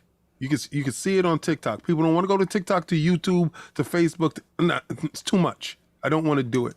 Right, so that's what happened there. So they didn't get the money from their services, which was a good service, but if nobody knows how to get to your service, it's a bad service, right? And then you finally put it in a curated form in the PlayStation and in the Xbox. It's additive. It's not a main thing. Now you're looking for purchasing. The biggest problem with them was loot crates. Same thing happened with EA. Same thing happened with them. EA navigated it a little bit and got out of the storm because they have franchises that continue to sell. Madden continues to sell no matter what. Every year, Madden can bring around the reoccurring dollars that it can pull up some of the weaker titles. Assassin's Creeds haven't been able to do that. And you're saying the dance games haven't been able to do that. And the other titles that haven't hit their mark haven't been able to do that. So nobody's going to purchase them. Like they said, is a nightmare as far as the employees go. What happens? Do they start licensing IPs out? Do you go there? Microsoft says, listen, I do an exclusive deal to get the Splinter Cell, bring Splinter Cell back home over here. Does that happen? Does Sony go over there and say, listen, that Assassin's Creed that's coming out that you was going to put on somebody else, could we get this? They're going to have to start looking at those options because nobody's looking to purchase a mess. They'll purchase pieces of your mess, but not the whole thing. Microsoft is not in the position to purchase anybody mess because they have their own mess going on right now. So, Alec, I see you back. Ubisoft situation, your thoughts? I think they'll be fine. I think one of the biggest things that they probably have issues with is we always give them props for it. You support a game even if two people playing it. Yeah. But maybe at this point it's like, okay, maybe For Honor is done. Like, you've been doing it for this long. How many people actually realistically playing that game? Yeah, I think they're supporting the Division again now, aren't they? So it's like, I'm sure that's resources that could have went somewhere else. It's like, you know, after a certain amount of time, okay, maybe it's enough. Yeah, it's just like Gene said, they probably have a lot of money going to places where it shouldn't be going to. Mobile. Yeah. Well, I mean, mobile probably makes the money, but it's just, do they have good mobile games? That's the point. Right. You know, it's one of those things where it's like, you might get too comfortable in the 5 different types of games you make too. Maybe you should, you know, expand and experiment, because if you don't, you're not going to have the next pillars to run your company, because these pillars clearly are getting to the point where they're not supporting your company anymore. And then it's like, you know, we get to it too. Like Gene said, maybe they're bloated. Maybe they need to cut down on some of that bloat and, you know, run the company effectively. Now, how long did they make Skull and Bones? Like 10 years, it feels like. Yeah, I remember that. Yeah, they got a lot of excess stuff that's going on. Maybe if they would have cut Skull and Bones 5 years ago and made something else, that studio could have made 3 games by now. So it is what it is. Yeah, I don't know. I mean, I don't think Sony would ever buy that company, because it seems like to me they try to get someone to buy them. Right. So it's like, there's not a lot of companies that's in the gaming industry. I mean, obviously like Apple or someone or Google could pick them up, but I don't see too many people willing to come in there and deal with all that mess they have going on. Yeah, it's a lot, man. I'll jump in quickly. I'm not too surprised that there's been a decline. I felt they've been on decline even when a lot of people wanted Microsoft to acquire them. I never felt, and I'm Lord Acquisition, by the way. You know, I've never felt they were a good target. You know what I mean? Just I felt a lot of stuff was on a decline. To me, the red flag is when I saw Dance Dance and Mario Rabbids underperformed. Because, so you remember, like we went to the Ubisoft E3 press conference, and I remember being upset. I used to go in there. I'm like, damn, they giving Dance all this pop. They have a whole dance number on the stage. And then I saw the numbers that Dance was doing for them. And I said, oh, I get it. I was wrong. This is me being a hardcore gamer. But you know what I'm saying? Until recently, they were still making it for the Wii. Yes. Yep. I didn't realize, Dance was that big. So now I'm saying Dance is underperforming. Mario Rabbids, the first one at it, remember that was like a huge. But you got to think that came out around the launch for the original Switch. So that probably bloated a lot of those sales. True, but I was shocked because I figured Switch game would be on it. Because it's a Mario. They were on it for the beginning because there was nothing else to play. It's not really like that anymore. Like there was plenty of stuff to play that year. But I thought Mario would push that through. Like it's a turn-based game though. That's a very small group already. Yeah, I guess so. I see those two. And then you got to look Fire Emblem's right around the corner. Right around the corner. So you had people that was on the Switch. Okay, the Fire Emblem, the one that we actually want to play, is right around the corner. So and you have Midnight Suns competing at the same time. It was around that same launch window too, or no? Yeah, it was. They weren't too far away. It came out of the busy launch window too. Like God of War came out. I have Mario Rabbids. I haven't played it at all because I reviewed it. When they came out around Ragnarok. Oh no. So anyway. Look, that's a bad decision right there. So look, they got that the Skull and Bones situation we know ad nauseum. I remember that thing was supposed to be like a Black Flag DLC that just expanded and it became its own thing. I remember people were saying that was the Sea of Thieves killer. I remember people were like, yo, Sea of Thieves is on. This is what we want. And I'm like, all right, we'll see, where that's at. And it's a shame because I look at Ubisoft historically. I've actually liked Ubisoft back in the day. I like Splinter Cell. I like Rainbow Six Siege. I'm a Ghost Recon dude. You know what I'm saying? I used to rock with the Ghost Recons. That was one of my first Xbox Live games. You know what I'm saying? I was an alpha tester. I used to love all that stuff. So just to see where they're at and the Assassin's Creed, but sorry, you're right. When I knew something was up is I was speaking with Maddie on this one, dude. Whenever you see companies preemptively give you we got 6 Assassin's Creed games coming. We've got this franchise. And like, to me, you getting sexy for acquisition. You try to show how great things are for the future. You know what I'm saying? You got your Friday's best. This is what we doing, and we're gonna have for the classic Assassin's Creed guys, and we're gonna have this for the modern take. And I'm like, man, we like the show. I think that the reason that it works for PlayStation, that PlayStation can carry the whole Sony companies, because they're not as bloated as Ubisoft. Ubisoft got like 30 projects going at any time. It feels like they got 30 new projects. They got 15 that's been running for 15 plus years. Like, it's at this point, Assassin's Creed and Rainbow Six Siege cannot carry the whole company. Yeah. And that's the thing. It's like, you know, the shots that they've taken at making these service-based games. I keep forgetting the name of the game that they dropped and just canceled almost immediately. Hyperscape, and then and what's the other Extinction? Rainbow Six Extinction. Right, Extinction kind of came and went, and then you have the other one, Gene? What's the other one with the X-Defiant? X-Defiant.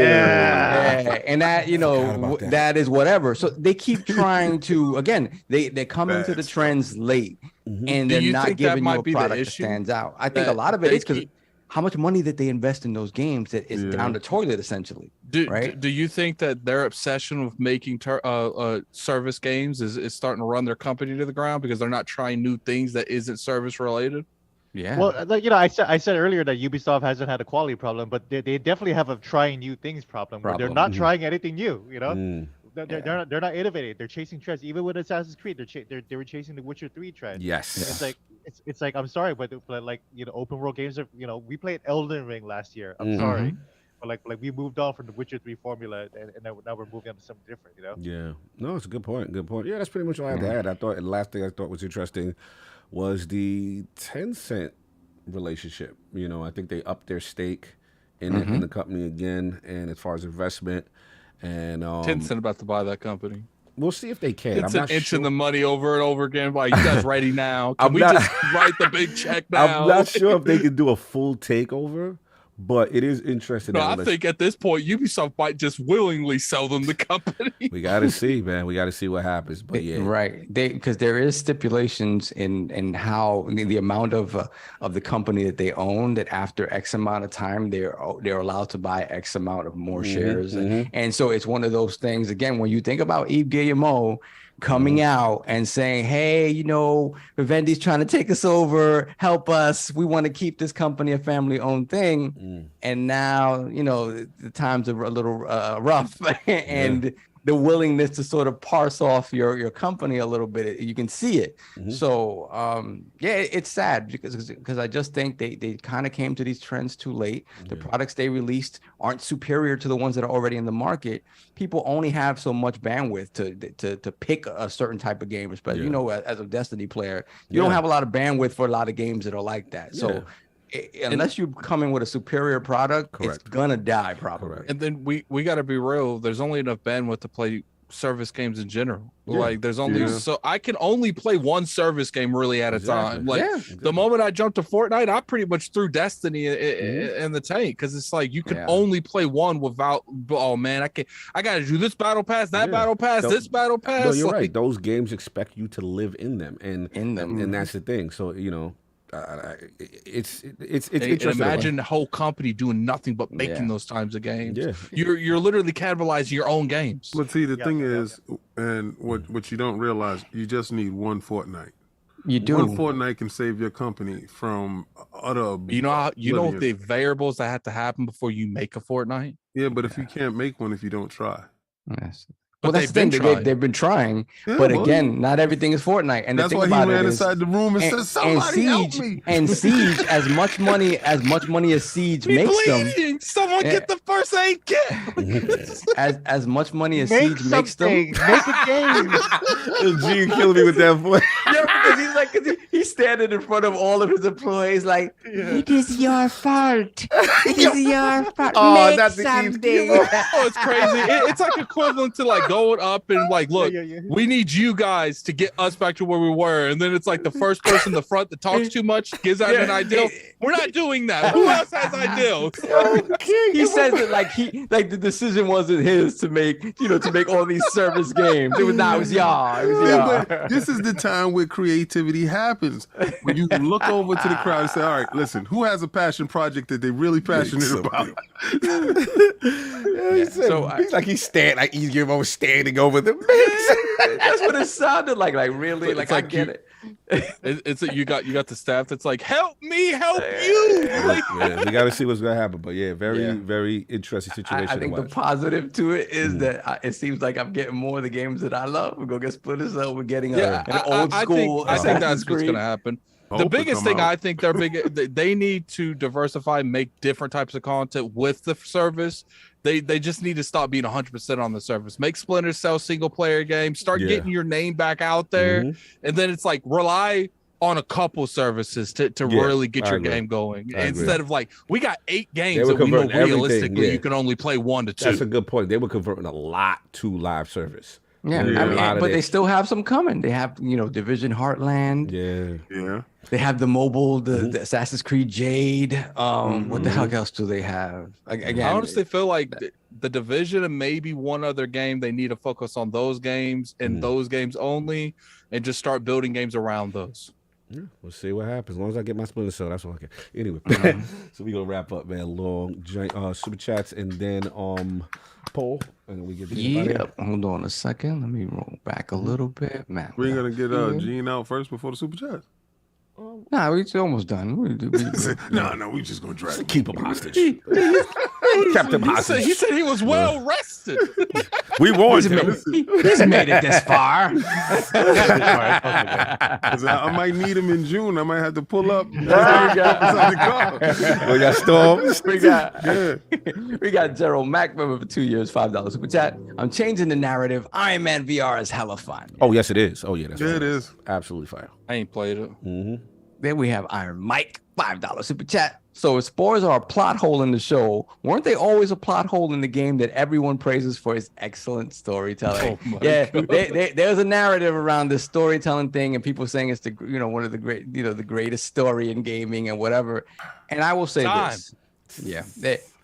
Go ahead, Red Dead. Talk your talk. Come on, let me hear it. Let me hear it. Let me hear Red Dead come out. It is impressive that, so like Gene said, the game translates so almost 1-to-1 because of the level of storytelling in the game. I think what people forget about a game is that, sure, maybe the story is derivative from something in some way, shape, or form, but at the end of the day, the agency you have in that game to play the character and be that, especially with a game like The Last of Us, where at the end the revelation is, I'm the bad guy.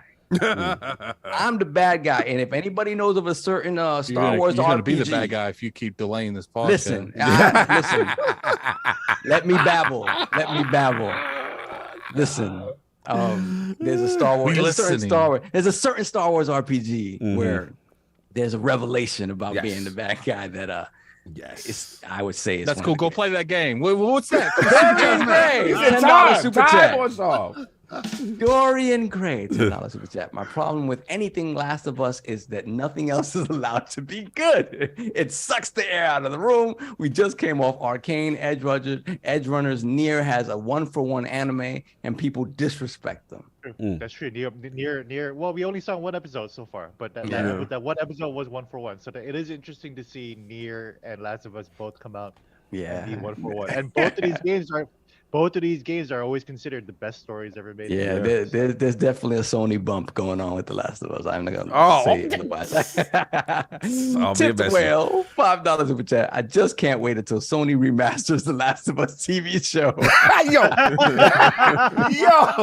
yo, that was messy. How you gonna remaster the show? Yo. Now in 8K. I can't. That was messy. 120 hertz. We heard you guys loud and clear. You loved the first one, so we're remaking it again.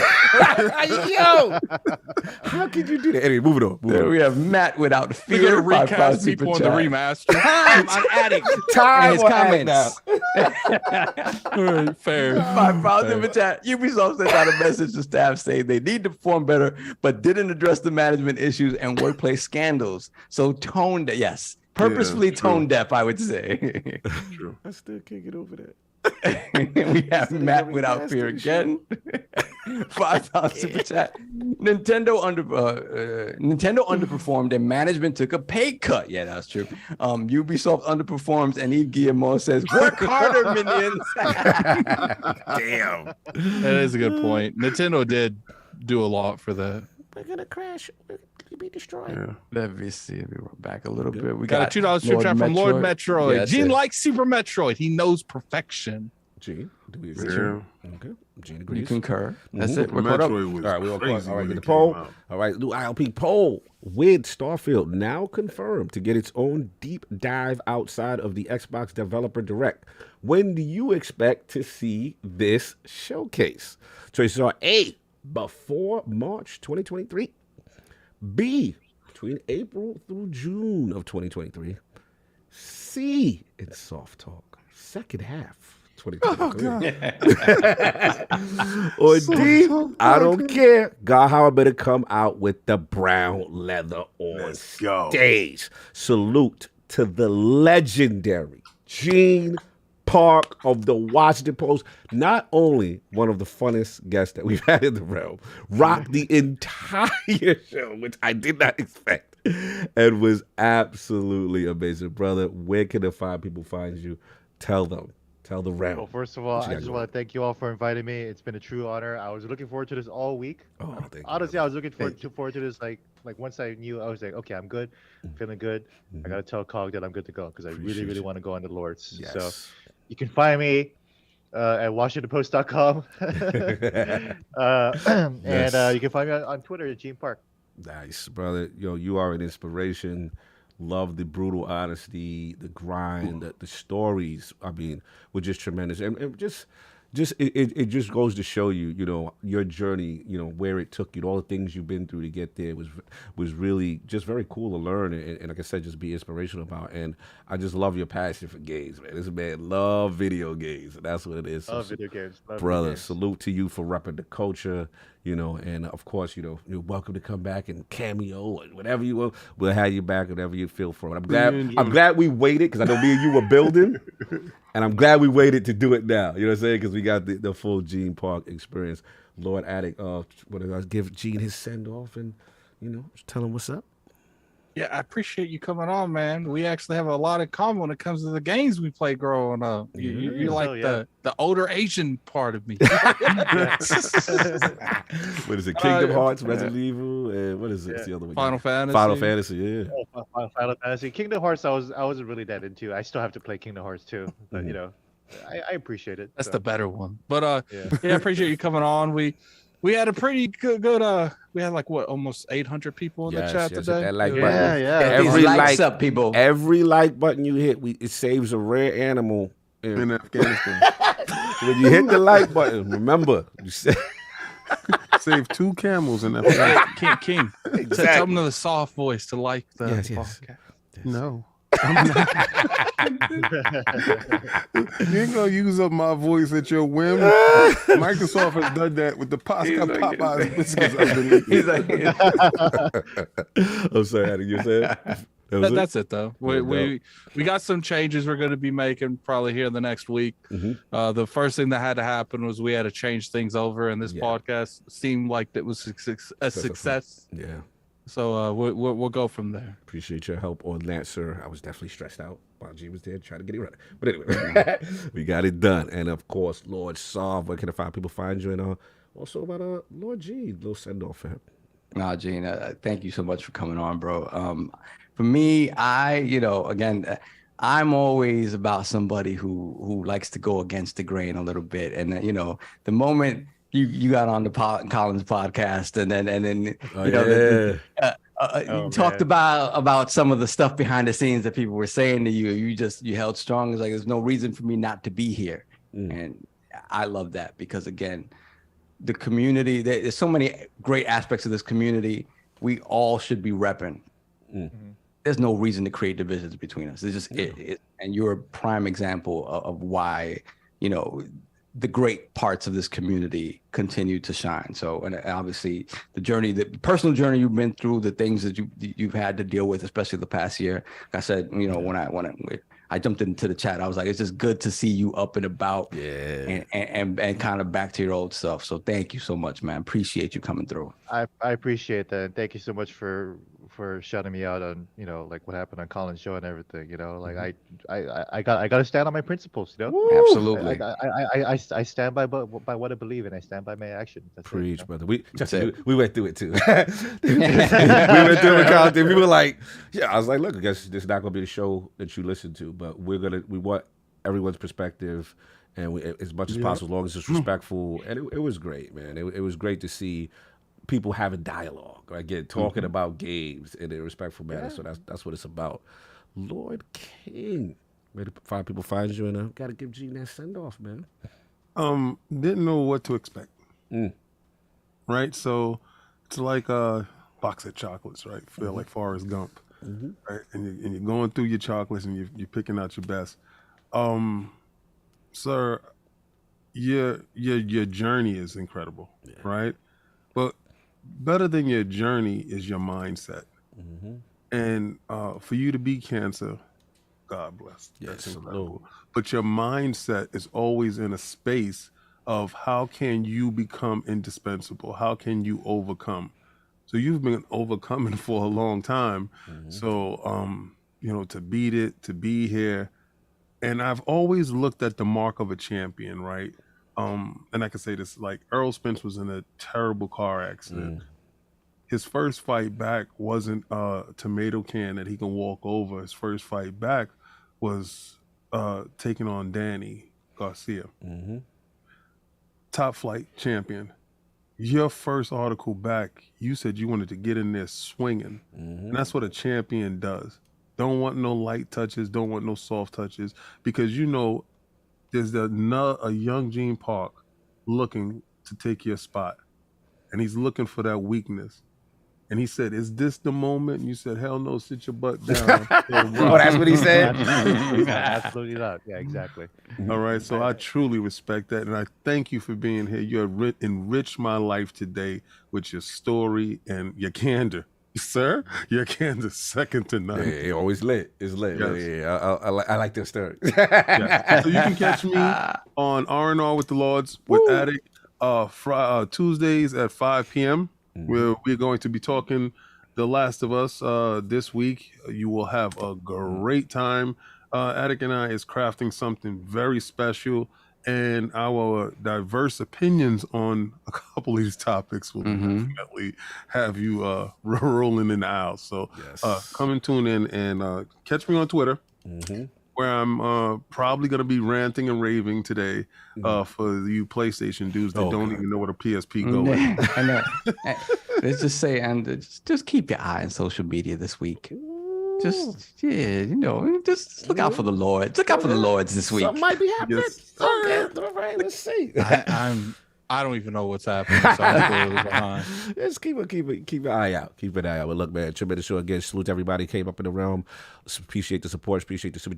I think one or two more before we roll out. I came through. Just want to make sure that we got everything. Yeah. Okay. So we got Ham Solo in the building. $2 super chat. Hope everyone is having a great day. Happy Sunday. Yes. Cool. And then we have, let me see, anything else? That was it. It was all right. Cool. Look, everybody, enjoy your Sunday. An absolute pleasure to have y'all in the room. Again, the legendary Gene Park Rock with us. We will see you next Sunday. We got more fun things planned. Everybody, enjoy. We out of here. Peace. Peace.